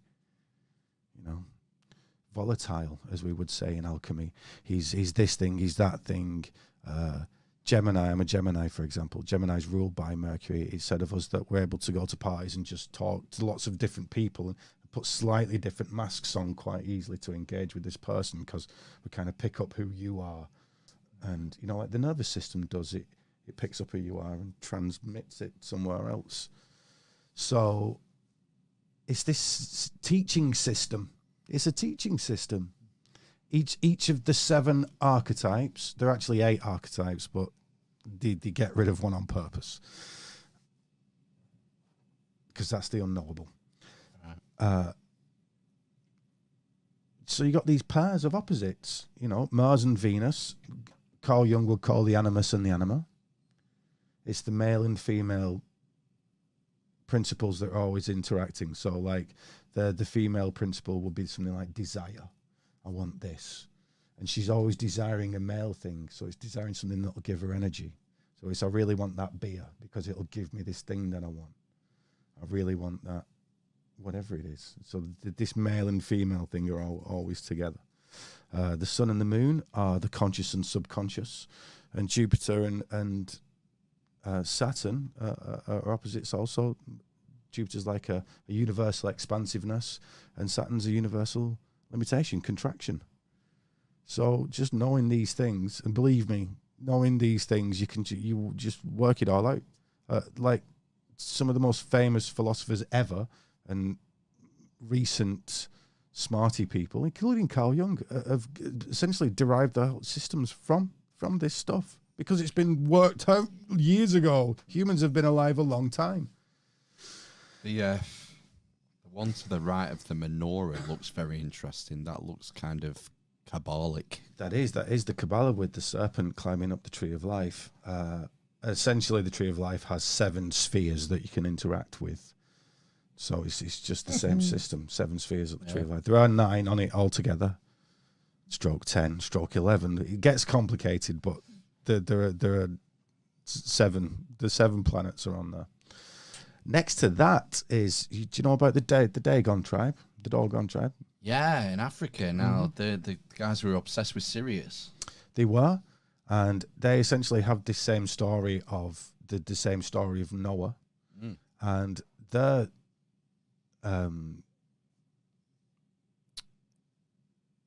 what's it called? Genesis. Their Genesis story has these the Nomo in it. Those are the Nomo on the top right hand side. The Nomo are these guys that come from Sirius, and they come down and they teach this serpent wisdom. They're half fish that go in the air, like Oannes was half fish, born of the foam of the sea. They're all these liminal creatures. They come from the waters. Basically what it is the sun plops in the water at night and goes into that Saturnian underworld. Well, the sun becomes a fish. It goes in the water. And so it's these unconscious things, again, that are difficult to catch. And they're all 2 by 2 by. There's actually 8 Nomo as well. And then one gets taken away. So there's all 2 by 2 by 2. And you even I found this story of these, they say the fish people, sometimes they don't have elbows. They can't articulate themselves, basically. We have to articulate for them because they're archetypes. Right, yeah. Even the Shinto religion in Japan has that same thing. They have it in Greece. Like the first men that come out are unformed. Sometimes the bubbles, sometimes the like splats of stuff with like jelly arms and things like that. And it's just these proto men, and they're really a description of archetypes. And so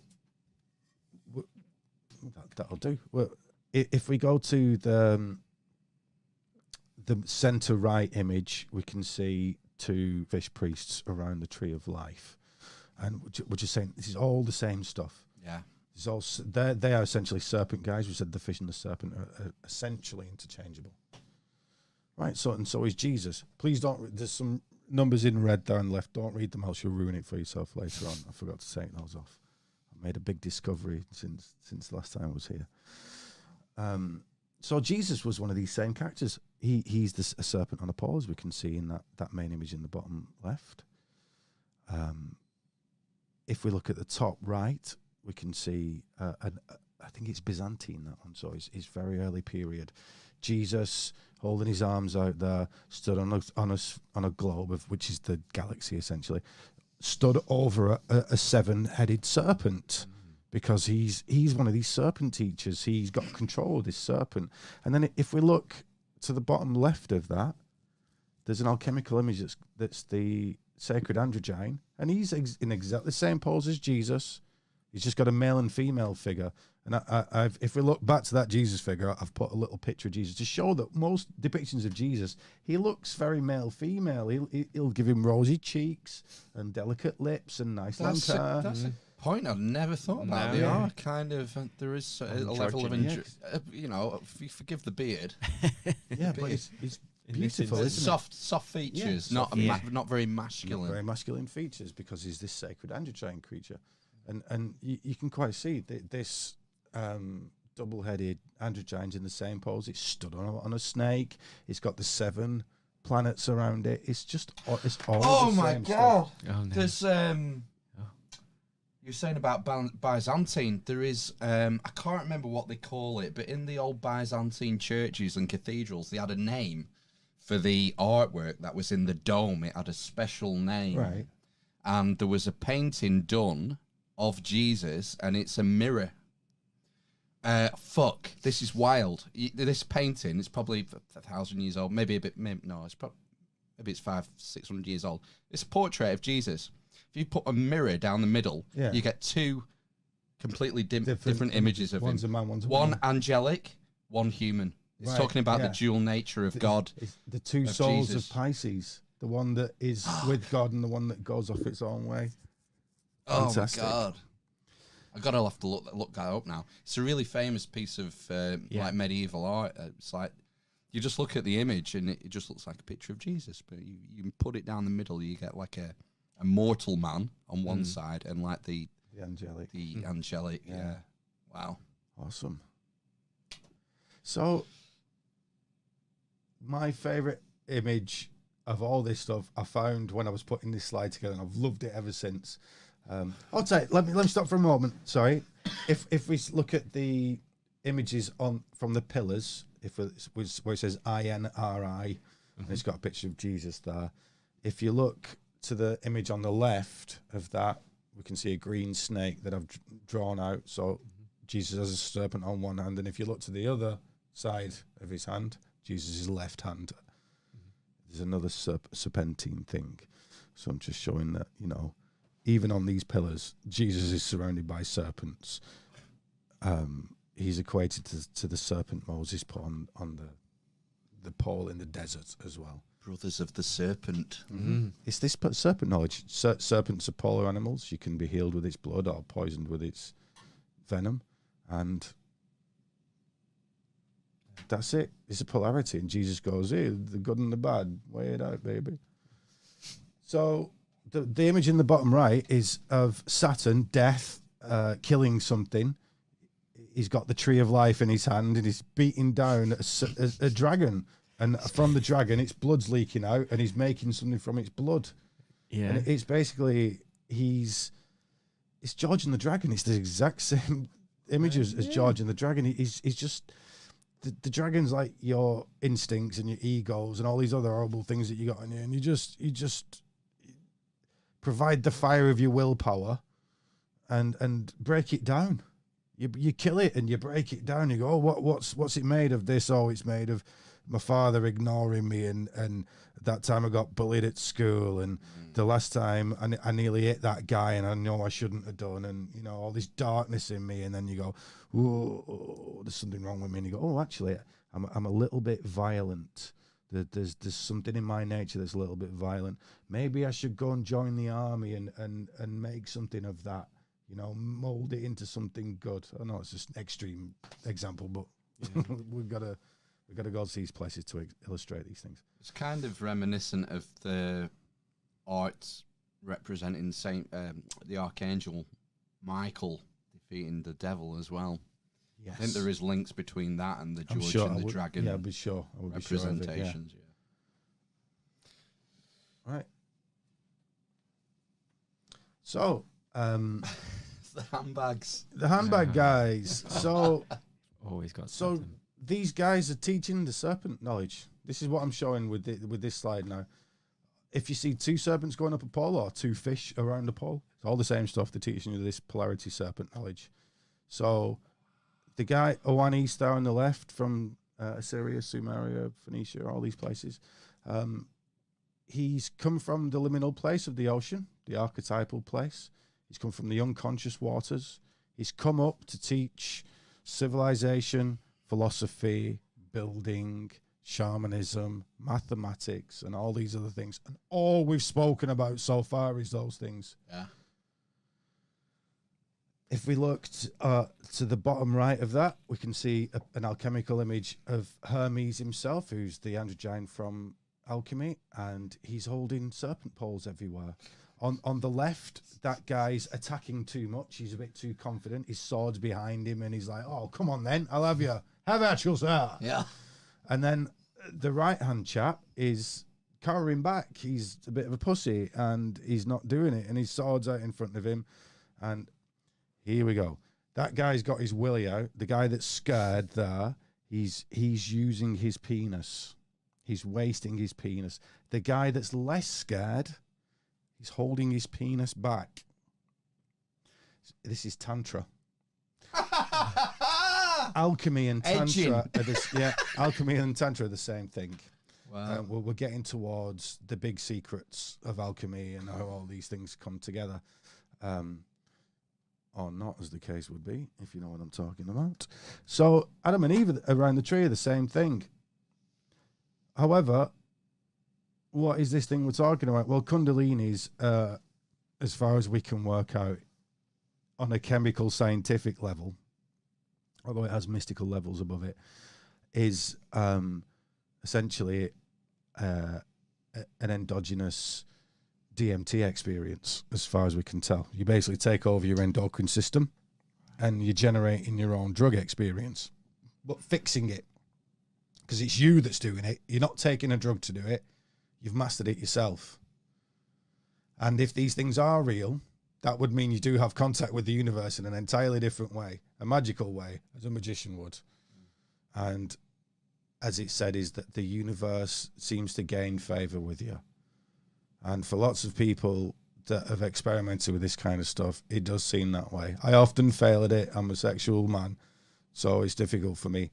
But when I have done the things I need to do, it does hugely feel like you connect with the universe in a different way, and synchronicities increase, and Wow. and lots of things. You might just be kidding yourself, but I don't think so, because crazy things do happen. Right. So, Phil, on our first meeting, it was on Zoom. Yeah. You said you weren't very convinced by John Allegro's Sacred Mushroom and the Cross, and I said to you, I would love to show you some images, because it's all very pictorial. A lot of the, you know, my background's an artist, so I'm naturally attracted to images. So, just to clear this up, we just said everything in here is serpent teaching, serpent knowledge, and to get to the place of the waters where the polarities are, where you can really learn from them, you got to get into the unconscious. You can do the Kundalini way. You can do it from dancing. You can do it from repetitive drumming or chants. There's lots of ways to do it. Funny breathing in weird ways, sex, you know, prolonged sex, or you can do it with drugs. Now look at that top right image there. It's essentially the same. All these images here, apart from the chap on the left there, all those images are I'm saying are the same image. Can you see how they're all the same image? Two people stood around the tree, essentially, to a serpenty central pillar. Yeah, with like the wings above. Yeah. So And it looks like a clock. It looks like a clock, Yeah. or it could be It's one the of spokes spheres. a wheel. that's is it? Anu. That's Anu, who, you know, is an Anunnaki. That's Anu, who lives at the pole star. Right. He's the center part that doesn't move, because the tree of life stands for unity, and then it splits off into lots of polarities, doesn't it? A tree, you got a main trunk, and then splits off. So it's it's a unity tree, really. Mercury, there is unity of those two polar opposites. The sacred androgyne is unity. The pole star is unity because that's where everything else moves around that. Yeah. Well, if we look at the what would be the fish guys on that top right image, the mushrooms. Yeah, they look like Definitely mushrooms. to me. mushrooms. The mushrooms. Yeah. But just, I suppose, figures with something on their head, aren't they, as well? Yeah. Yeah, like the fish guys. Well, the fish mushrooms have gills, Yeah. and they look like mushrooms look like snakes and penises. You know, the three things most languages have as slang for a penis is a cock, a snake, or a mushroom. And we'll see all three of those are symbols for mushrooms. Definitely Epstein. Epstein definitely had a mushroom cock. And Weinstein, I believe. Yeah, very... A lot of these creeps, it seems, have mushroom cocks. Yeah. And Phil.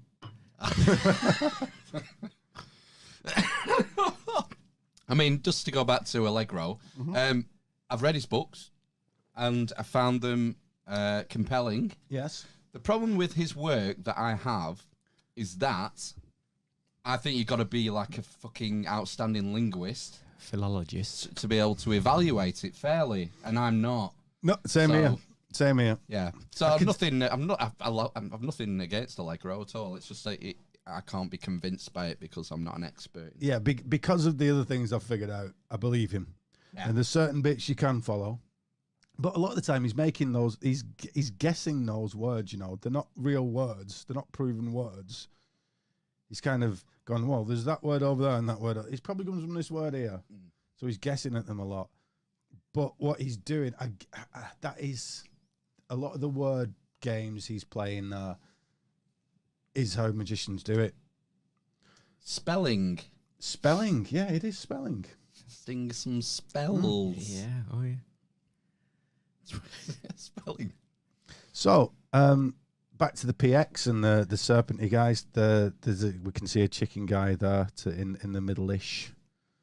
Can we see? And that's Abraxas. And he always has these two serpents coming out of his bottom end. For anybody looking at this, it's, if you look in the center row, there's like a chicken guy towards the left. Well, he's got a cock for a head, you know, like a mushroom, and the what that really is that conscious mind is the sunshine, wakes up in the morning like the cock, like your penis, and the serpents below are the unconscious, these watery things, and then the man meets in the middle. Right. And the shield is because he stops you from, he stops good and evil getting one up on each other, like we said before. So we got lots of images of this PX around here. I'm going to move this on quite quickly because other things come up. But if you turned that Abraxas chap upside down, which you can see, it looks like a mushroom. All these shapes on these center images are basically mushrooms. As you can see, they're like fleur-de-lis, but they're all mushrooms. We look at the PX on the top right, in the very top right there. There's a Cairo. It's just drawn inside a mushroom. Yeah. Whenever we look at the omegas in any of those PXs, those Kairos along the top row, all those have these little kind of Abraxas serpent legs. You turn upside down, it's a mushroom. Do I think I have any right to do this? Well, that cup of Dionysus, which is a PX cup, it's the same thing. And if we look just one down, we can see a circular image. Yeah. The only circular image, that's an early image of Jesus. Wow. With the PX. And those two things around his head that look like those are opium poppies. Oh, was he? Yeah. Wow. Left of that is a Hamza, which is a charm from Israel, which is a hand again. Like, you know, we keep talking about these hands. And the second you turn upside down, it's just so clearly a mushroom. Same as the fleur-de-lis on the left. The symbol for my school was a fleur-de-lis. Yeah. And it means the flower of Isis, which is another, you know, Egyptian reference. So that is a bit of a clusterfuck there, but the next few images are gonna be clusterfuck, so you can see from pattern recognition that all these are mushroomy symbols. Okay. Now, before the clusterfuck begins, this is Venus. Yeah. Venus is born of the foam of the sea. According to Gordon Wasson, the etymology of foam of the sea is mus eron, which is Old French for foam of the sea, mushroom. Oh, right. Okay. Because the ancients thought, because the squidgy and stuff, mushrooms, they thought it was related to, they thought they were born of sea form. They thought it came from, say, like moss, the things from moss, musa. You know, mushrooms often grow in moss. So that character Ion, or Uranus, was a name for him in Greece, had his penis cut off by Saturn, and it was cast down, and the blood and the sperm and all those things mixed in the waters, these unconscious waters again, where those two fish of Pisces were. One of them was carrying Venus, and it carries her to the foam of the sea at the top of it. It's even called Aphros, which means the foam of the sea. So you get Aphrodite, which is the Greek version. Aphrodite Urania is this universal love Venus character, born of this. I mean, their penis looks like a mushroom. We've said it a minute ago. If you turn Venus upside down there, she's in the form of a mushroom. She's got green hair and stuff because she's off one of my videos there. But you know, she's a mushroom born of the form of sea, Mus Elon. It also means that it's alluding to this Kundalini stuff as well. Because it's so well practiced and been done by such clever guys, they've always got layers of meaning to them, and they're always the same things over and over and over again. So here we go. Here's lots of mushroom proof. So top left, that's one of the oldest images we got, and it's a mushroom man off a cave wall, just to show you how long this has been going on. Essentially, art's been going on as long as... there have been mushrooms drawn on cave walls as long as there's been art. It looks like they go hand in hand, to be honest. So that's a guy with a mushroom head, or stood under the mushroom. Be mushroomed. Next to that, there's a black and white image of Buddha under a fleur-de-lis. But then next to that, there are images of Buddha with a mushroom over his head. Under those two, there's two more images of Buddha with mushrooms over his head. In the bottom left, there's an Aztec figure of a chap with a mushroom over his head. Next to that, we've got an image of Peter from our the Saturn, our pillars, with a fish with gills and the very weird looking fleur-de-lis over the top of his head. And we'd said that, you know, that fish is to do with the right side of the brain and catching these archetypal things, and you know, it's all, you know, we said it'd be a clusterfuck, these images, but they're all intermingling with each other now. Next to that, will come up in a minute, is an image of Buddha's foot. Buddha was said to walk round on one foot, like Saturn walked on one foot. In the middle of that foot, it might be difficult to see, but there's essentially the print of a mushroom, the underside of a mushroom with its radiating spikes. Underneath that, there's that U shape of Abraxas legs with two fleur-de-lis on the top. If we look to the right of that, we've got an actual Amanita mushroom. But underneath that, we've got Saturn's one leg there. And I've coloured in his robe red because it's getting at something else. Next to that, we've got an image of Adam and Eve around a mushroom tree, and it is a bloody mushroom. That's a very famous image. Very famous one, yeah. I think that was on the back cover of one of Allegro's books. Yes, that we talked about in the very first podcast. Above that is a tarot card from the very first tarot deck of the Lovers, which is two people, right? It's Adam and Eve around a tree. On modern decks, is even drawn as Adam and Eve, and with a big mushroom between them. You say the very first tarot deck? Yeah. So Visconti, the Sforza's Visconti deck from like 1402. So is that the earliest when that's been found? Is that the idea? Yes, I could even go as far as believing it's the first deck, seeing as the history behind it. It's like it comes from Venice at the start of the modern world, essentially at Renaissance time, and this is the time that what they're doing is the old world's died, is gone, and all the priests have stopped being priests now, and they've gone and been merchants. But some of them are selling information onto the, you know, the Medicis and all these other families, and this is where the Renaissance come from. Like they get hold of Hermeticism and other things. Yeah. So I'm not going to go into it, but those two lovers are essentially all about mushrooms. You know, the tarot is this. Everything I'm explaining to you in all these episodes has been about the tarot. So drugs is absolutely in there, and that is just, especially when you look close, it's obviously a mushroom. His hat is a mushroom. Her dress has a big mushroom stem going up to it, going up to her head. Just everything about it says mushrooms. If we go top right of that, we have Quetzalcoatl swallowing, who is a feathered serpent, just like Oannes is a fish in the air.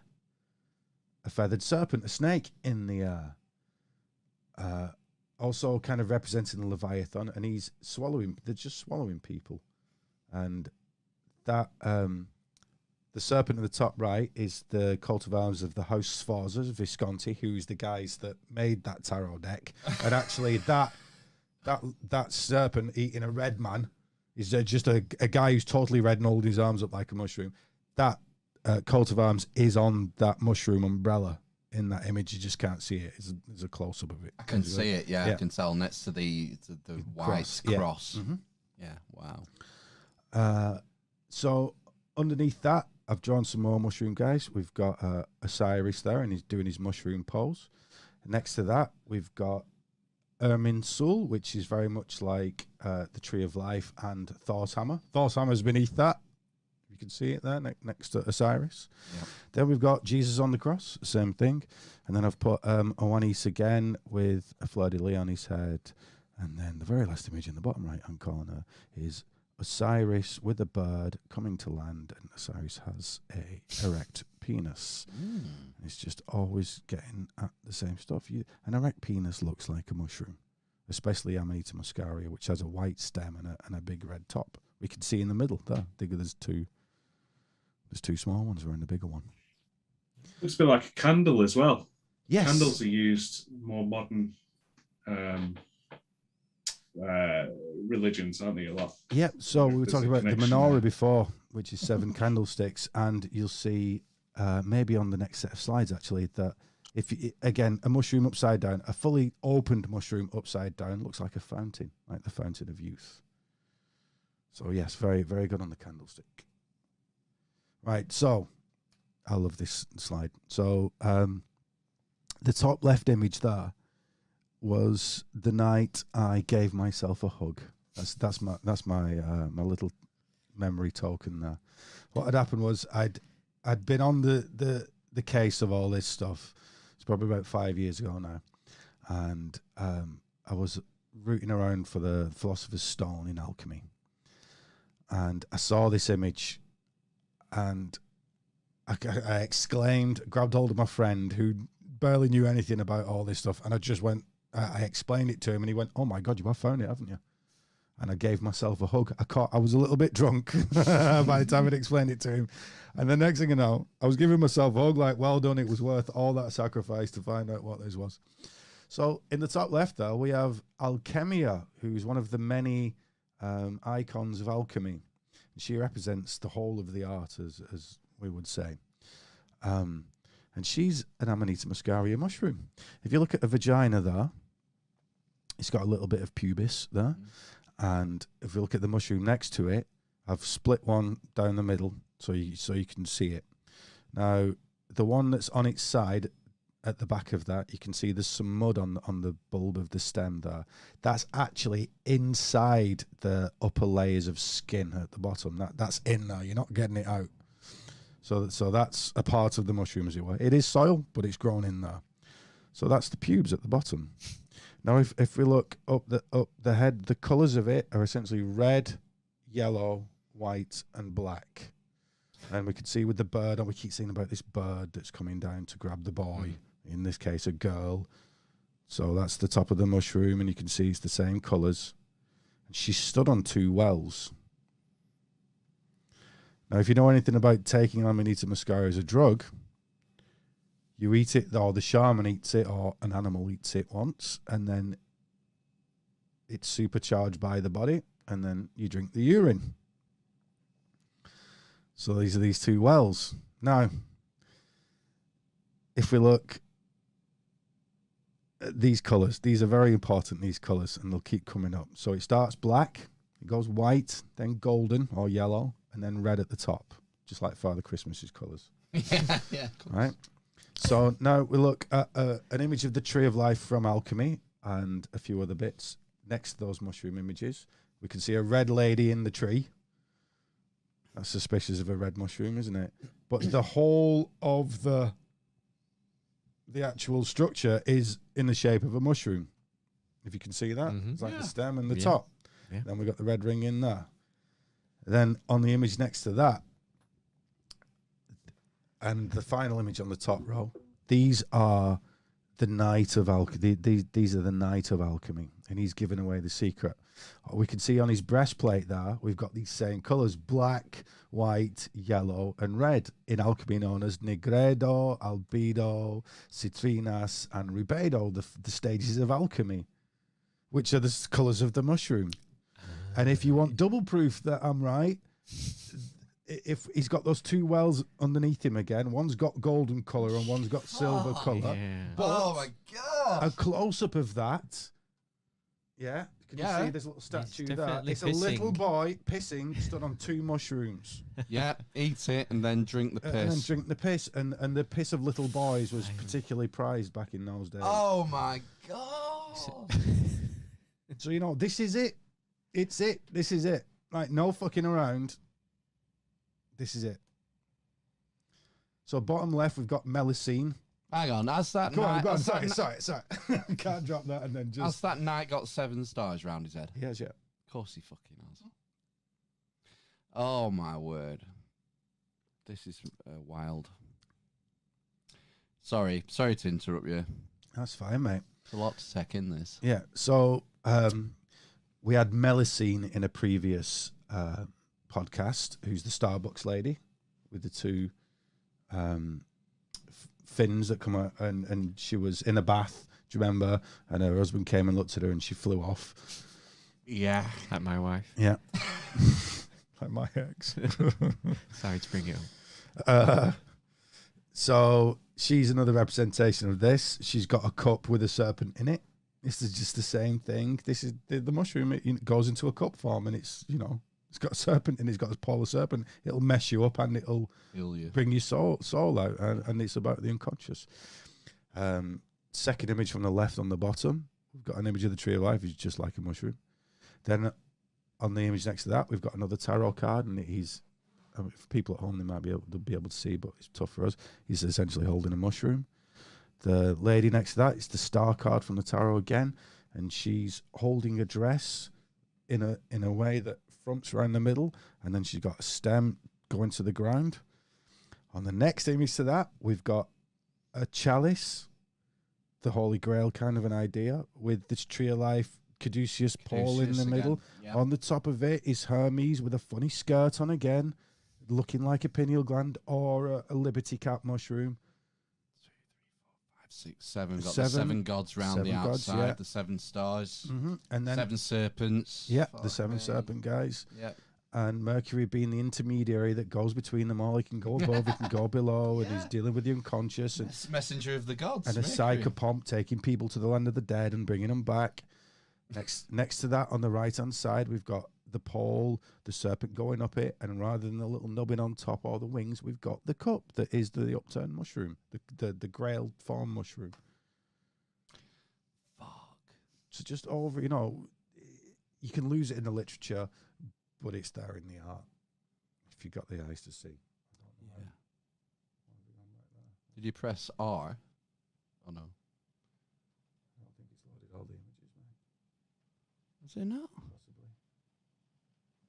Seems to be adding in one every so often, doesn't it? P's forward. Yeah. Oh, what?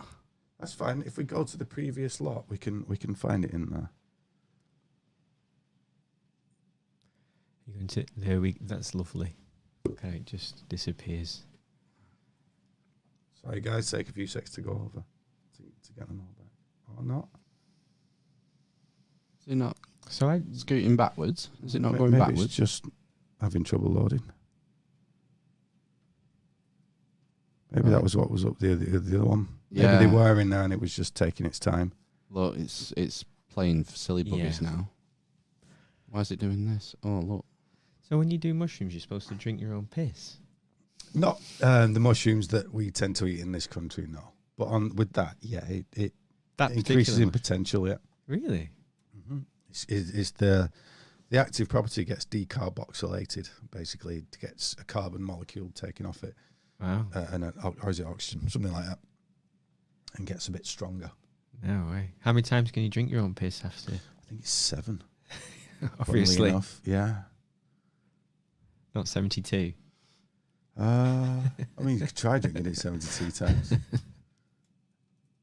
think you'd be thirsty after that, though. I don't know if it counts. It'd be quite salty, wouldn't it? Oh, sorry about this. It's gone funky. It has.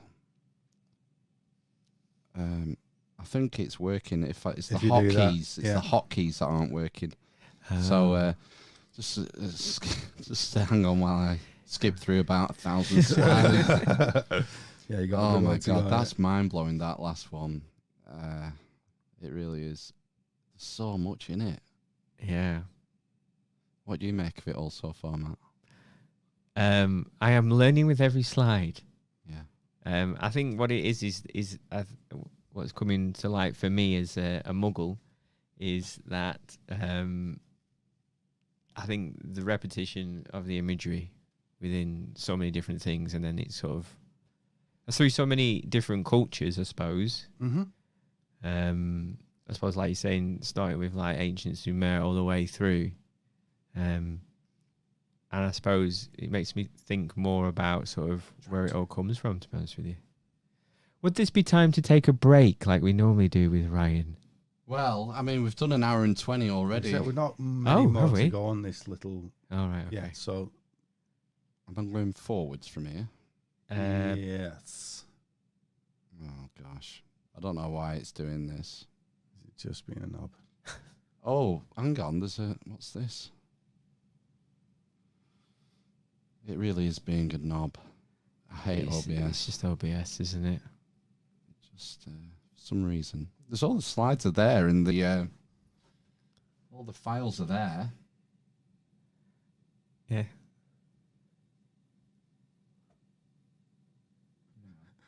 It's just technology. They don't want this information to come out right anymore. This is what We've gone to some lengths. Yeah, it's just too earth-shattering. Yeah. These software geeks, they can't be having this stuff coming out. Yeah, I think it's just taking its time, isn't it? Yeah.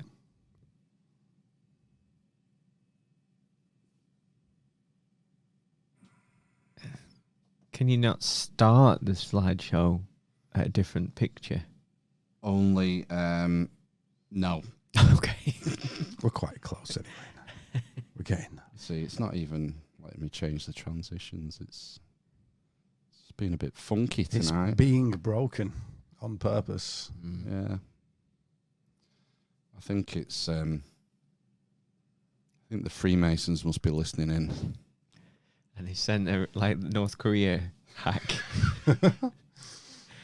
GCHQ. From the North Korean chapter. Yeah. And they're I think trying what to I'll do close us down. for next time, I should break these into like groups of 10. Do you think? Yeah. I think maybe that's what it is. It's just too much. Too many. Come on. Oh, come on, you bitch. Oh, we're so close.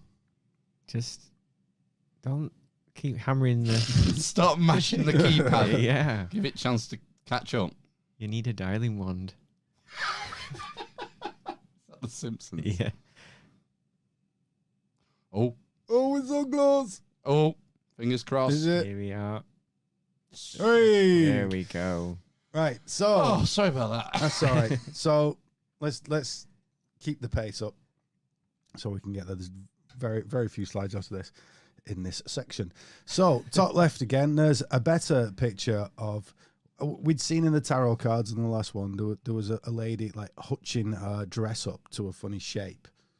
So there's Mercury on top of a pillar next to like an Adam and Eve character. Again, but this time coloured in brown, just straight up coloured in brown, like a Liberty Cat mushroom, which I've put for your convenience underneath that image. Mm. To the right of Mercury there, we've got an image of Dionysus doing the same thing. He's in the same shape. He's in the pillar. He is a pillar. He's got his dress bunched in the same way. And then to the right of that, we've got what's called the funeral bark of Osiris, which is the same shape again. It's this pillar with a mushroom on top that looks like a Liberty Cap mushroom. That was the bolt, was it? That he was. Yes. Yeah. It's still a bit obscure to me, that myth. It's odd. Yeah. It's very odd.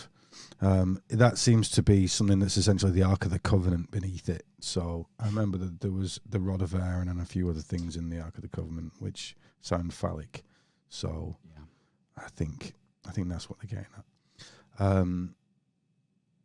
The measurements of the Ark of the Covenant are certainly coming up later. Oh, cool. Right, so next to that we've got Horus and Set. Set is Saturn in Egypt, the dark part of Saturn, and they are pulling two sides of a kind of a tree spine thing. If you can see it, they've got the foot on it. Mm-hmm. Yeah. And then there's a spine going up. It's like the hips, basically. And then there's a spine going up. That's actually the glyph for the lungs, but they are getting at a spine. I've actually put a spine on the image to the right of that to show you how much it looks like the spine. That is actually the glyph for the lungs, but they're not getting at the lungs. It's to do with this pumping idea. If we look underneath Horus and Set there's a big image of the churning of the Milky Ocean from the Rig Veda and the Mahabharata, which is just the same things. You've got 7 gods on one side, 7 demons on the other side, and they're churning away this central pillar with a serpent wrapped around the pillar. And out from the churning of this Milky Ocean come these things. One of them is a cow, for example. There's just lots of things, and you're supposed to ignore the things until you get to the last thing. It's this idea of it's the same thing as with the snakes, basically. You're kind of churning up your past, your Milky Ocean, your internal world, waiting for the serpents to come up and sorting them out, like we've been saying. Philosophizing them and psychologicalizing them. And again, we've got Adam and Eve around the tree with a snake and this mushroom thing. So, you know, it's always a brain and a spine, a penis, a mushroom, a snake. You know, it's all these things are getting mixed together. And as we said, a clusterfuck, but hopefully your brain will break just as you get it, and you get this wonderful enlightenment after your brain's broken. And that happens a few times when you try and get all this information. Oh, no, not again. Let's try that. Yeah. Oh no! Why is it done it again?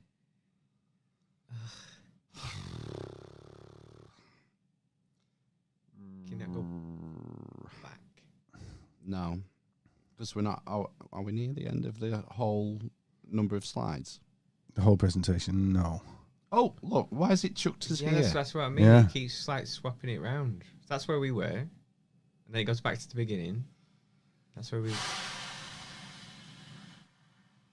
I don't know why it's doing this.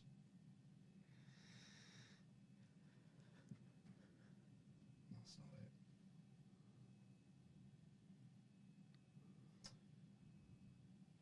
Pause.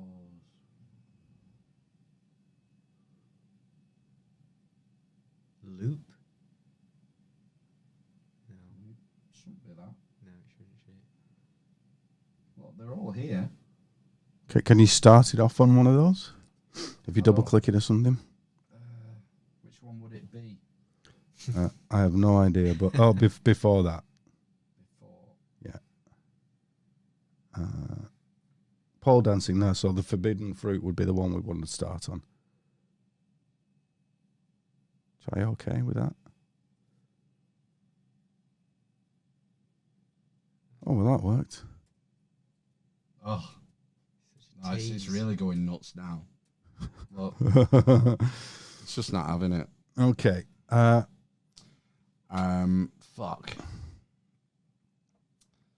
Why do we do this live? Maybe try that third one again, the image slide saw 3, see if you can get that to work with the up and down arrow keys, and if not, we can just abandon ship.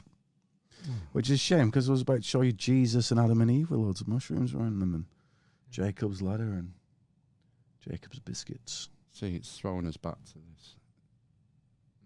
It's saying this is the end. Look, these buttons aren't working now. What if I press? What did you do before? Swarty. Hope you're enjoying this at home, folks.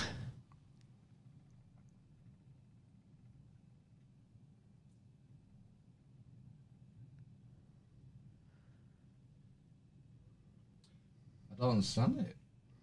No. It doesn't make no sense. It's computers. They just. I'm incredibly vexed.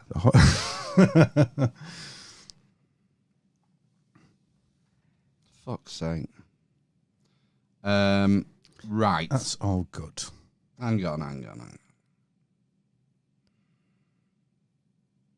Or maybe the actual computer's broken. It's just being really slow. Ba ba ba ba.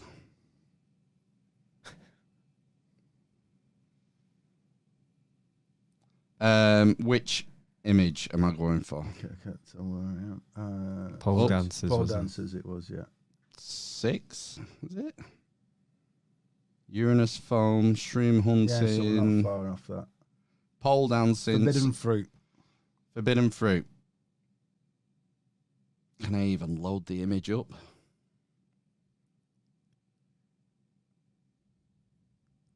This is the image. So Yeah. can the folk at home see it? In I'm that going manner? to sort that out now.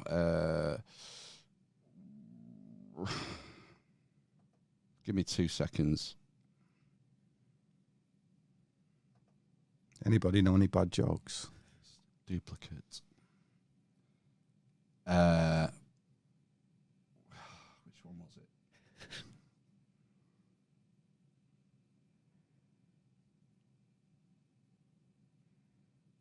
Window capture. Oh, God. Full screen? Is it that one? Oh, no. Hang on.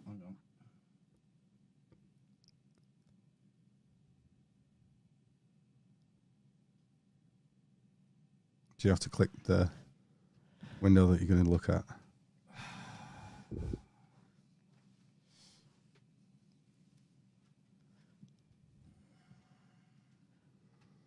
It's a dead good slide as well. Sorry if I just snotted on you then.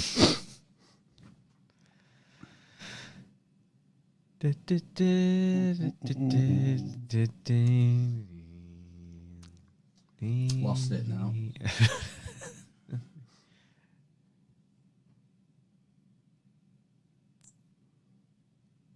If I shared my screen, would it ruin the whole thing? You could have it tiny, couldn't you? On your. I don't know.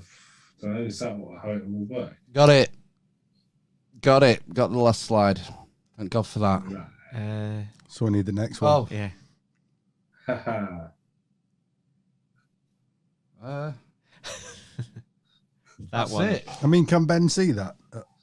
I Can't can see see what it. we see. Right.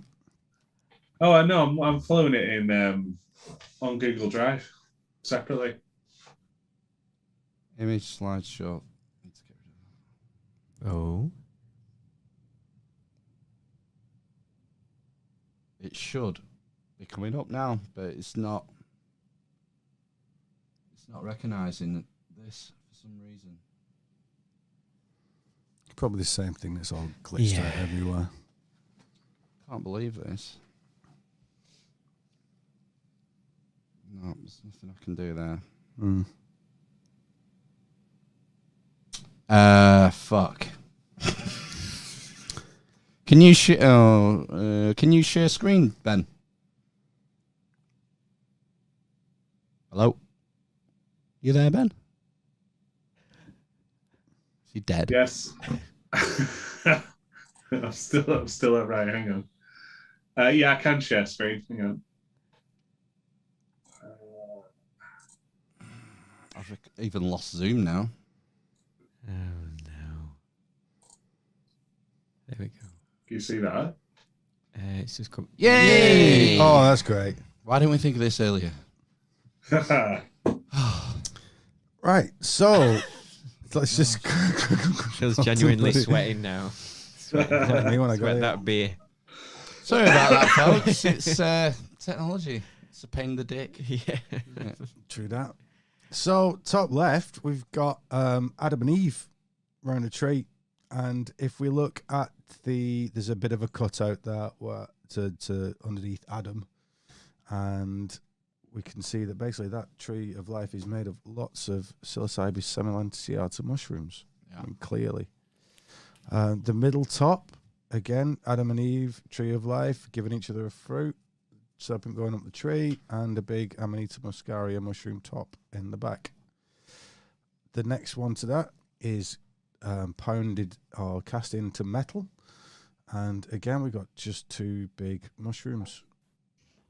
Not even any messing about. I've put in the top right-hand corner an image from the pillars at Rivington of the serpent with the apple, just to show that these themes are still present on the pillars that I've been looking at.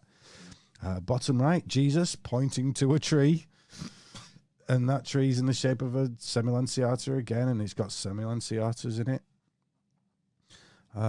Next to him on the left is a picture of Adam and Eve together, and it might be difficult for us guys to see, but even when I've looked on a phone at home, this is still visible. Yeah, they're just basically surrounded by mushrooms all around them. And then there's another Adam and Eve in the centre there, giving each other mushrooms from a mushroom tree, or another red and white mushroom tree. Sometimes you hear people say, pass this off as if it was, medieval people just drew trees in this stylized way, and it is true to some extent, but they don't draw trees like that. They just don't. Those are very organic, a lot. The one on the top left are so psychedelically drawn. They almost look like flesh. And having looked at so many medieval images in my time, they don't all look like mushrooms. A lot of them, yes, they are stylistically drawn, but not in the form of mushrooms. They just look funny. So there you go, a rapid one. Could you load up the next image, possibly, Ben? So here we have of Jesus himself as the mushroom. Top left, clearly in a mushroom. I've put a mushroom underneath him just to show you that he's in a mushroom. Then the image on the top row, second from the left, we've got Jesus on top, stretching out his arms with his 12 disciples. And then under that is just literally a mushroom now. He's a big brown mushroom. Oh, is that the same picture? Yeah, it's the same image. So that someone drew that as it's shown on the screen with the top image. Right, That's a weird thing to draw, isn't it? Because Jesus is the mushroom. If you know Jesus is the mushroom, it's not that weird. It's this experience, isn't it, of cleaning yourself out and this death rebirth thing. So next to that, we've got Jesus with his arms out and above 4 different kinds of magic mushrooms.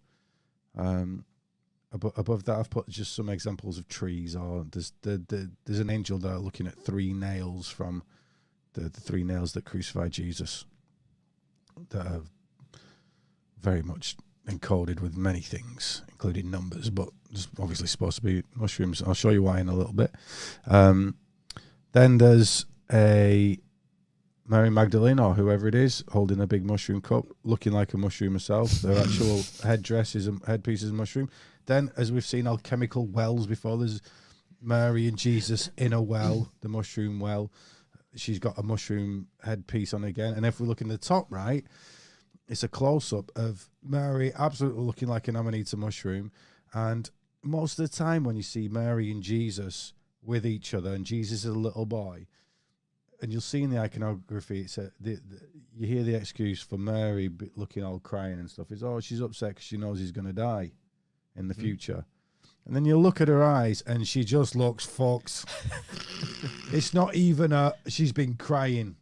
You can see the difference. She looks wrecked. And I mean, look at her eyes there. She just looks star-spangled mangled. She does look pretty wrecked. She looks wrecked. And in most of them, she looks wrecked. In a lot of them, Jesus has got a fly and he'll have a little skirt on above his leg. And then on his leg is a fly. Yeah. Because another name for Amanita muscaria is fly agaric. Oh. So underneath that, we've got underneath Mary there, we've got an image of lots of mushrooms growing out the ground when Jesus is stood above them.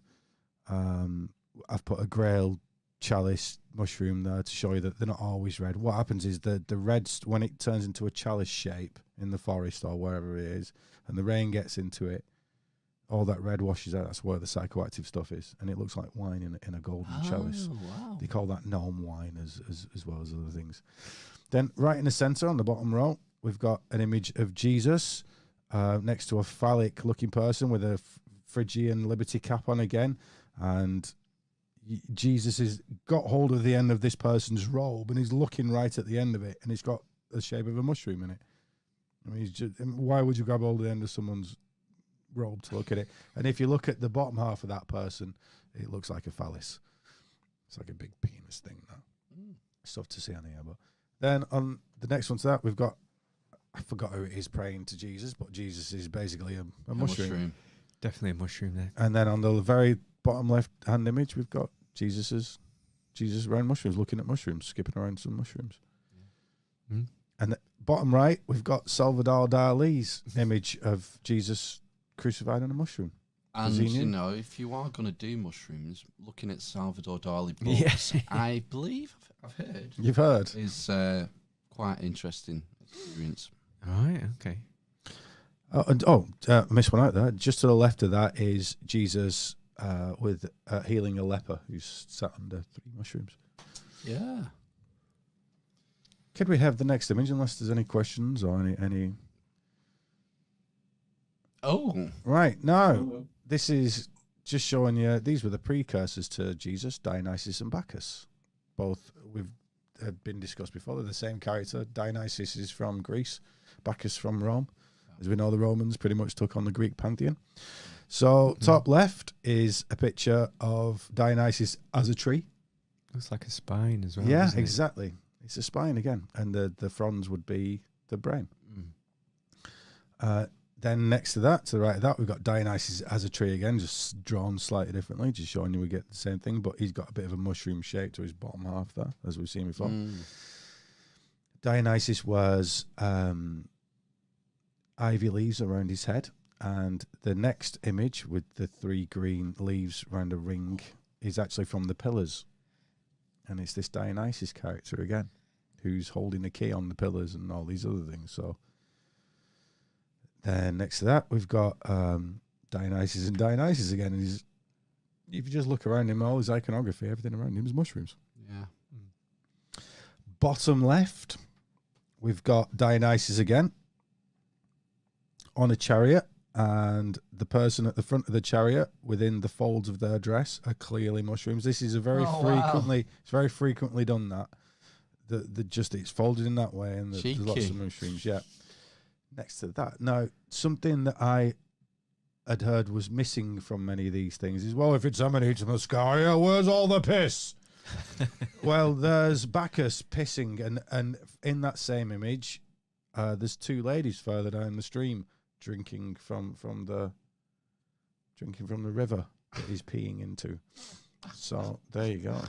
Oh man! I think even Jesus said, "Those that drink and drink again will know eternal life." Next to Bacchus having a pee there, we've got Bacchus clearly in the shape of a mushroom. He's got a little white bit at the bottom of his legs, and then a mushroom shape where he's sat, and he's in a very strange position. Next to that, we got Bacchus again holding a mushroom cup. It's just a cup in the shape of a mushroom. And we got Bacchus again, Dionysus, this time, on the bottom right hand image, doing a mushroom pose again with his red cape, and it's just over and over and over and over again. Yeah, this guy looks photoshopped in, like he's a modern face. Well, it's very well drawn, that image. Yeah, well, Yeah, it's good. A lot of these guys are so well practiced, didn't have anything else to do, and were part of these amazing schools. And as soon as the paint itself was good enough to paint like that, they were doing it. Wow. We're nearly done here. So next one, please. Okay, this is Jacob's ladder. The ladder is the 7 planets going up to the celestial place where the pole star is, and this androgynous god of the forces. So Jacob basically is the same guy that was going to kill his son, or he wrestled with God. That's right. He wrestled with God, and then after he's done that, he's fallen asleep on a stone. And if we see if we look in the bottom left, everybody at home, it's a bit tough for us to see here, but there's lots of images of him asleep, and on each one of them, he's got a bottle next to him, a red bottle, on every single one. Wow. As if he's been at it and fallen asleep on a rock. He sees angels going up and down to heaven, up this ladder, which I'm telling you is the spine, and is also the planets, the row of planets. And when he wakes up, he goes, oh, flipping heck, I just saw God then. I'll call this rock that I put my head on pineal. I'll call this place pineal, as in the pineal gland. Yeah. And then if we look at the top row middle image, we can just see he's asleep. There's loads of mushrooms everywhere. There's loads of mushrooms on all these, basically. Mushrooms everywhere. And in the top right, we got a pine cone, pineal, is where the pineal. Then we've got an actual drawing of a pineal gland. And then underneath that, we've got a pine cone with two serpents around it and a PX in the middle. Underneath that, we've got some images from the east. So there's this, this same kind of Kundalini chi force idea. That's just it's showing 33 steps, like Jesus, 33 years old, 33 vertebrae up the spine. Again, there's the spine next to it, and then you've got a Chinese representation of one of those big long Chinese towers, which, when you think about it, do look like spines, and often they have dragons curled up the outside of them. Yeah. To be ornamental. I'm speeding this up because certain people are getting more and more hungover. I can see you actually tearing up now. So I think this next image is nearly the last. Please, Ben.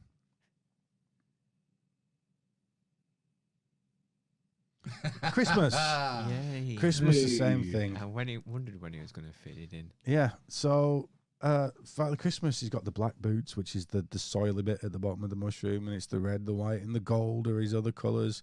He lives at the North Pole, like Saturn lives at the North Pole. He's this shamanic guy, picks up the mushrooms. He's got his flying reindeer, fly agaric mushroom. It's the trees. Bring it in. It's dyed. It's the 25th of December. Everything about Christmas, the presents at the bottom of the tree, red and white. The first ornaments on Christmas trees were red and white mushrooms. There's a set of the very first ones were, yeah. The cards there are Victorian Christmas New Year cards that are just covered in the mushroom. The North, when you think of, if it was a cartoon and there was a picture of the North Pole, it's red and white stripes. Yeah. Mushroom again. Male and female combined together. Red king, white queen from alchemy. The mushroom is the red king and the white queen. A king's crown. Think of a king's crown. That red fluffy pillow with white dots on it. Yeah. Oh, yeah. Goes on the head as well. Yeah. It's just nuts, isn't it? Yeah. And most crowns have 7 peaks on top as well.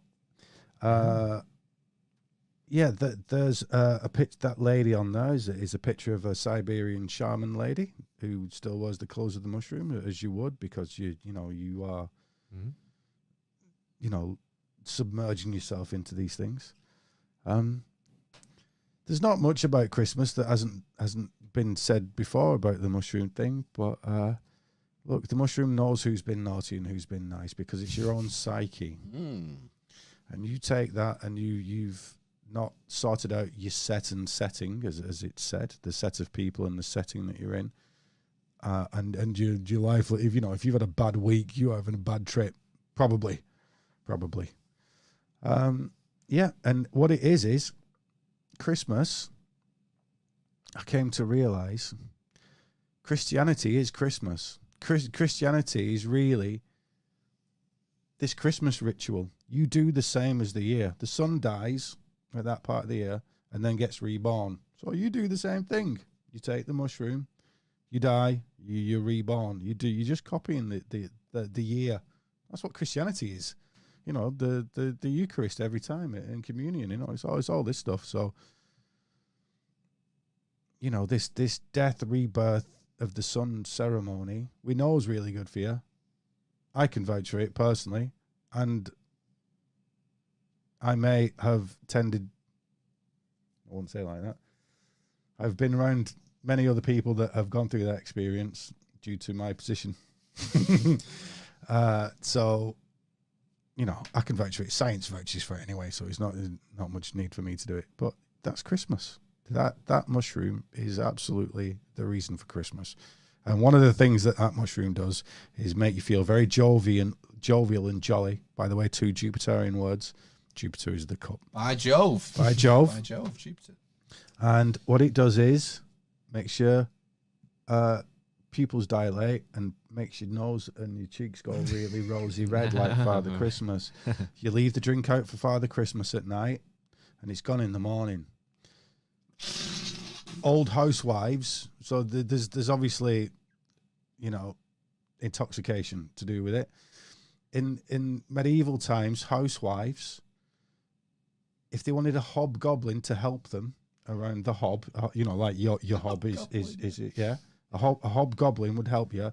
You'd leave it out something overnight with a dish of milk, and if the milk was gone, like with the whiskey's gone, then the hobgoblin would come and help you clean your hob the day after. And what it is if you soak one of those mushrooms in milk, especially if it's soured milk, that decarboxylates it and gets all the goodness working.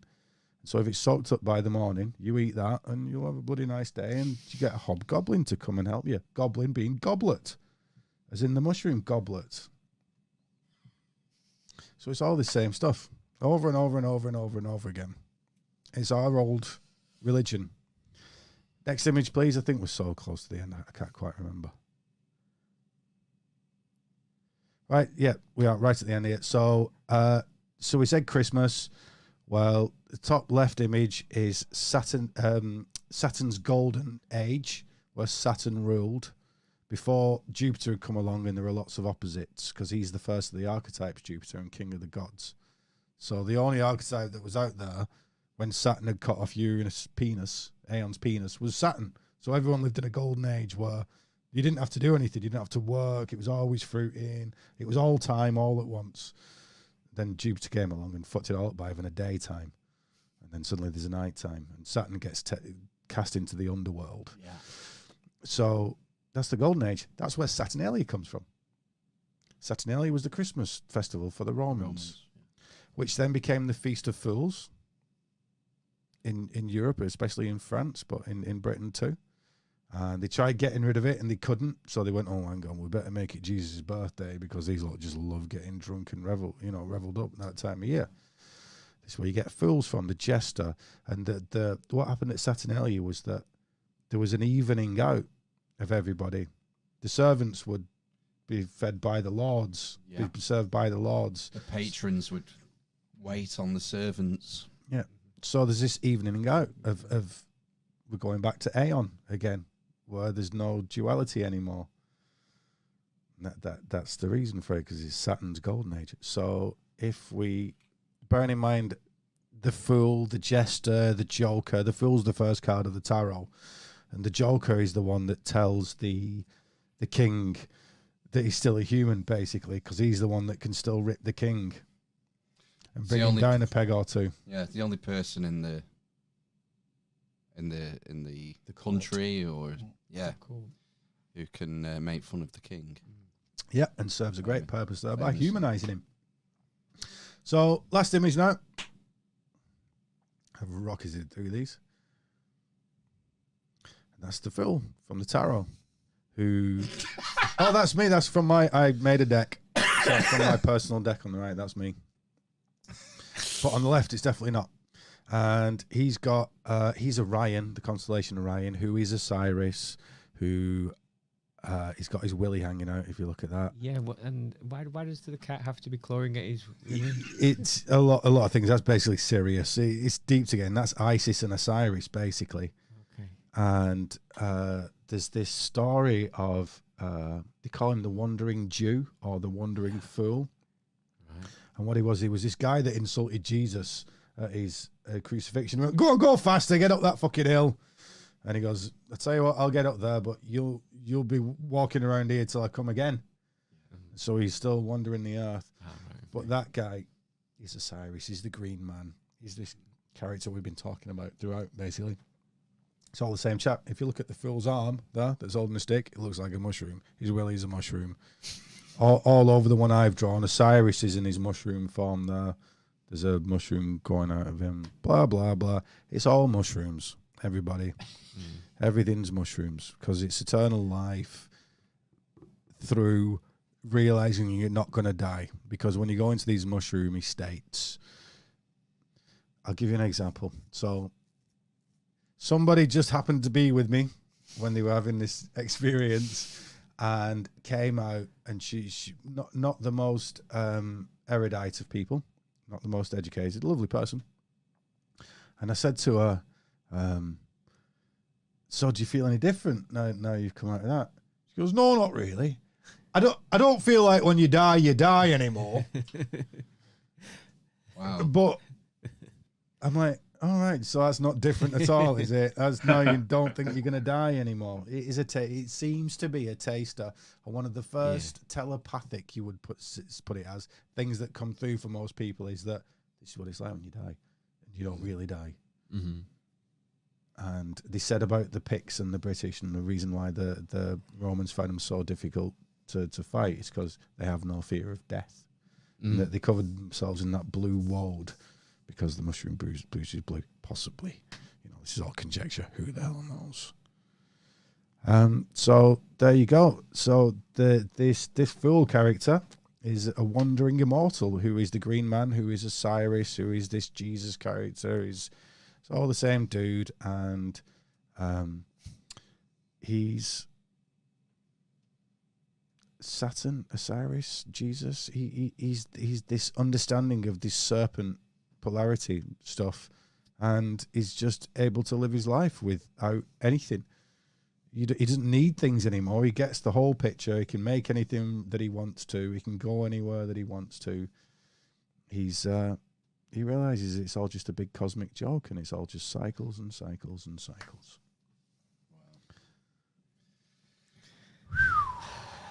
Wowzers. Wow. Cheers. And can I say that obviously there's one more left after this, and you're gonna love that one. Love it. So it's totally fine tuned for your. Really? Oh, that's you're a tease. You're a tease. I like the way you've got the Osiris there with the relation, the Orion's belt and the three pyramids. Mm-hmm. Like a bit like the work of Robert Bourval. Yes. Yeah, this is really interesting. We're gonna have to go. It's like I'm gonna have to watch this again. Yeah. And I'm gonna have to cut out all the fat honor in the middle. Yeah. It's going to take you Is a there long time. is there another slide, Ryan, or is that the end? So what is the next slide? Just to have a look. Sneak preview. What have we got next? Yeah, that'll do for now. I'm just showing you there's lots of More rock. mushroom teas on our pillars, basically, and lots of mushroom things and fishes and Saturn symbols. And I'm just reiterating some of that stuff. Plus, there's a mystery there that the Saturn on our pillars sticks his tongue out. Ooh. God doesn't often stick his tongue out. I've not quite figured it out yet. I'm hoping to put a call out to your audience, and anyone can have a guess why God would be sticking his tongue out. I don't know. I don't know. Answers on a postcard, eavesdroppers.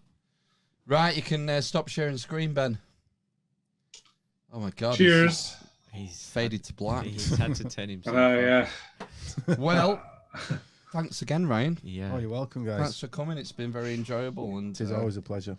yeah, I'm looking forward to the next section. I guess probably in the new year we'll come back and carry on. You're looking forward to bed. That's what you're looking for. Yeah, I am. Yeah. Right, we're going to sign off. We're going to rifle through some housekeeping very quickly. Okay. And I've got some funny stuff to do. Oh. Which needs doing. Because there's been so much depressing shit happening in the last few weeks, haven't there? These fuckers trying to get us back into...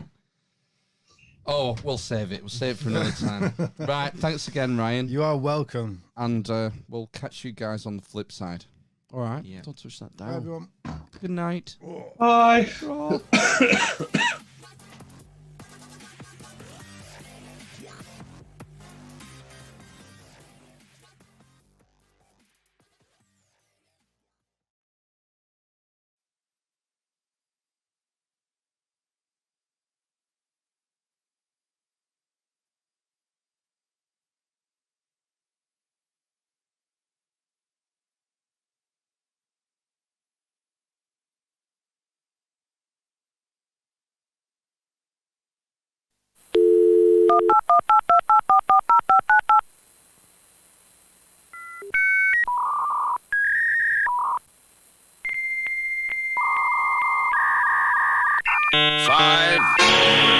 4, 3, 2, 1.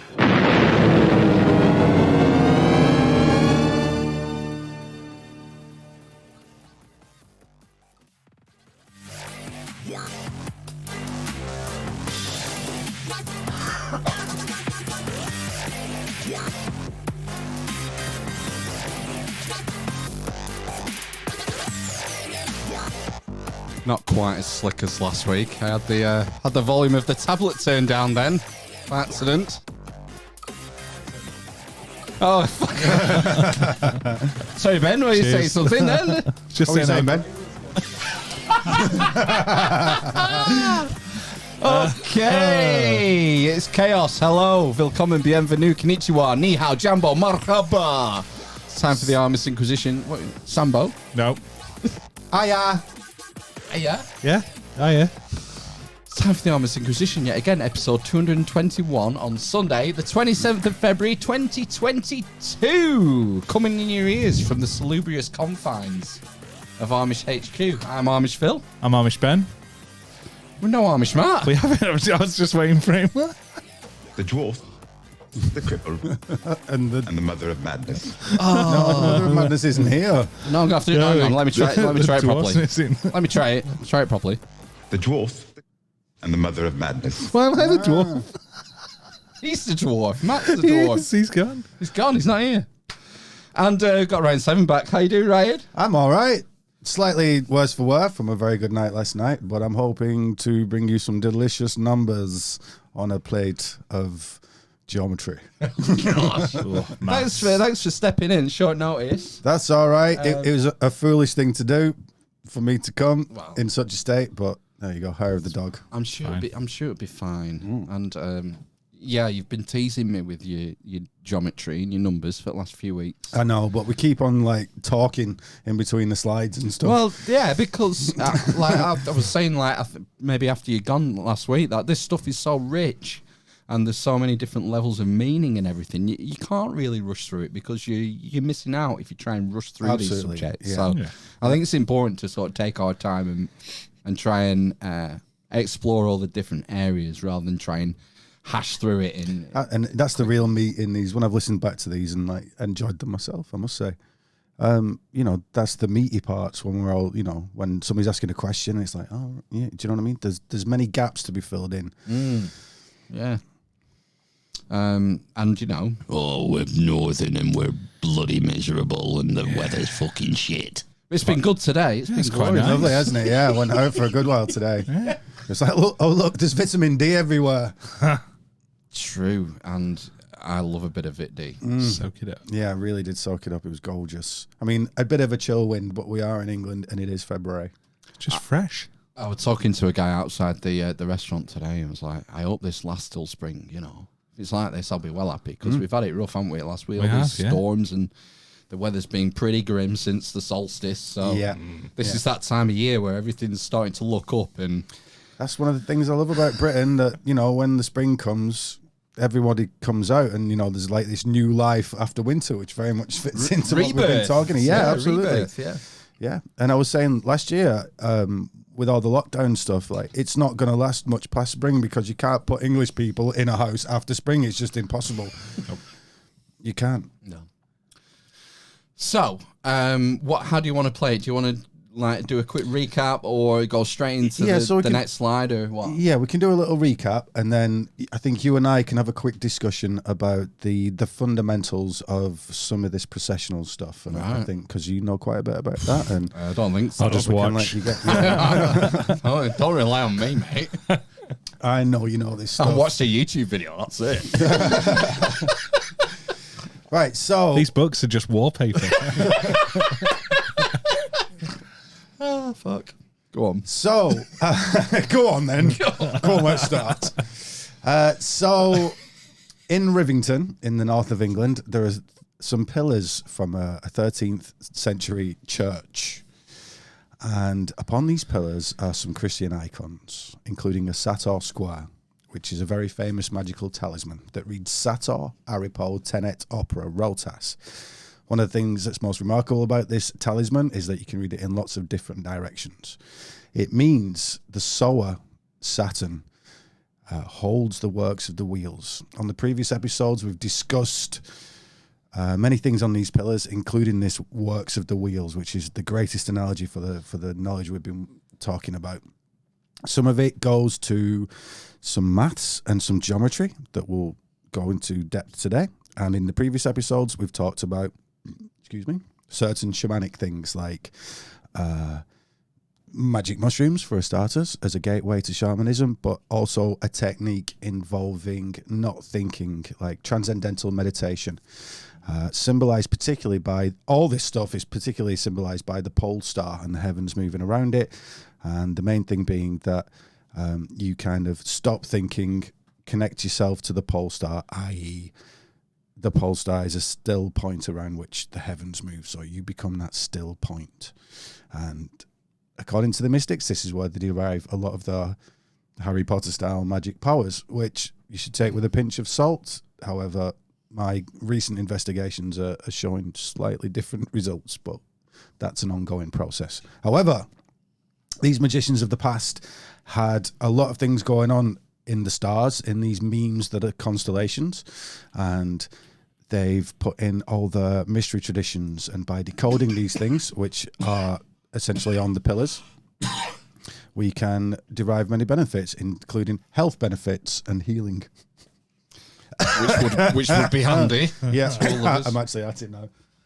No, it's these vape things. I do like them, but if you're not using them all the time, they really dry out my throat. Do they? And tickle me. Yeah, I like the the big chunky ones. They're lovely. They're wet. Too wet. Wetter on the throat. Yes. So we've traced this symbolism from these pillars, indeed from the modern time, and in the last episode we traced it back as far as Göbekli Tepe when we looked at the famous vulture pillar, which had on the vulture as Cygnus the swan, which is a shamanic emblem. You'll know that emblem from the ugly duckling not being a duckling at all, but being ugly, and then transforming, metamorphosing into this swan, which is exactly the same myth as is on that constellation of the Cygnus. Next to that, we saw a ball next to the vulture on this pillar, and beneath that, a headless shaman figure. Yeah. The ball being his head and the pole star, and around that was the leg of a bull, which is basically the plough. So we've pulled all these things together. So aside from all this shamanic stuff, this spiritual reconnection stuff, these guys have a kind of perfected calendar. Now, obviously, we have a calendar of 365 days a year. Right. But what they did was have this sacred calendar, which was 360 and 5 days. 360 being a perfect circle to us in degrees. You could have a circle of 365 degrees, but there's a reason there's 360 degrees. And just as is the point of the pillars, which has the god Saturn on them, and this god that's in this Sator square is Saturn. He's the god of time. He's a time lord. So now this maths that we're going to start to understand is all about time, harmonics, music, and many other absolutely fascinating things which are encompassed in places like Stonehenge, the pyramid. And if we get far enough in this episode, which I'm hoping we will, we'll get onto some of my personal discoveries, which is a pattern. A sacred geometry pattern which binds all of these things together. And although other people I came to find out had found sections of this pattern, what they didn't have was skills in Photoshop, and they were able to put this pattern in lots of different mystical places and realize just who was using this pattern and just how far back this thing goes. It goes back if I'm correct, it goes back a frightening distance, and that is 60s. Yeah, I mean, they were pretty frightening in the 60s. All those blouses everywhere. Yeah, the 60s. Beware. So, we might as well get into the slides unless you have anything to add. No, sorry, not the slides. Let's talk about precession. Oh, so right. I think Phil would be a good person to start with the actual. What's the foundations of precession, Phil? What is the thing? What is precession? If you could sum it up. It's something to do with like the wobble of the Earth on its axis. And what's interesting about precession is how slowly it's like most people think of the motions of the Earth. We have the rotation once every 24 hours. The day. And then we have the orbit. So we orbit around the sun once every 365 and a quarter, just shy of a quarter, I think. Day. The year. But we also have this third motion, and it's to do with the wobble. And it's like if you imagine a line going from the North Pole to the South Pole, that's the Earth, and you've got a line here. Well, the Earth is actually slightly off kilter like that, 23.5 degrees, something like that. On average. And it's really hard to, like a ruler would be a good way of explaining it, to demonstrate it. But our Earth has this other motion, and it's like this. Yeah. It's like a spinning top. So it's drawing circles in one direction at the top and the other, clockwise on one pole and counterclockwise on the other. One might say a wheel. Yeah. Yeah, a wheel in the sky, basically. Yeah, if you imagine the line of the North to South Pole carrying on above the Earth, it would draw a circle in the heavens. But what's interesting is this motion is so slow. 1 degree of precession takes about 72 years. Right, okay. About the length of a human life, coincidentally, or not. Or not. And it seems that from like what we've seen from ancient megalithic architecture, that people thousands of years ago were well aware of this movement. And it begs the question, how on earth could they be aware of this movement, which is so slow? You know, a full cycle of precession is 25,920 years? Mm-hmm. Roughly. 360 times 72. And this is where we get our ages. You know, they say the age of Aquarius. Yeah. So Times people, was that? Yeah. If you break the long count, it's sometimes called this 25,920 year cycle. If you divide that into 12, like a zodiac, then an age of Pisces lasts 2,160 years. 2160. Make a mental note of all these numbers, because these numbers are important. 72, 216, 360, or 36. The zeros really don't matter. 432, 25920, all divisible by 9. Oh, okay. All add up to 9 when you add all the digits together. Integers, yeah. So 25920 adds up to 18. 1 and 8 is 9. Called digital routing. Digital routing, yeah. 432, 4 plus 3 plus 2 is 9.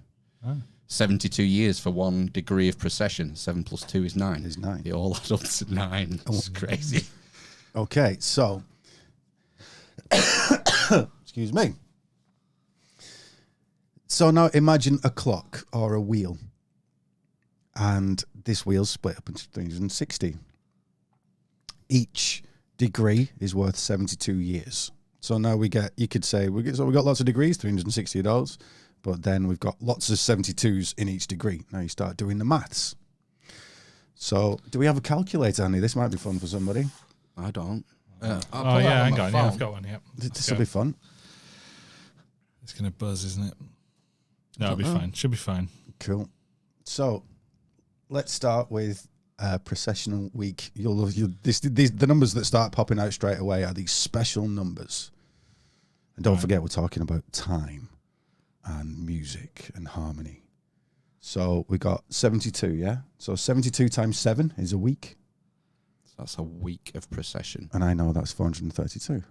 I might have put it wrong. I hope I know it's 432. 72 times 7? Yeah.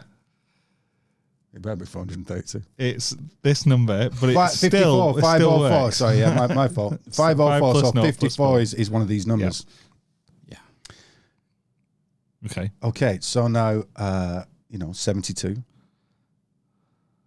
Yep. Times 30. So that would be a month of procession. Yes. 2160. Mm-hmm. 2160. which is a precessional month. So the age of Aquarius will last 2,160 years, as the age of Pisces has lasted 2,160 years. So now you can say, well, what's 6 months? Or a third of a year? Or you take your pick. Come on, let's do 6 months. So There's 72 times 180. 12,960. okay, there you go. What are these numbers? You can double that and get 25,920. Is it all because they're multiples of 9 anyway? So we'll see some stuff about this. It's very mystical, 9, and it's to do with the decimal system.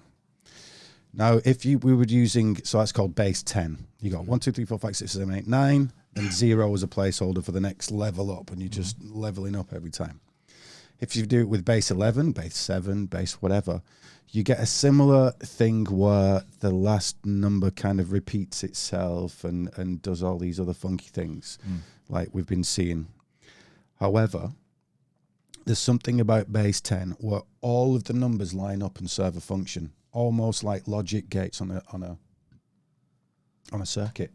Right. And it's strange to say the least. And the fact that so many people, like the Sumerians, time and all these numbers come from the Sumerians, or probably way before that, but we know it from the Sumerians and Babylonians. Because they wrote it down. Yeah. And basically, all this stuff is in base 10, but they're counting in 12s because they realized there was something about base 10, but they're counting in 12s because it's easier. 12, 24, 12, 6, 3. It's just easier to multiply and divide. And if you're doing it 10, you got 10, 5. Oh, what am I going to go? I can't half that again. So the use of 3s, 6s, 12s, base 60 basically is because of a number. There's one number that's really important to the Sumerians, and it's the reason why it's on base 60, and that number is 5040. That number you just pulled up. 5040. Yeah, 5040. Yeah. And that's because it's ultra harmonic, really divisible, and that's kind of when you get to that scale of number, it's divisible by so many other numbers. It's got so many other factors in it. It's like this magical number. And 5040 adds up to 9. I was going to ask if people used base 10 because they had like 10 fingers. digits to Yeah, but count then them. there's something about that, isn't there? Yeah, well, We're talking about universal harmonies and things like that. Man is the measure of all things, as they say, and it turns out all these measurements, as we'll see, this all gets into golden ratio and things like that. So we are golden ratio. We are Vitruvian man. Exactly. Vitruvian totally fits into that pattern that I'm foot talking about is before. a foot. a foot is also, I think, the length between your ankle, Yeah, and your wrist and your wrist elbow. You yeah. cankle and Well, and L is an old name for Saturn. This limit guy, who's, if you think about it, he's the measurements. He's your L. Oh, hang on. L is an old name for Saturn. Because L is an old name for God in the sort of Hebrew tradition. That's the point, Elohim, isn't it? This the whole point in all these presentations. That God, his name's obvious. That God's sometimes called El, or Elohim means gods and goddesses, which is a reference to Saturn being the king of all the planets. That's what that is. But yeah, like Elites, elevator, the elites. These L words are all the top guys, the kings, the hidden ones. So I've lost my track for the first time since the very first episode. We were just talking about 54, procession and the numbers, the importance of the numbers. What you find is that these same numbers keep coming up, whether it's 1080 or 1216, is Well, it? let's do 1080, 2160. What's 1080 to you guys? In TV, normal life? man. TV, exactly. 2160 Oh, is no, 4K. I was going to go snowboarding, but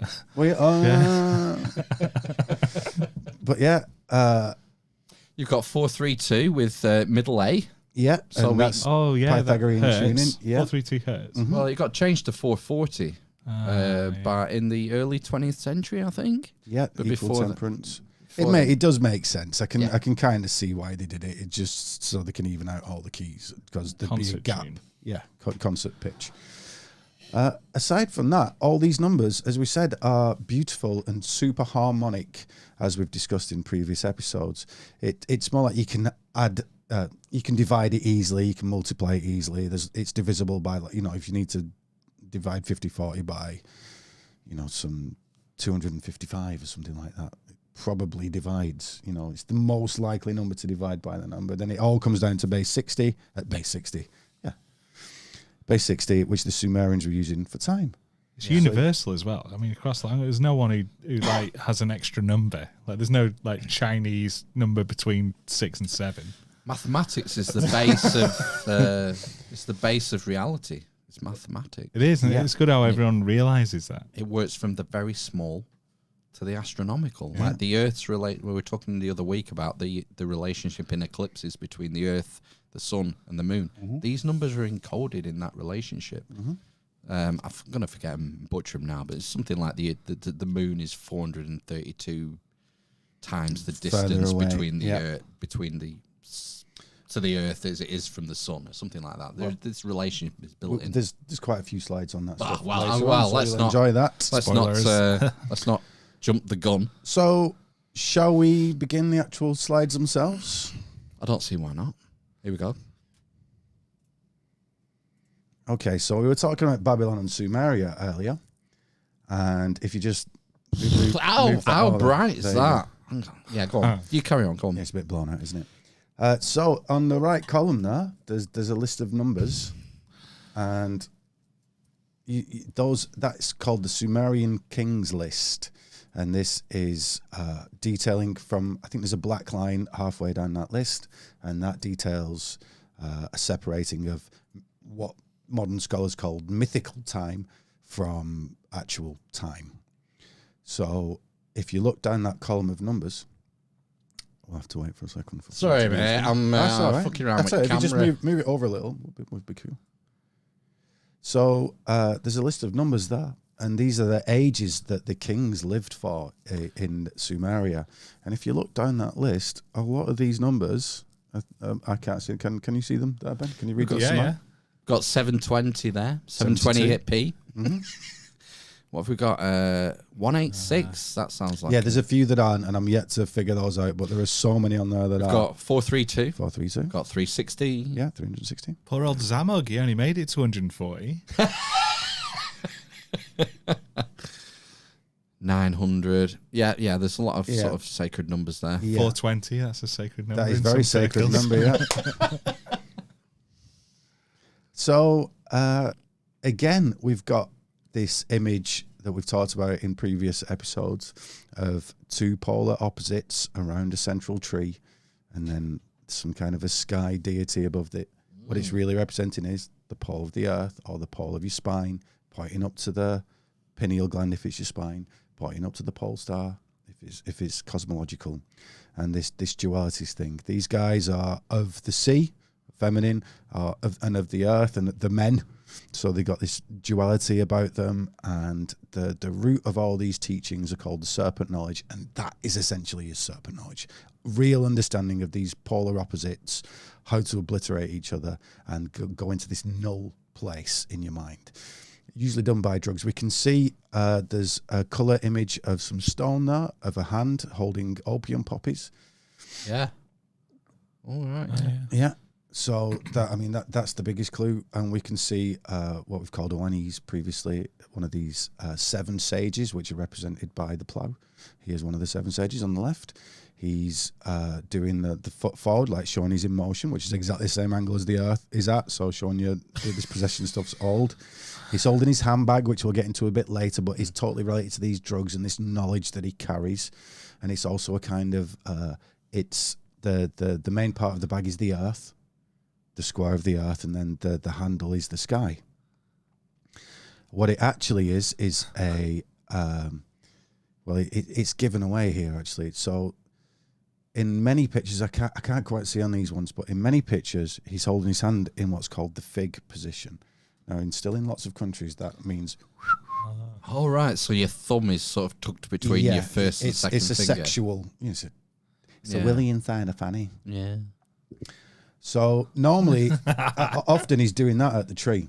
Right. Now, if that often is a fig tree in inverted commas, all these things being symbolic, whether you've heard of a fig tree that's just Adam and Eve, the fig leaf. The fig leaf.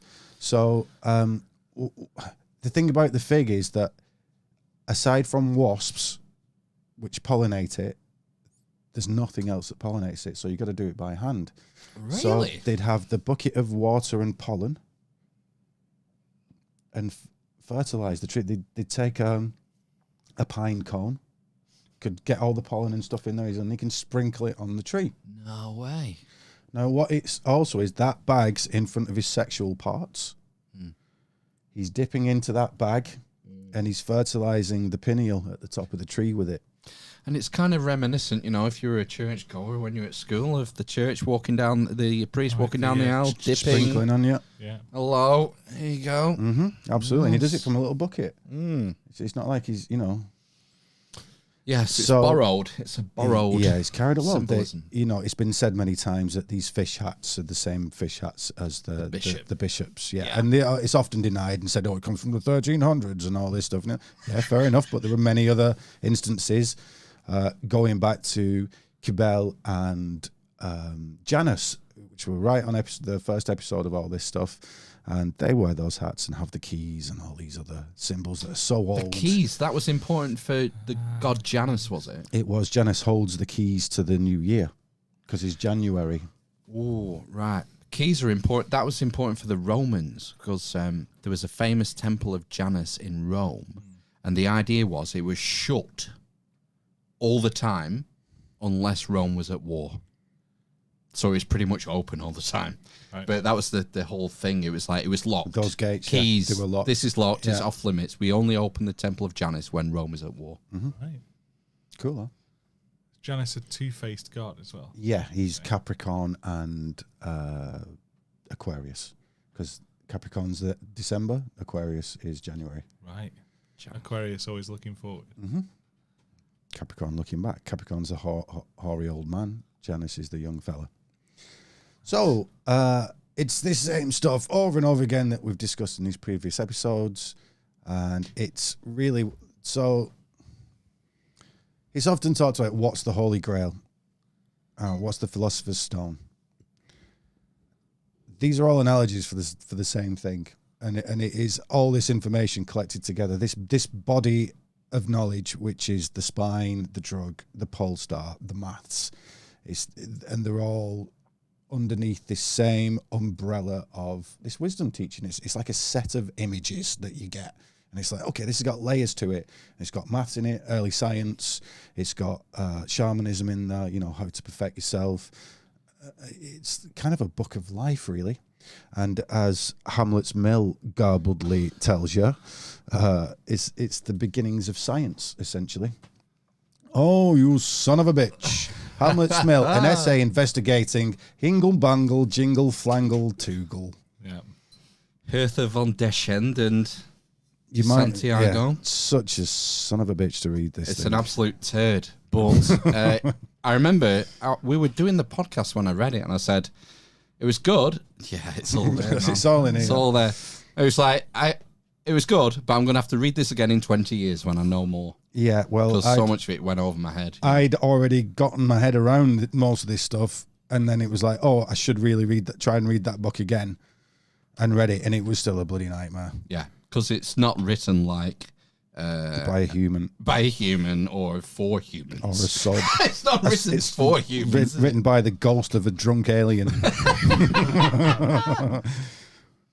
But yeah, It's well, cool, though. It's got nice pictures. Hamlet's Mill is the wheel of time we're talking about, the processional cycle, the long count. That's the whole point of it. You know, Shakespeare, or whoever wrote Shakespeare, Francis Bacon, John Dee, whoever you think it was, you know, they knew this stuff and they encoded it in Edward his de shit. Vere. Right. My suspicions is... We'll have to save that for another episode. Yes. Okay. So, just to show you that it is this death, birth, resurrection stuff, you've got two priests death birthing a mummy that looks like a worm there. Can you see that guy? Yeah, the Persian priests. Yeah. So it's just this death, birth, resurrection stuff. Just this simple thing that can alter your life completely. So should we do the next slide? Those poppies, Yeah. would they be suitable for flicking pollinated water around? And the other thing I was thinking is they're like harvest poppies, Yeah. they'd be probably quite dry. And if they're dry, they'd make quite a rattling noise. I don't know if it might just be. Those are Football. all valid points. Very speculative. Oh yeah, I don't know shit about. Yeah. Fuck. So you put it in some kind of shit about fuck. Is it Ozark? I don't know shit about fuck. You put it in like a shamanic ritual into this, aren't you? Like you Yeah, say. the shaking of the beads and Yeah. Yeah. absolutely. There's definitely room there. Yeah, I heard they were also good at beatboxing, and some of them could actually freestyle. I bet. Yeah. I'm sure some of these are breakdancing. They're doing some kind of a boogie. They're walking like an Egyptian. Right, so all this stuff we've been talking about is kind of alluded to in Carl Jung's famously most difficult book, Aeon. Another place that you'll find all this stuff, especially the shamanistic part, enlightenment part, you'll find it in The Secret of the Golden Flower, famous Chinese text written probably by Manichaeans. Oh, so that's like a Christian sect, Yeah, wasn't it? Manichaeans? that have gone towards Taoism. There's this binding. So he wrote the foreword to that as well. So he kept, just as I got to the end of understanding the work, once again the universe went, here, read this. Because, although I've read lots of other texts and been on the trailer stuff, you can't know everything, and sometimes things just do come in at the right time, don't they? Holy shit, so Carl Jung wrote the foreword to The Secret of the Golden Flower. Yes. And who wrote that? I mean, the Manichaeans? It's like a 14th century text or something, or 18, I can't remember, 1700s I think it is, Wow. Secret of the Golden Flower. Right, okay. So he's not that old, but he wrote the foreword to the translation. Nice. Right, so one of Jung's texts, it's not very important to know this, but he did a series of images, kind of. He was regurgitating his soul after a very personal breakdown that he had, that he investigated while it was happening, and in some of these fantasies that he had was a character called Paimon, this biblical character, and you can see him represented there in the top right, looking very much like Saruman. Come on, what if you just squint your eyes, what is that? It's like an eagle. It's a fucking mushroom, man. Oh, right, yeah, it's got the gills and everything, hasn't it? Trained Phil, you come on, guys the by answer's now. always a mushroom. Everything's a mushroom. So, I mean, that is quite blatantly a mushroom, but then we'll see there's lots of other things going on in that image that show me that this pattern that I found is much more widespread than I come to believe. Ah, yeah. I suppose it's got those gills, hasn't it? The mushroom gills. And the fact it's red and it's psychedelic and it's to do with a mystic, there are many signs that Wait, is he standing on top of a pillar again? he's on top of a beehive, which is another. Beehive. Most honey in the past was psychedelic. That's another Freemasonic symbol, the beehive. Yeah, and if you see in the way the Freemasons draw it, they're getting Liberty Cat mushrooms because it's the same shape with a little nipple on top. Is there any psychedelic honey nowadays? Yeah. Watch lots of video. There's lots of Vice videos and things like that on it. Yeah, lots of places. Not so much in the West anymore. Like Greek honey back in the day was like rhododendron honey, and you would get off your mind off that. That's why the thing about mead, it wasn't just the alcoholic content; it was all the other stuff that the bees are bringing back from various. Is it the Euclidean rituals? The Euclidean rituals. The Eleusinian. Oh, fuck it. Eleusinian. I was like, I've never heard of these. Fuck, they sound good though. Oh yeah. Euclidean mysteries. Isn't that just spirograph? Oh, you know it. No, you're right. Oh yeah. You're right. The Eleusinian. So The that was Eleusinian based in Eleusis. Yes. And this was another one of these secret ceremonies where you be initiated, and you can't reveal what happens when you go in there by pain of death. Was it to Apollo? The Eleusinian mysteries? I think Apollo was it not Dionysus? Oh, it might have been Dionysus. Probably Dionysus. If it's drugs and stuff, it's probably Dionysus. I can't quite remember. The god of partying. Yeah, I do remember that the thing itself was called the Kykeon, the thing that they drank. Yeah. And if you look at the recipe for it, it spells mushroom. I'm remembering the Immortality Key now by Brian. It's been a long time since I've read Marescu. Yeah, he was very much focused on the Eleusinian mysteries and the Not the Kykeon Euclidean mystery. Euclidean mysteries. We need to start. I think we should start our own. Let's get it on. Let's start our own mystery school. Definitely. We need 9 spirographs. They'll just cancel each other out and then multiply mystically. It'd be like a Ouija board. I don't know how that'll work, but we'll We'll do great. something. Circles. We'll do something in a stone circles circle. within circles. Right, so Carl Jung was this dude, and he found stuff out. Next slide, please. Oh, have we gone back to the beginning? Oh, I hope it's not done that. Oh, Do no, I it's need out. to- We're do I at need the to end go of to the the- last. Yes, we do need to go to We the, need to go to the next to the section. next batch. Okay, of we're making slides. headway. That's smashing it. Hello. We're on an hour 3. Goodbye. We're doing well. Is this right? Does this look right? This is good stuff, this now. You'll like this. Right, so this is down to a guy called Frank Higgins, who wrote this wicked book back in either the late 1800s, I think it was the early 20th century. And he exposed a lot of these things, but on a lot of the geometry stuff. I'll try and get you a copy, actually. I'll get you a PDF. It's they're really easy to read if you know your stuff already. It's just absolutely fascinating. There's nothing hard technical in there, but you just got to be able to link a lot of things together like this. So VW, the VW sign. Am I shouting? I'm too quiet. No, it's fine. The VW sign. The VW sign. We've seen this on these 3 pillars at Rivington. One has a wheel on it, and at 12 o'clock on the wheel, there's what looked like a W. But when I looked closer, it was a V and a W. I've highlighted it in the top corner. Now, this VW symbol, I kept seeing in other places, and it is symbolic in a Christian sense. It's pre-Christian, but the Christians took it over and called it the Virgin Magisterium or something like that.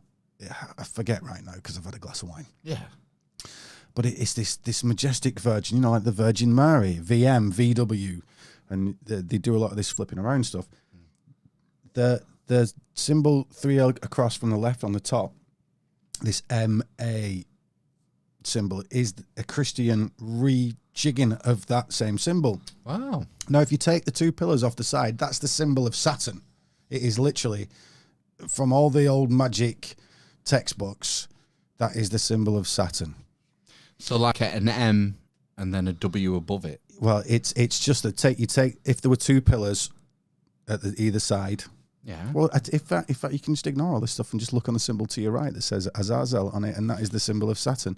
Oh, right. Oh gosh, yeah, right. So you've got it looks like an M, and then above that a horizontal line, and then a W above that, basically. And I think that's from Agrippa's Cornelius Agrippa's got that down magic, there as well. yeah. Not got around to it yet, but not got around to summoning any demons up. I don't want to mess with that stuff, to be honest. It's nonsense. It's a nonsense. It's all psychology, from what I can tell. But I haven't messed too much myself. Why would I want to? I'm not interested in that. Yeah, well, what's the point? I'll have a go. Oh yeah, do it. If you want to join the Euclidean mysteries, Absolutely. some demon. That's ritual 1. Skip to the end. So beneath that is the M symbol for Virgo, and all these symbols are kind of coalescing together, and we can see there's a PX there as well, the Cairo symbol, and then we can see a Saturnian cube. We've talked about the Kabbah and other Saturnian things, and that's just the PX on these directions of space and time and all these other things. So that's all bound together in this symbol for the Great Mother, because another version of Saturn is the Great Mother. Saturn's kind of like being a limit to things. Imagine your own skin. That's the limit to you, isn't it? You go any further and it's something else. So that's your personal space and time. It's your personal limiting factors, and that's Saturn. That's the archetype of Saturn. So the Great Mother is the same thing. She is the limiting factor that allows energy to be poured into it. She's the matrix. Think of a computer that's not been turned on yet. It doesn't do anything, but there's a matrix there that when the energy comes in, the masculine energy comes in, it can be captured. And suddenly, you have potential difference in there because there's some parts activated and some parts not activated. And just like we said before with weather systems, you get high pressure, low pressure, and this in physics is called work. This allows work to be done, and which is the basis of all action, all movement, and action and movement. The basis of that is time. These quantum fluctuations into the vacuum, out of the vacuum, you know. That's the basis of time. This Time is limiting just factor. the measurement of that. And are you aware of the Planck constant? Do you know what the symbol for the Planck constant is? No. See that symbol for Saturn there? You know so let's go top right corner. You got your cube, you got your px, and then there's like a T with a little generally, but that's the symbol for Saturn and Planck's constant because they knew this stuff too. Right. So the limiting factor of the vacuum, you know, literally the 0 point vacuum is Saturn. Saturn. They knew, you know, because these guys know they're still using the same stuff. When I say names like Da Vinci, Newton, probably Einstein, there's so many of the luminaries of our society, Plato, Pythagoras, right the way back, you know, Imhotep. These guys were doing this stuff. I'm reading a book at the minute called The Invisible College by Freemasonic author Robert Lomas. I've heard of it. And he's talking about the founding of the Royal Society. Christopher Wren and Robert Moray and Boyle. Christopher Wren wanted to rebuild London after the fire to all this geometry. Absolutely, yeah. And they did that with Washington. You know so much. You're like Joe Rogan, you. Only tall. Smooth brain. No, like pretends to know nothing, but actually knows loads. Oh. I'm just a dummy. No, but all these famous luminaries. Luminaries is a great word. I like that. I pulled it out of the ether, that one. Yeah, these luminaries through time. They had an understanding. A lot of them were interested in alchemy, esoteric subjects.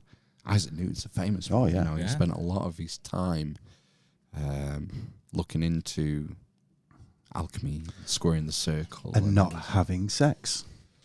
Well, yes, he was absolutely. He was a bit like not. You call it a germaphobe now, but he was that way, and I mean, he was famously possibly a bit of a musician. A musician, very good at music, and very happy. He had a bit of a lover boy there, but apparently they never did anything, possibly because of Christian values at the time. But you get that feeling if he's into all this stuff, he's not doing it either. Nikola Tesla, another one that never did, an actual germaphobe, doing all the same stuff. And he famously got to the point where often he couldn't tell the difference between what he was thinking and actual reality. He'd have engines in front of his in front of his vision and be taking them apart and putting them back together, and then like forget that nobody else could see these things. That's ace. Because he'd use these same techniques. You know, he's working on a different plane of fucking reality. You know, I think that's where you can get to if you are driven enough to get to that stage. I know I'll never get. No, I'd like to think I could get that far, but you drive yourself up the wall. Like life's for living too. Yeah. So we got this WM all the time. This symbol. What's it getting at?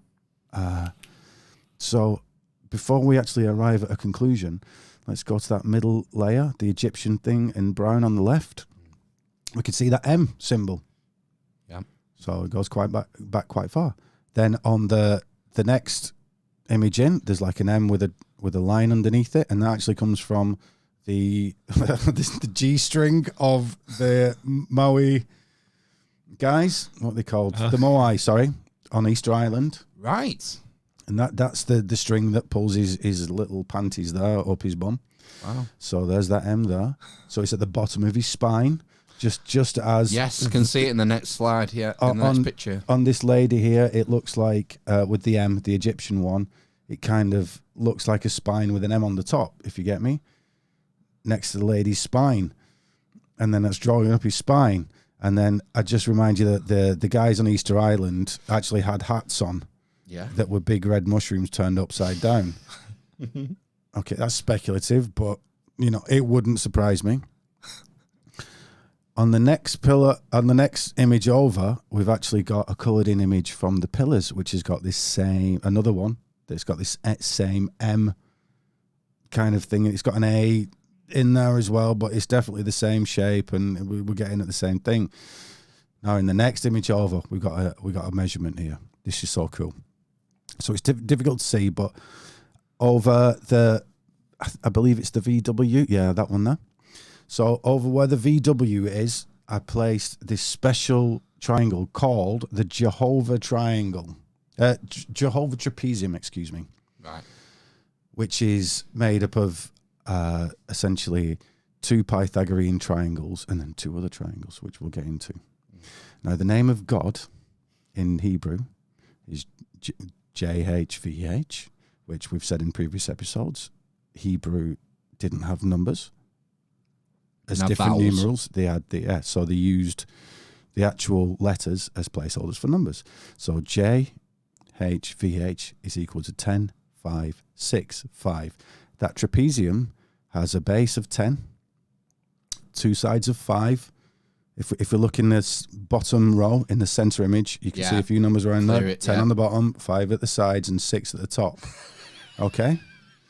Fucking hell. Okay. Now it's the God trapezium. God trapezium, and then so that's in these M's. That's what they're getting at, and it's very much they're getting at the hips as well. We've had this pregnant lady, the hips of the Moai. You know, there's other things going on other places, but you can see in the top VW, you can imagine that's a set of hips, you know, the skeletal hips and the sacrum.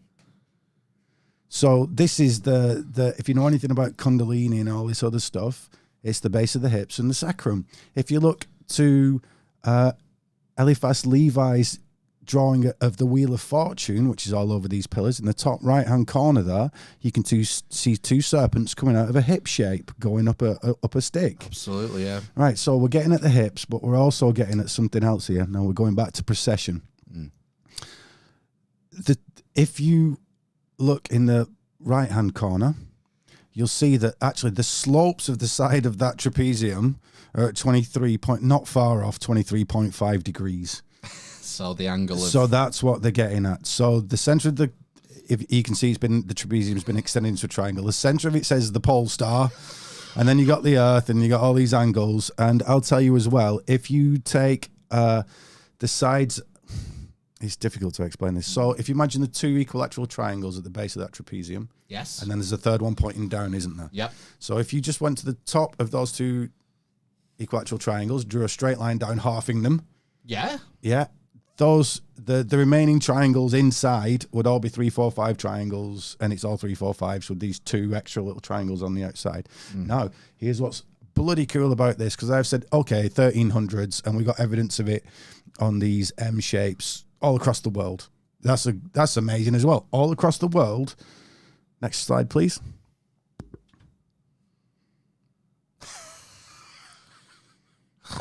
Right. So we've got Sumerian, top left. Mm-hmm. These are all like at the gates of like places in Iran, basically. Babylon, Babylon, Sumeria. Mm-hmm. Don't know what the bottom. The bottom right is actually from the guy that originally spotted this stuff, Frank Higgins. All right, so Babylonian symbol of Jehovah. I can't read it. I'm myopic. The lion, the eagle, the bull, and the man. And so the that's man. the Sphinx. That's the Sphinx. Exactly. And we started here with the lion, the bull, the eagle, and the man. These degrees, I think what I'm getting at with all this stuff is that, I mean, you guys have been here for every episode so far, and how many times have these same things been provably repeated with geometric precision? And, it can sound like I'm going, oh, mushrooms and stuff. How many times have you seen mushrooms in skirts and things on these same characters? How many times have we seen this angle in things? It's just over and over and over again. I think just the quantities is proof enough without the actual voices of the past telling us these occulted esoteric secrets that they're never going to write down. I mean, these animals, if you take away the drawings you've overlaid that show the angles, if you just look at the image as itself, it looks almost unnatural. Yeah. Which indicates to me that that's why these animals were drawn in this position. In this manner. It's not meant to look natural. It's meant to tell you that these angles are significant. That these beasts are significant, and everything they were doing was as above, so below. They were imitating the stars. And then the top left guy is the Sphinx. You know, we've got all the components of the lion, the eagle, the bull, and the man incorporated in that image. I think. Yeah, yeah, totally have. Wow. It's over and over again. There's another mythical creature there in the center that's similar. Perhaps the Centre same at thing. top or centre Sorry, bottom? centre bottom. My fault. What does that look like? Yeah, it's like a weird giraffe serpent. Anteater thing. Yeah. I don't know what that is. Mongrel. I don't know. So no explanation. Does no one know what it's supposed to represent? They've got names. I can't remember what they're all called. Right. That's a griffin in the top right hand corner. Right. So griffin, very similar to the Sphinx, really. Yeah. You know, lion, eagle. It's just I thought griffin was a lion and an eagle, but maybe It's got horns as well, isn't it? I think Right. that one has horns. Yeah. that one has horns. So the bull's there. It's probably got a man's ego. Yeah. A man's ego between its legs. But that's amazing, isn't it? That something that you never knew about is on these pillars and relates to the past. You know, there's this mystery thing. There's a clear, not an unbroken line necessarily, but there's a clear line of this knowledge going all the way back, and it's everywhere if you just know how to look for it. Super. Yeah, I like that. Mm. I like these angles. Yeah. I like the angle of the dangle. Cool. Next slide, please. Oh gosh. Oh, mate. Right. So, okay. This is why we'll try not to keep it too complicated for too long, but this is so effing cool. This was. God, I don't even know how I worked it out. It was just like it was like a eureka moment. I think I was in the bath actually. So. Whatever. I'll tell you what. We can finish off what we're talking about a moment before in this clusterfuck of images. If we go to the bottom right, we'll see two swastika-looking images, and if you go one up, we can see that same triangle, that same trapezium, and all the angles and all the other various things around it. Just as proof, there's two Pythagorean triangles in the center, and these two extra little triangles on the outside. That triangle is that angle. Blah blah blah. There you go. Right. Now here's the cool thing. For a long time, I'd understood that the basic fundamental building block of all this stuff, the basic pixel, was the 3-4-5 Pythagorean triangle. It's famously used to draw many shapes. It's famously in the body. It's famously a Masonic symbol. We can see that Masonic symbol in the top right. And they call it Euclid's 47th problem, I think it is for them. If it is his 47th. Yeah, I think it is. So that's what they call it. So there's a little gold-looking thing in the top right there. Next to it is an Egyptian version. And they called those four... there's three squares around the outside of this triangle. Yes. And that's to prove that A squared plus B squared equals C squared. Yes. Those are the squares mapped out. And you find if you count all the measurements that the shorter line, so there are three lines. They're red, white, and blue, let's say. The red is 3, the blue is 4, and then the 5 is this mystery thing that you can work out by adding the 3 and the 4 together, the square of the 3 and the 4 together. In Egypt, the 3 was Osiris, the 4 was Isis, and then they got married and had the son Horus. And this is what it was called. This is famously one of their mysteries. Right. Now, we've talked about these numbers, 72, 216, 432, 5040, all these numbers. And when you start comparing them to each other, you start to realize that there are two sets of numbers. One contains the 432s, etc. And then you get this 144 and all these other numbers. So just something in my head went, one's male and it's like one's male and one's female. Can you see it now? I'm seeing it now. Let's not jump to it. So I'd realised that because all these 9s are involved, for the male, all these numbers, all the male numbers as I saw them, plugged in to that shorter side to the red side in the right hand corner. Yeah. All the female numbers plugged into the female side, and then you just it's so harmonic and beautiful. So we get these numbers that are looking a mess there. So here we go. Here's how I worked it out. Right on the pillars, it says IHS, as in Jesus. Jesus, and that was at one side of Jesus' hand. He's on the cross. If you look in the top left-hand corner there, you can see IHS. On his left hand was IHS. On the right hand was a serpent. But and you can see the serpent in green there. And the more I looked at this serpent, I'm like, it says UHS. Can you see that? Yeah. So in Gematria, which is transposing letters to numbers, IHS is equal to 216. UHS was equal to 288. I had my male and my female numbers. Now, if we look in the central column where we've got red and blue numbers and then a white number next to it, we can see there's a column that says 216. In red, yeah. And then 288 in blue. And then you get 360. Well, if you plug those numbers into the Pythagorean triangle, 216 on the masculine side, 288 on the other side, you get 360 on the sun side, on the Horus side. Yeah. And then all these numbers, I mean, you can look at that to your heart's content, but what ends up happening is through the area and the perimeter and what's called the H, which is annoying, I'll not go into it, but the hypotenuse. Hypotenuse, yeah. You get all these numbers. They're even announcing that 216 will be ahead. So if you look on that first column, 486, 108, 216, and then you'll see so many down, you get 216, and then it's the same amount next when that number will announce that it's coming up again. If you get me, there's a pattern with all these things. So that I was just like, oh God. Yeah, 86.4, skip 1, 864. And then we get announced 172.8, skip 2, 1728. It's the harmony. It's the literal harmony. And what's great about all these numbers, let's take 1728. 1728, let's add them up. 8 plus 2, 1 plus 7 plus 2 plus 8 is 18. 1 plus 8 equals 9. Let's take another one. 3, 4, 5, 6.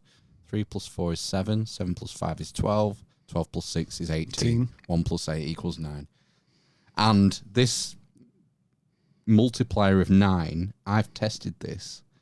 This works to 7 decimal places. Like if you times 9 by 13,476,371.67371. 2. Times that by 9, and your result, take all those numbers, add them together, it'll be divisible by 9. Yeah. I've tested it to the point where the calculator doesn't work anymore. What if you so you start with 3 or 4 by 9 at the top, right? What if you did 3 or 4 times? Where 7? am I? Sorry. What were you pointing me to? Sorry. Middle, just where you're getting your numbers. Yeah. At the start. Here. So you're starting is. Yeah. Oh, so right. So what it is so here's the fundamentals of it. So 3 times 9 is 27. Yeah. 4 times 9. And then you're doubling it every time. 27, 54, 108. Do you get me? So it's a doubling of 4 times, because it's a 3, 4, 5 triangle. Yeah. So one side's got 3 times 9s on it, doubled. Yeah. The other side's got 4 times on it and then doubled. And the reason for it is because of all this. Not the reason for it, but the reason that they did it was because it's all divisible by so many numbers. It's very complex to go into. Quite simple. You know, if I had half an hour with you, you'd totally get it. But half an hour on here is not necessarily time well spent. Do you get similar patterns with, like, if you did 7, 3 and 4 times 7, or 3 or 4 times? It doesn't work 3. the same. It's because of that 9. Basically, the 9 is magic. Yeah. It's like I've tried this with other, because you think you're seeing things. So you try it, you test it against other things. So you'll do the 7 times tables or the 13 times tables or anything, but there's something special about the number 9, basically. I think, aren't we like programmed to see patterns as well? So when we get to an actual mathematical pattern, which this is, it's like triggers you. Yeah, it really triggers you. It rings a bell. Yeah. Well, because it's in you. It literally is your structure. So it was resonating is what it's doing. Look at the numbers. 90 degrees, a right angle. 180. Mm-hmm. That's Half a circle, yeah. 360 is a circle. Yeah. 720, it's your TV. Yeah. Why is the TV 720? It's because of this. And it's not because Samsung decided it's going to be 720 or 2080p. It's because of those 3, 4, 5 triangles, because you can scale them up so easily. TVs used to be a 4:3 ratio back before widescreen. 4:3. Yeah. And it was 432 pixels, as it were, across 432. 432. Yeah. So the Pythagorean right angle triangle is totally encoded in the swastika. If you look in the bottom right hand corner, is there straight away. There's lots of other ways of drawing it that we'll see in a little while. But another thing about this, we've talked many times about this angle, and this angle is the reason all this stuff's encoded. So you can see there's in that black box there, in the grey box, sorry, if you go left a little bit, there's some white writing in the top right hand corner of that box. It says 1440 on it. So yeah, that one. Could you read those? What it says for me? What, over here? Yeah. So what I've done is made a little list of. We've seen all these triangles, and they've all got these angles that are pointing at the angle of the axis of the Earth. So what I did was make an actual list, because they're all slightly off, you see. So if you can read that for me, that'd be lovely. Right, pyramid equals, I think that's 51.5 degrees. Yeah, so you'd half that and get the angle of the axis. 26.25 is... Yeah, the half. That's the axis. So pattern equals 51.43 degrees. Okay, the pattern's this thing that I've discovered that we'll see very soon. Right. Pythagoras 345 triangle equals 53.13 degrees. So again, you half that and you get the JHV8. So that's the Jehovah triangle. 23.97 degrees. There you go. And then the heptagram triangle is 25.6 degrees. Yeah. So a heptagram's a 7-sided shape, which is absolutely coming up. Right. And again, going back to these sacred numbers, I can't resist this stuff here, because again, it's relating to time. 24 hours in a day, 60 minutes per hour, 1,440. Where is it? Minutes in a day, there it is. There we go. Central column, there we go. 1,440 minutes per day, 60 seconds in a minute, 3,600 seconds per hour. 260 again. 360. 864 is another one. 886,400 seconds per day. 864 is the size of the Earth in miles. 864. Yeah. And, this will carry on. Oh, there we go. 864. It's there for a reason. It's so funny, really. And you get these used work. to all this. What's the processional cycle? 25,920. Can we find that anywhere? 2592. I think we might have skipped over this previously. Did I tell you that? Just go to the next slide for me, just in case I'm gonna say something silly. So I've totally missed something off a previous episode, and this is so interesting. So Jesus has above his head INRI.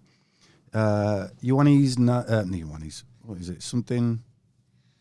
I can't remember. Jesus Nazarene Rex. King of the Jews. Yeah. Yeah. What's Jews? Judea. Right? And you're like, it's a bit weird, that, isn't it? And it says in the Bible, this was a crack at this, that I discovered this one. It said it could be read by both the Romans and the Jews. I'm like, well, what does that mean? And then I thought, well, what if I take Hebrew gematria, Hebrew numbers, and transpose them into Latin? So I did. And ladies and gentlemen, I got fuck all out of it. And then I looked at it again, and then I just added the numbers together, and it added up to 25,920. Right. So, no, go through that process again. So you're taking the INRI. So taking INRI, which is Hebrew? Or Latin? No, it's Latin. Latin. And then it was said in the Bible that it could be read by both the Jews and the Romans. So I've pretended those numbers, with those letters, stroke numbers, were Hebrew instead of being Latin. Right. So I can't remember the bloody Hebrew letters after so much. That's all right. And then you added them up. I either added them or multiplied them, and it actually came up to 259200 is what it came up to. So I must have multiplied them. But yeah, 259200. You can just ignore those zeros, but that's what it ended up at. That's wild, isn't it? Yes. I can happily send you the maths. In fact, it's on a previous slide somewhere. The other thing that confuses me with gematria is there are different ways of using it. Yeah. That I'm aware of. Yeah. And I think there's a real danger of reading too much into gematria. Yes. I don't like to use things for divination systems. No. If you're going to tap into that stuff, there's other ways of doing it that are better than just how many letters are in your name and things like that. Anyway, do we need to go back or forward? I think we've gone. Just go back just to see where we are. Yeah, we've been just on this one. We've done that. So we'll go forward. Yes.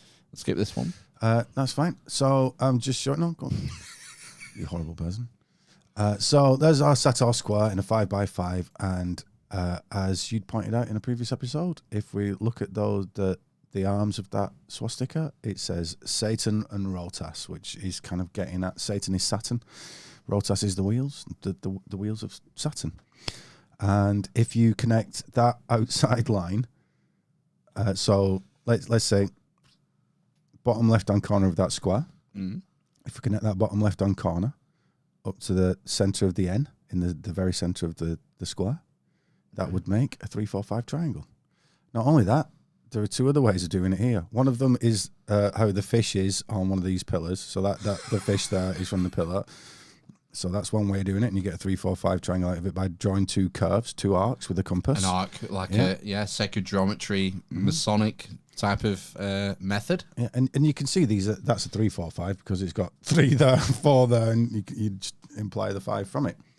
And again, in the centre there. So, and somebody very kindly drew me a few clues about where to draw that because they've drawn these lines on the outside with holes on them. So they so that's like a reference. Yeah. They've like given you a reference point on the pillar. Mm-hmm. I would also like to say, however, I'm not revealing it here, is the one thing I've saved for my book, that in the same way that I translated those Hebrew letters into Jewish, Hebrew letters into Latin, you do the same for the letters on the Sator square. So you treat some of them as if they're Hebrew, some of them as if they're Latin. I'm not going to go into it too much detail, but then you get all these numbers again. Wow. Do you know you've drawn a 90-degree arc and a 180-degree arc on that fish? Oh, cool, yeah, cool. I didn't really think about it like that, but yeah. So have you put your compass point here? Yeah. In the corner, and then cast an arc this way. Yeah, that's 180, and then there's a bigger there, 90 degree. It wouldn't work with another. You wouldn't get that triangle with a different. They have to be 180 and 90. You can see if you sort of step back, you can see the fish. Yeah. You can see the semicircle there at the top, can't you? And then a 90-degree curve. 180 is 9. 90 is 9. Yeah. And 180 plus 90 is 270, which is 9. Excellent. Cool. There you go. Move on. And here's some very old versions, and we've even got that the Tau Roll PX thing going on there, and it's just all these things, next to each other. And is that another Sator square there? That's the same one.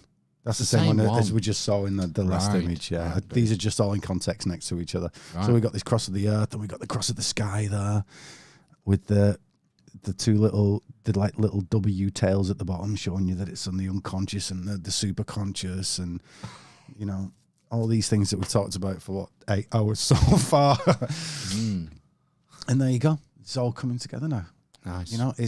It's these somehow the keys to time unlock something fundamental about the universe, and we've talked about it over these last few episodes. However, sorry if you'd like to go on. Oh, look, have you got anything you want to talk about there? No, it's fine. It's Phil's favourite page. So I've nicked these off people. I've barely read them myself, but we can see there's 100. If top left there's 108 moons between us and the Earth, 1080, There's 108 suns between us and the sun. 1080. There's 108. Is it Earth's inside the sun? It's just these things all. Yeah, the diameter of the sun is 108 times the diameter of the Earth. The actual diameter of the moon in miles is 2160. 216. Mm-hmm. Yep. Half of 432. The actual middle A miles of the Earth is 836 or whatever I'd said before. One of these numbers. I can't quite remember. 864. 864. I was only one number off. Yeah. Hey, yeah, 864. And then we've got the lunar radius, 1080 miles, 108. What's that? 108 million? Why am I looking? I'm looking at the moon in the bottom left. Is that in feet? Well, that's the equatorial diameter, and it's 108 with lots of noughts after it. Yeah. The point is, it's the same number again. Yeah. In nautical miles, the size of the Earth is 2160. 216. Yeah. And it's just absolutely all over everywhere, especially cosmically. And as we'll see, what really gets my juices going is that these units of measurements. So 108. What is it? 108 fucking rabbits. 108. Yeah. No, these arbitrary units. These arbitrary units are related to our flesh and bone. Mm-hmm. A mile is 1,000 paces. It's related to us human beings. So it's not 1,000 horse gallops. No, it's not. Man is the measure of all things. Absolutely. And he might be the reason why. If you scale the universe up to its largest point, the biggest thing that we've seen, and you scale it down to the smallest point, we're right in the middle. Weirdly. Explain that. I don't understand. So if you went infinitesimally small into the microcosm. Quarks and gluons. Yeah. And then you went up to the largest objects like the universe itself, we are slap bang in the middle. How did they know in that? scale. As far as they know. We're in the middle of the universe. They know. Are you telling me I'm the center of the universe? You are the thing amongst which all things revolve around, Phil. Wow. My favourite thing on this whole slide is the 540 doors of Valhalla. What's that? These aren't mine, by the way. Just pinch them off the internet. We've got Ragnarok here. So 800 divine warriors times 540. Oh, the doors of Valhalla, 432,000. Yeah. 432. Yeah. Yeah, 43,200 seconds in 12 hours. 432 dimples on a golf ball. In we the can Bible. get that checked. Not one, not more, not less. 432 dimples on a golf ball. 432,000 years in a Kali Yuga. Mm-hmm. So that's the sort of end times, isn't it? Yeah, that's we'd call it like the. I think the Kali Yuga is like the Iron Age to them. It's like horrible. They don't literally mean like our Iron Age where people were using iron. They symbolize things. There's a golden age, a silver age, a bronze age. And, you might call it the lead age. It's just the rubbish one, basically. Like, can't wait to get out of this. Now, these are new to me. We've got Mars and Jupiter here. So Mars, 4,320 mile diameter, accurate to 97.5 degrees, because obviously we can't really measure it. Yep. Accurately. Mm-hmm. And then we've got Jupiter, 43,200 miles radius. That's strange. Wow. I can't wait to show you this pattern. 4,320 day orbital period for Jupiter. That's Earth days. 4,320 Earth days in an orbit of Jupiter. Is that real? Yeah. So it's a long year. I just want to go and double check all these numbers. Please go and double check them all. These are new, these ones for Jupiter and Mars, but that's fascinating. The next stage of my work is going to be comparing the pattern that I've discovered to the orbits, the sizes. I've already kind of compared the sizes to this pattern that I'm going to show you, and it does figure out.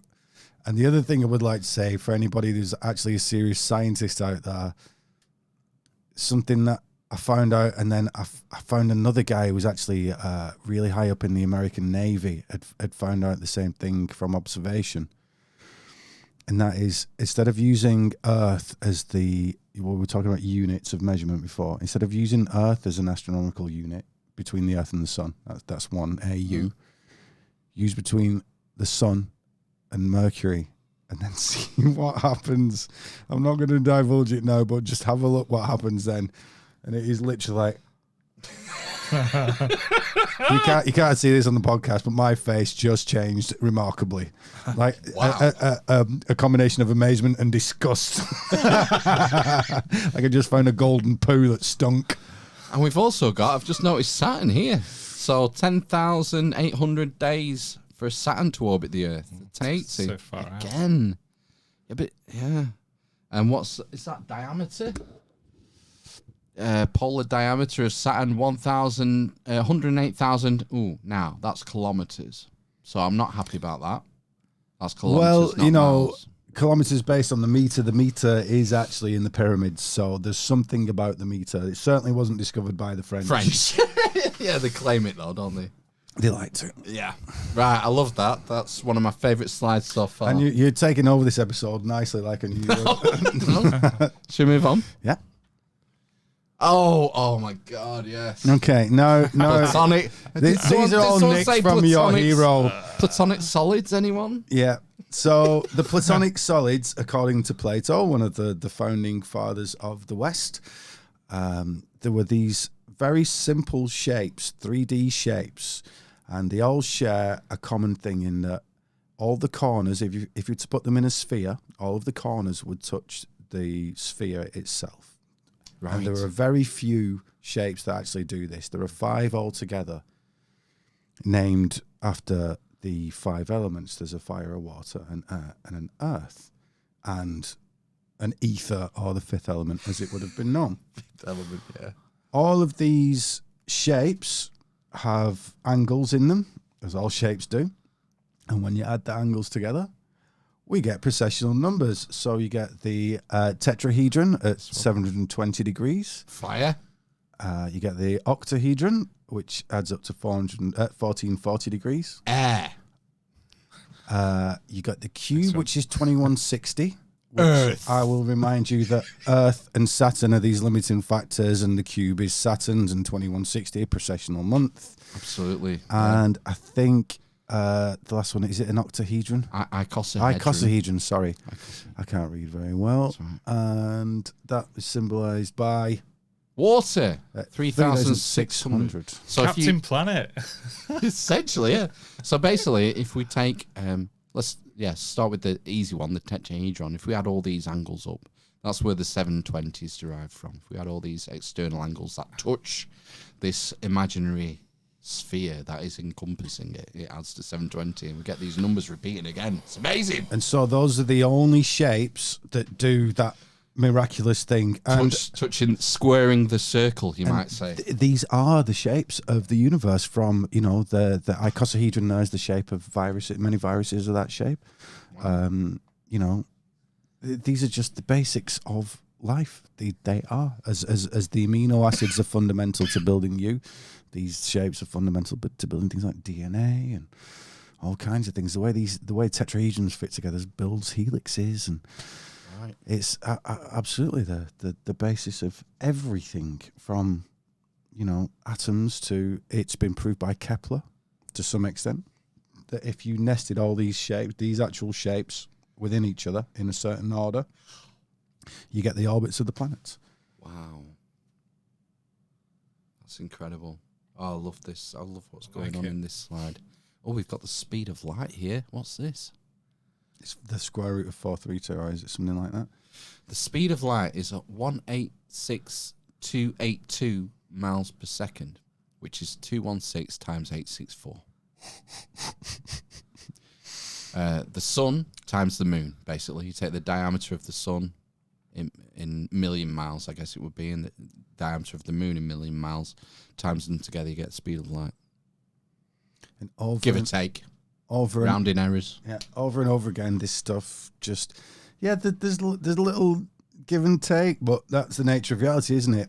Nothing's perfect. Isn't it? Plato's idea was that there were these high platonic forms, these perfect things. If I said to you a tree, there's a perfect tree. There's the idea of a perfect tree in your head somewhere. Right. And every other tree is an analogy to this perfect tree that you got in your head that could never exist. We know outside Euclidean geometry in actual space, you can't have a straight line. Gravity bends it. But in this perfect world, we've got these perfect shapes.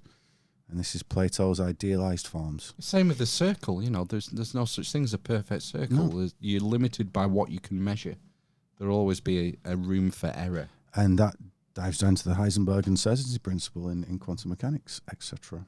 Yeah. So, is there anything else you like? I'd just leave out that bottom right on one because that's going to go into the pattern. We can see there the size of the sun, the earth, and the moon. Yeah, it's really small. Yeah, I think that might be 3768. I can't read it. It's too small. It's my own fault for just I did all these slides within like a week, most of them, and it was just like by then I'm getting fatigued. I mean, it's just reiterating that there's a pattern there that needs looking out for, isn't it? Really, absolutely. And what we've got here? Ooh. So we've got a few more. There's a list there of the actual astral cycles as known by the ancients, and we can see, it's just as Phil just said, it's just repeating the same things over and over again, and this is just more proof of that stuff. 432 also fits into the Vesica Pisces, and it's the amount of degrees in there and miles and meters and whatever measurement you're taking it off because of the geometry of the shape, it ends up at 432. Also within that shape you get right-angled Pythagorean triangles. If we were to take that central line within that Vesica Piscis and draw lines to the top, like make a diamond out of it and draw a line down it, you'd have 432 triangles. 345 triangles. I'm sorry. 3, 4, 5, Can anybody read purple on dark grey backgrounds? Yeah. I'll have a go. So speed of the light in the vacuum is 300,000 kilometers per second. Then the light in solar day measures 25920 million kilometers. So I'll tell you what, let me get close to this one because obviously I've written it in Hindi and then translated it.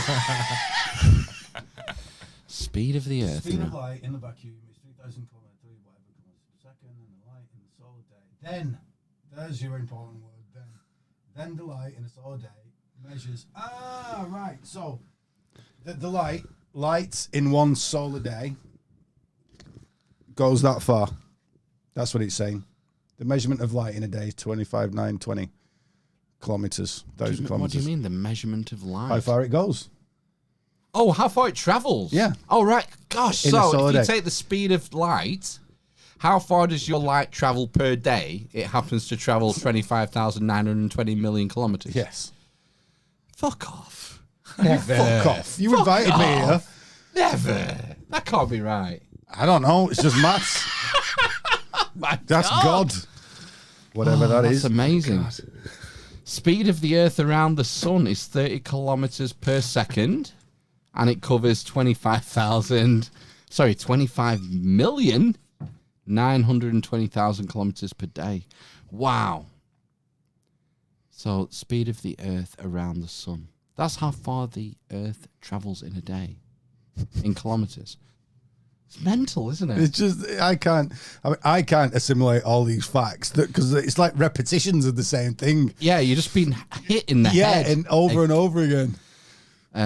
A lot of these, I've seen people correlate these sacred numbers to things like your heartbeats and your breaths. And Is there some of that stuff on there? I'm sure I wrote some of this stuff on oh, hang on. 25,920 breathings per day. I think I've actually taken this from somewhere else and just copied it. I think you're hyperventilating if Yeah. you surely. Well, no. They're the right numbers. Not breathings, but breaths. Right. 86,400 is how many times an adult heartbeats in one day. Wow. It's frightening, really. It's quite... It's awe inspiring. But it's scary how big it is and how awful, if you get me. Yeah, and 432 is the square root of the speed of light, roughly. Absolutely love it. This is what it just fascinates me, the way these numbers keep propping up. It's a head shaker, isn't it? Because it just can't. It's so simple. But you're just shaking your head. But the thing is that now we actually know what the root of all this is. And for some reason, it's that Pythagorean triangle. Yeah. For some reason. It's like... sorry, just to get this out. That Pythagorean triangle is in golden ratio. Those two sides are in golden ratio. So there's look, it's the ratio of creation. Yeah, I've spent all these episodes being really confident. You get to this point, and it's like it's just this little thing in the speck of dust in on the scrot of God. It's like I don't know who it was. One of the early Freemasons who was putting forth in the Royal Society. No, not Freemasons. The Royal Society was saying part of their mission was to explore the 7 liberal sciences. Mm-hmm. Rhetoric, arithmetic, philosophy, geometry, law, geometry above all others. He states it right there. These 7 liberal sciences is our mission, but geometry is number 1. It's above all. Let he who be ignorant of geometry not enter here, said above Plato's Academy. Yeah. I mean, I think the ancients, I'd assumed, possibly wrongly, that the ancients saw number as being primary and then geometry as secondary. I think they saw geometry as being primary and number springing up from geometry, rather than the other way around. I've had this same quandary because I remember I used to think that you can't understand the geometry without the arithmetic. If you take the numbers away from the geometry, you can't make sense of them. But that I've come to realize that I think that's incorrect, because the geometry is more about ratio and relationship and harmony. And in some ways, the numbers are immaterial. The numbers, you can put whatever numbers you want into the system. It's the system, ratio. Yeah, the ratio. The harmony that is important. Yeah, it's like the between the lines, isn't it? That's exactly what it is. It's suggesting things in the gap between. Yeah. It is. Cool. It's like it's in the vacuum. Like that 9 behaves like that. Such a mystery. Like I said, I've done all these episodes and been so confident about what I've been saying, and you get to this point and then it gets so cosmic, beautiful and scary at the same time. Because this is peeling back a layer of reality that you might not be ready for in this left brain world that we live in, where everything's kind of dead and quantifiable. Exactly. How are we doing? Do we need to? I don't even know what time. Should we move on? Should we go on? How long have we done? Slide. Oh. So on the pillars, we've got this Wheel of Fortune, as we said, that we can see overlaid with a red shape. Unfortunately, I've not put a better picture on here, but you can go back 3 episodes and look at those. Basically, there was a big Wheel of Fortune, as it's known, and on this wheel are several spokes. On the inside, there's 7 spokes. On the outside, there are 14 spokes. Now, when you divide up 7 spokes and do all the geometry there, you end up with the pyramid, as you can see on the top right-hand side. What I've done there is taken, it's called a heptagram. I'll call it a septagram also. Yeah. And if you do, as you would with a pentagram, kind of collapse all the lines in and join them up, join up all the points, you get 2 different kinds of heptagram. You get an obtuse, a thin one and a fat one, basically. And when you stick them together, you get the pyramid. Not only, as we'll see, do you get the pyramid, you get all the measurements of all the lines of all the angles inside there, bar two. So, as you can imagine, a 14-sided shape is essentially the same as a 7-sided shape. It's just doubled. Yeah? So we can see, if we look at the very center image on the bottom row, we can see this angle that's been made by this septagram shape, and when you make it into 14 instead of 7, you're doubling it up. You get literally all the angles of all the shafts and everything in the pyramid. It's hard to see because it lines up so well. But apart from the 2 shafts towards the top of the pyramid, one points at Sirius, the other one points at Orion. Orion, yeah. Those are 2 specific places. So they're at the specific angles for those stars. Everything else in there is absolutely in accordance with this pattern, and we'll see further later on. Now, I discovered this pattern quite a year before I even discovered these pillars, and it was much to my glee that this pattern was in the pillars, because I'd already realized that this pattern was my personal big discovery. We can see again that same shape isn't on the pillars, because the first pillar we looked at with all the gobbledygook on it actually has the shape on there is exactly the same shape as the pyramids on these pillars in Bolton.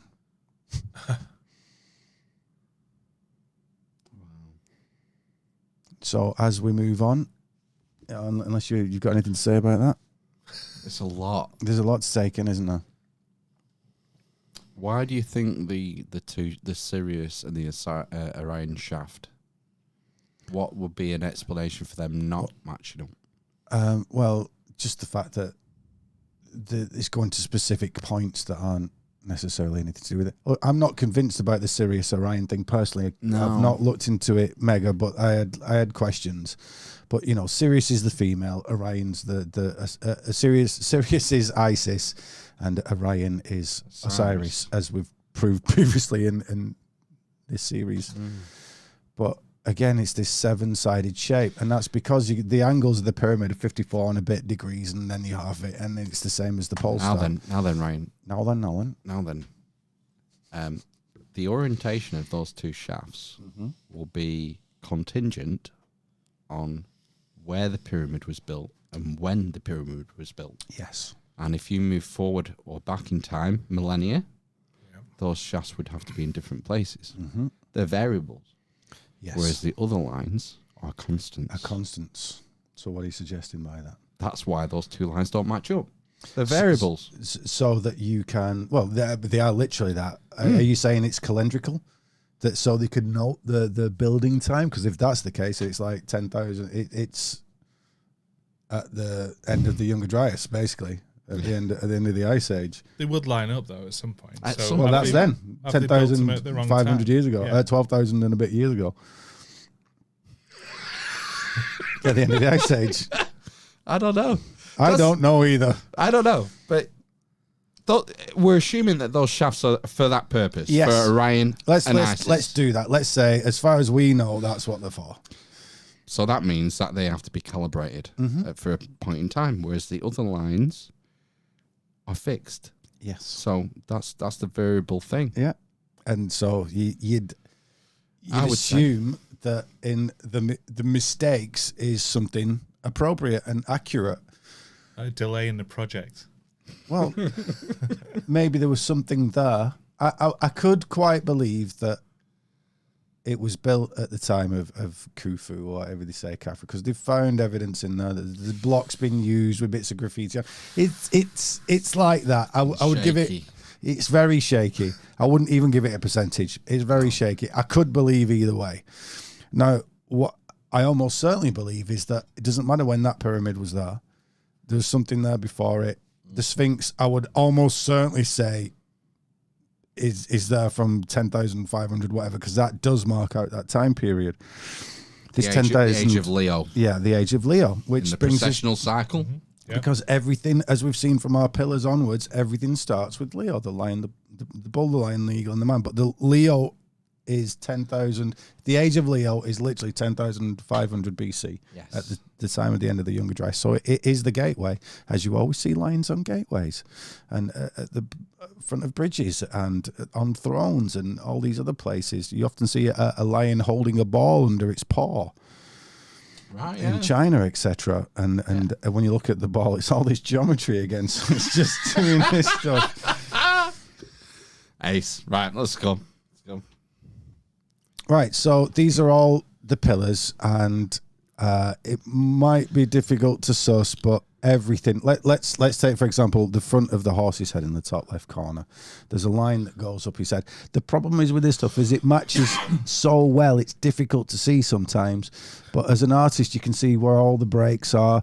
If we take the lion in the center bottom image, you can see there's a line underneath his bottom exactly. There's just everything is done in accordance. If you look an image above the line of Jesus's staff that he's holding, there's a line that goes straight down there. Basically, all of these images are drawn to a 7-sided shape, stroke 14-sided because it gets doubled, and there's some maths behind this, basically. So, I mean, the first thing I think, looking at these, is that you need a reference point to put your pattern over. So, for example, the Sphinxy guy at the bottom, his flat. Yeah, his flat bottom. I would use that as a reference point, and then Jesus' staff, a straight line. Yeah, that's telling me this is your reference point. Yeah. The horse in the top left, I don't know why you've decided to orientate that pattern over that way. Well, like you can see, look at the back of his mane. That exactly follows the line that goes. There's a line up the back of his mane. Yeah. The line of it where his ears are. There's a line that separates his bottom ear, and then the termination of that ear. I'm just like, it's hard for me to visualize because you can blow this image up or shrink it down. Well, and you can rotate 360 degrees. It's like, to me, you need a reference point to anchor your image to. Well, what's beautiful about this is, okay, we'll get to it later on, but it's fractal, so it wouldn't matter. It wouldn't matter if I made this half the size, because it's all these harmonic numbers are in that pattern, right? So it doesn't matter what I do with it. It's going to be the same. I'm getting the same outcomes because it's all these harmonic numbers. Right. Okay, that's fine. Because the main. That triangle there, the main triangle that we saw the pyramid in before, you can see in the top right is the limits of that triangle in that pillar. Right. Yeah, that is a 3, 4, 5 triangle. Or near as damn it. There's always a little margin in these things. It's near as damn it a 3, 4, 5 triangle, and that angle and all these other things. Well, if you look at that top right image with the shield and the cross, you can see that the sides of the shield are drawn in, the bottom of the shield's exactly, the top of the shield's got a line on it. It's all hemmed in. Yeah.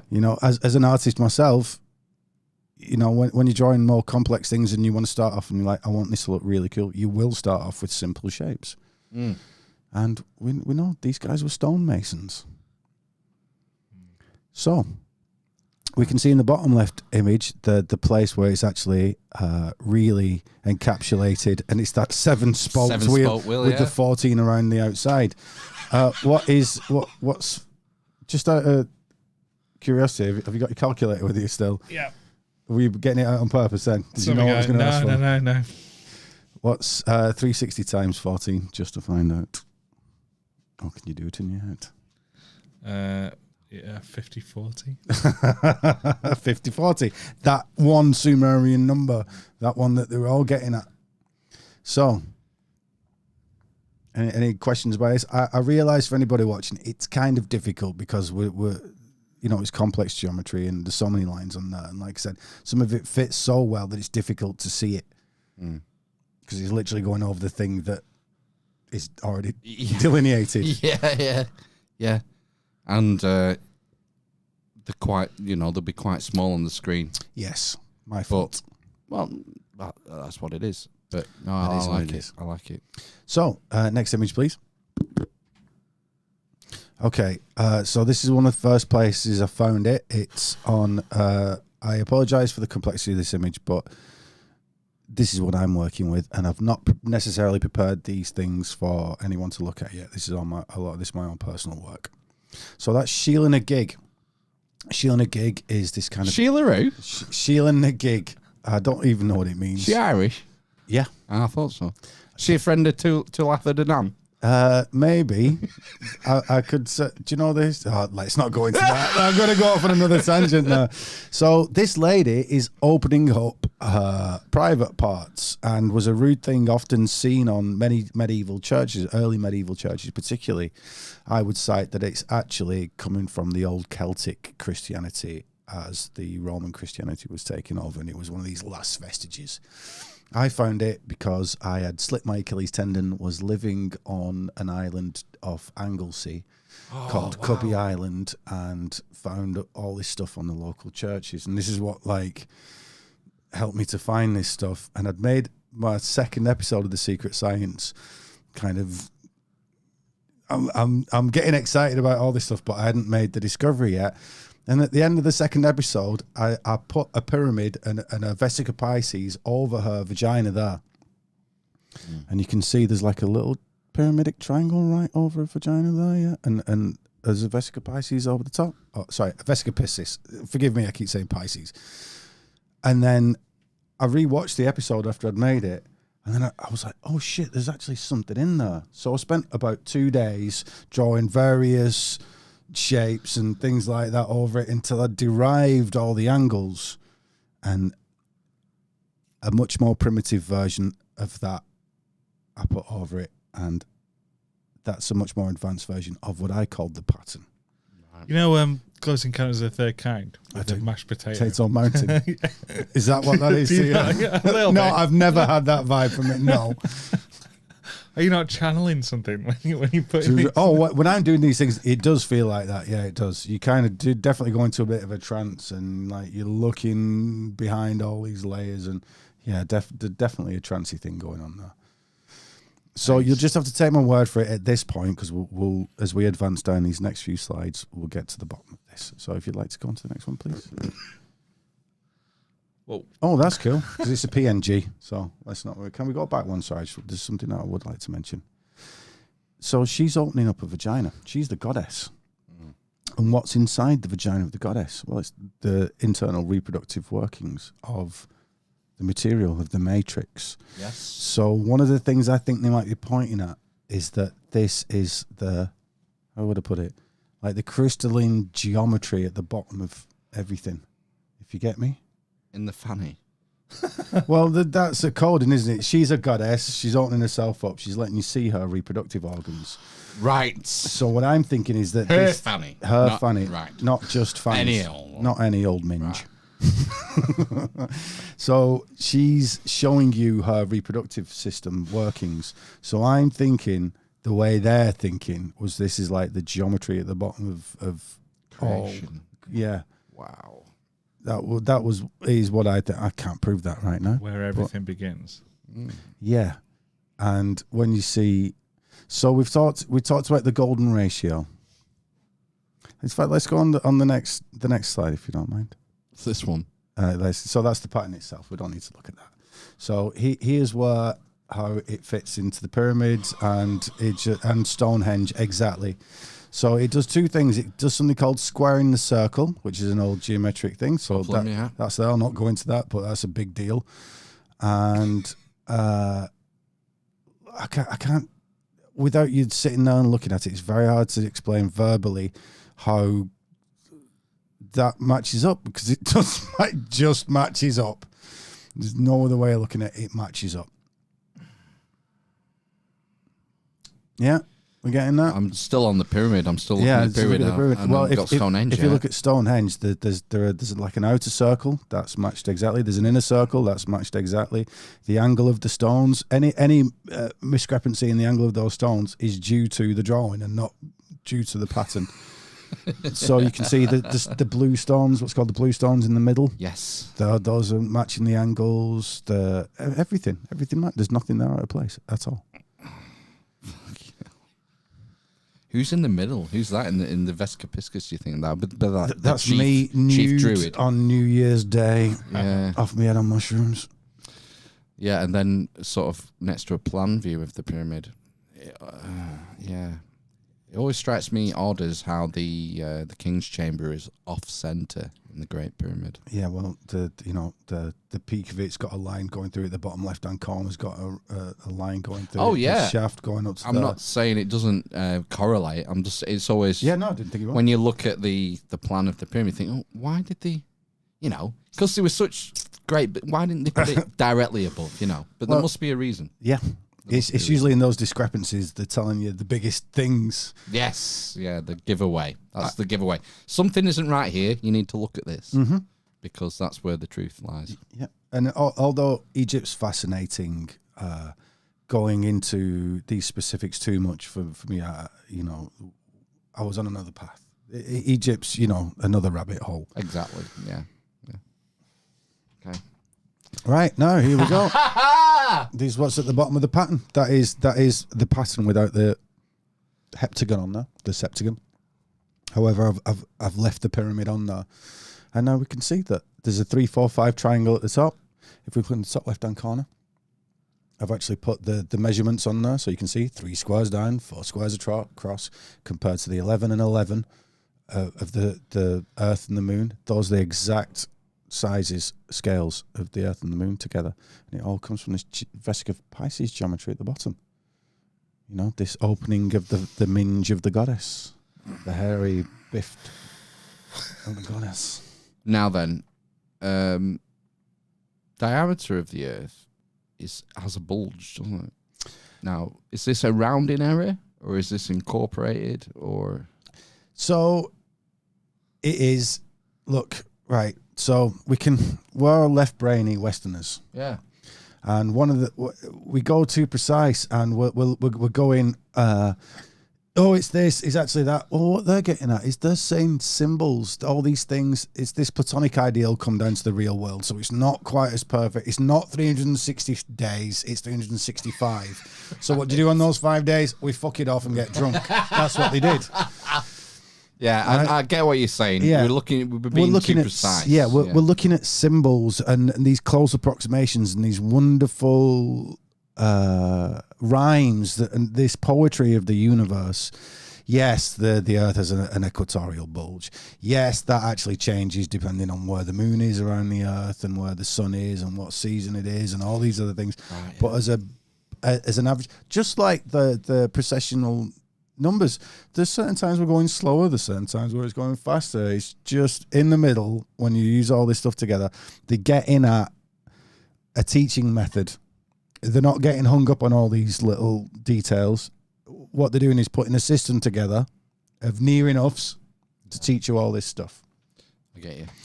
Now, I will say that when I was 15 years old and my mystical side started to really come to fruition, every night, I was 15 in 1994. Every night, I remember, for some strange reason, I would see 11:11 on the clock. Oh, right. And then 11:11 kept popping up to me all the time. And my YouTube channel's Brother Bones 11:11. Brother Bones is one of my old bands. 11:11 always followed me. Not for years, to be honest. I feel maybe I've advanced beyond that. But I did realise that if you look at the geometry of the Earth there, it's 11 by 11 units. And it's 7 units from the top to the top of the pyramid. So, it's these same things over and over again. A lot of people talk about the 11:11 phenomena.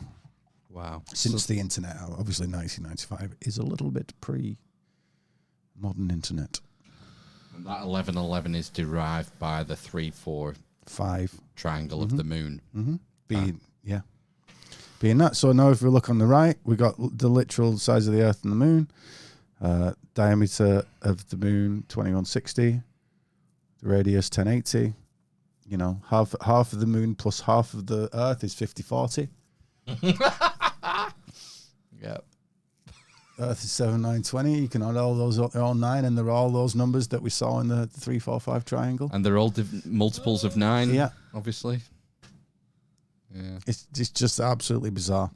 And I'll tell you, as of my work that I've got lined up and stuff that I've preliminarily looked at, that outer circle is actually representative of the sun at a certain ratio compared to everything else. So you could literally put the sun in there and then do a little mathematical tweak. I forget what it is. And it's the size, it's correct to the size of the sun at a scale. And that scale being one of these numbers.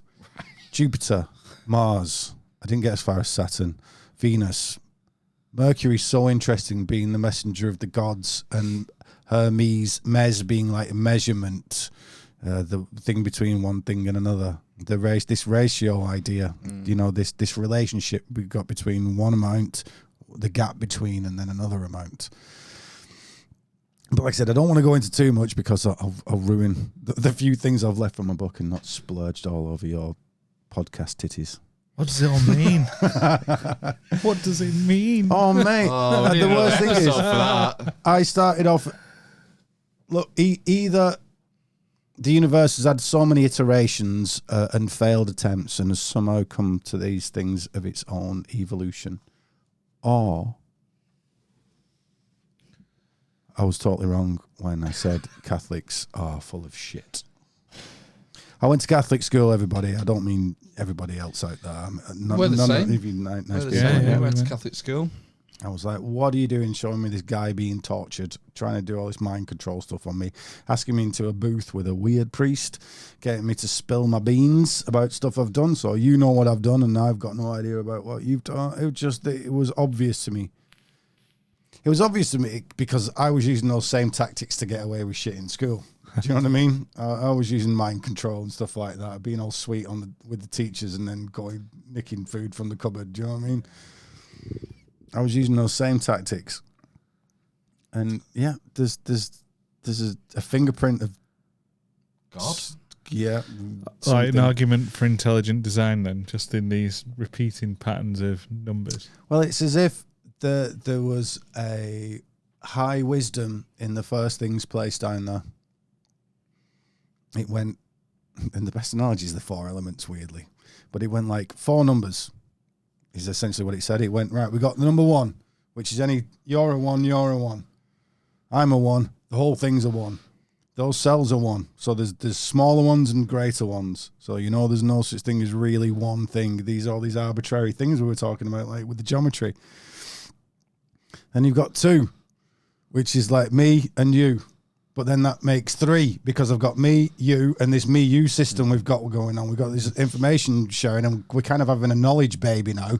Now we're having a conversation. Yeah, three can't exist without one and two. Yeah, and then three can't exist on its own either because this knowledge baby suddenly is something else. and this 1-2 system's now a fourth system that starts again, and then we have another conversation and we have this knowledge baby, and then we're new again. And it's a repeating cycle. And this is Pythagorean philosophy. This is his understanding of number. A lot of the Gnostic sort of cosmology starts with this, the logos. Yeah, the logos. Being the word is number one, and word up. Sophia, wisdom. It's the way the ancients had of trying to make sense of creation is quite profound. Have we done 2 hours again without getting to the end? Yeah. We go again. I'll tell you what, though. I mean, yeah, no, we have to because there's stuff on the end of this. Like, okay, I'll tell you now, and we'll go through it properly later. And this was for the article I did for Graham Hancock a couple of years ago now, and the video I made. Due to Photoshop, I was able to take that pattern, which had actually, I hadn't only drawn it over that Sheila gig, I'd also taken lots of alchemical patterns and things. The tarot's drawn with this as well, and many other things are drawn with it, including Solomon's Temple is drawn by Isaac Newton, and the Vitruvian Man is drawn by Da Vinci. I found it on a cave wall 40,000 years ago. Oh shit! Should we have a quick look at it now? Just like a really quick look as a little tease. It's pretty much the I think it's the penultimate slide. Oh, there's our mate Baphomet with tits. It's taking it back to again. There's your Masonic keystone. This is Jehovah trapezium, the keystone of the arch. Yeah. Mm-hmm.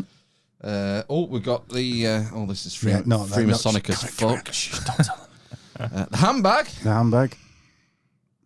Carry on. Those images, those two things juxtaposed next to each other are like 4,000 years apart. So we've got like a modern Masonic we're spoiling it. Oh, sorry. Where am I going There's your forward? handbag. Keep going. Yeah, keep going. Class 3. Keep going. Keep on cruising. Keep going. Keep going. Keep going. We're nearly there. Right, there you go. Okay. I tell you, do the next one. Can you see his bum? Yes. There's a triangle there. Can you see his horn? See the circle? The horn goes with the circle. Yes. You see his belly, his back. The limits of his back are on the line at the top. The limits of his legs are either on the square or in the circle. Every limitation, every place where something terminates, apart from the end of his tail there, is in the pattern. Everything. The eye, everything. The muzzle is on that line. And this is from Altamira Caves in Spain, 35,000 BC. So 37,000 years ago. This is it goes back to Plato's theory of forms again. I mean, part of me would say, oh yeah, they were so good at drawing, butchering and stuff. They knew the animal, and you're golden ratio, so you can't help but do it. But that's not enough. I'm sorry, but that's... Yeah, but we can't help but look for rational answers because it's irrational, isn't it? I mean, the thing for me was that horn at the front and his bum Yeah. It's not... But we have to test, don't we? We have to test these things as best we can. Can you go back a couple? Just. Oh. Yeah. I mean, that's a cracker. He's got a mushroom in his hand. He's got the wheel of time in his hand, and you can just see everything is literally drawn to those angles. Wow. That's on a cave in America. That's so this thing's everywhere. This is North America, so is it probably Mayan or Incan or I don't know Olmec or something? Who knows? I just don't know. I think it's near the. I can't remember where it was. Yeah, I think it's near the Grand Canyon kind of thing. I think it's a bit more. Don't quote me on that though. But we're getting these same relationships. It's nuts. But you can see that you can see. I mean, even look at there's a little character there next to the mushroom with his horns out, and it's like everything is following the angles of the pattern. Yeah, that's the most sensible thing I've said all night. Go on, I'll show you another one quickly. Go on, sorry. They did a lot of experiments, people drawing on acid and all kinds of stuff, like random shit. I wonder if you could put any of this over some of those, or I suppose it's a big stretch, but if you asked someone on mushrooms to draw a specific thing, mate, that is not a big stretch at all. 40,000 years ago was a big stretch. Just saying that maybe I would be happy to do that, and I'll probably do that in the next couple of days. And I'll let you know. Cool. I'll send you the stuff. In fact, I'll bring it with me next time. Yeah, that'd be cool. It's fucked up, isn't it? Yeah. And I could sense when I first showed you this pattern on the pillars and that, you're like, okay, yeah, maybe. But then, and there's a lot. It's not okay. I've pulled out certain ones for you guys to look at, and you could say, well, he's somehow found these things happen to match exactly. But I've got so many of them. Let me show you one last one. Go on.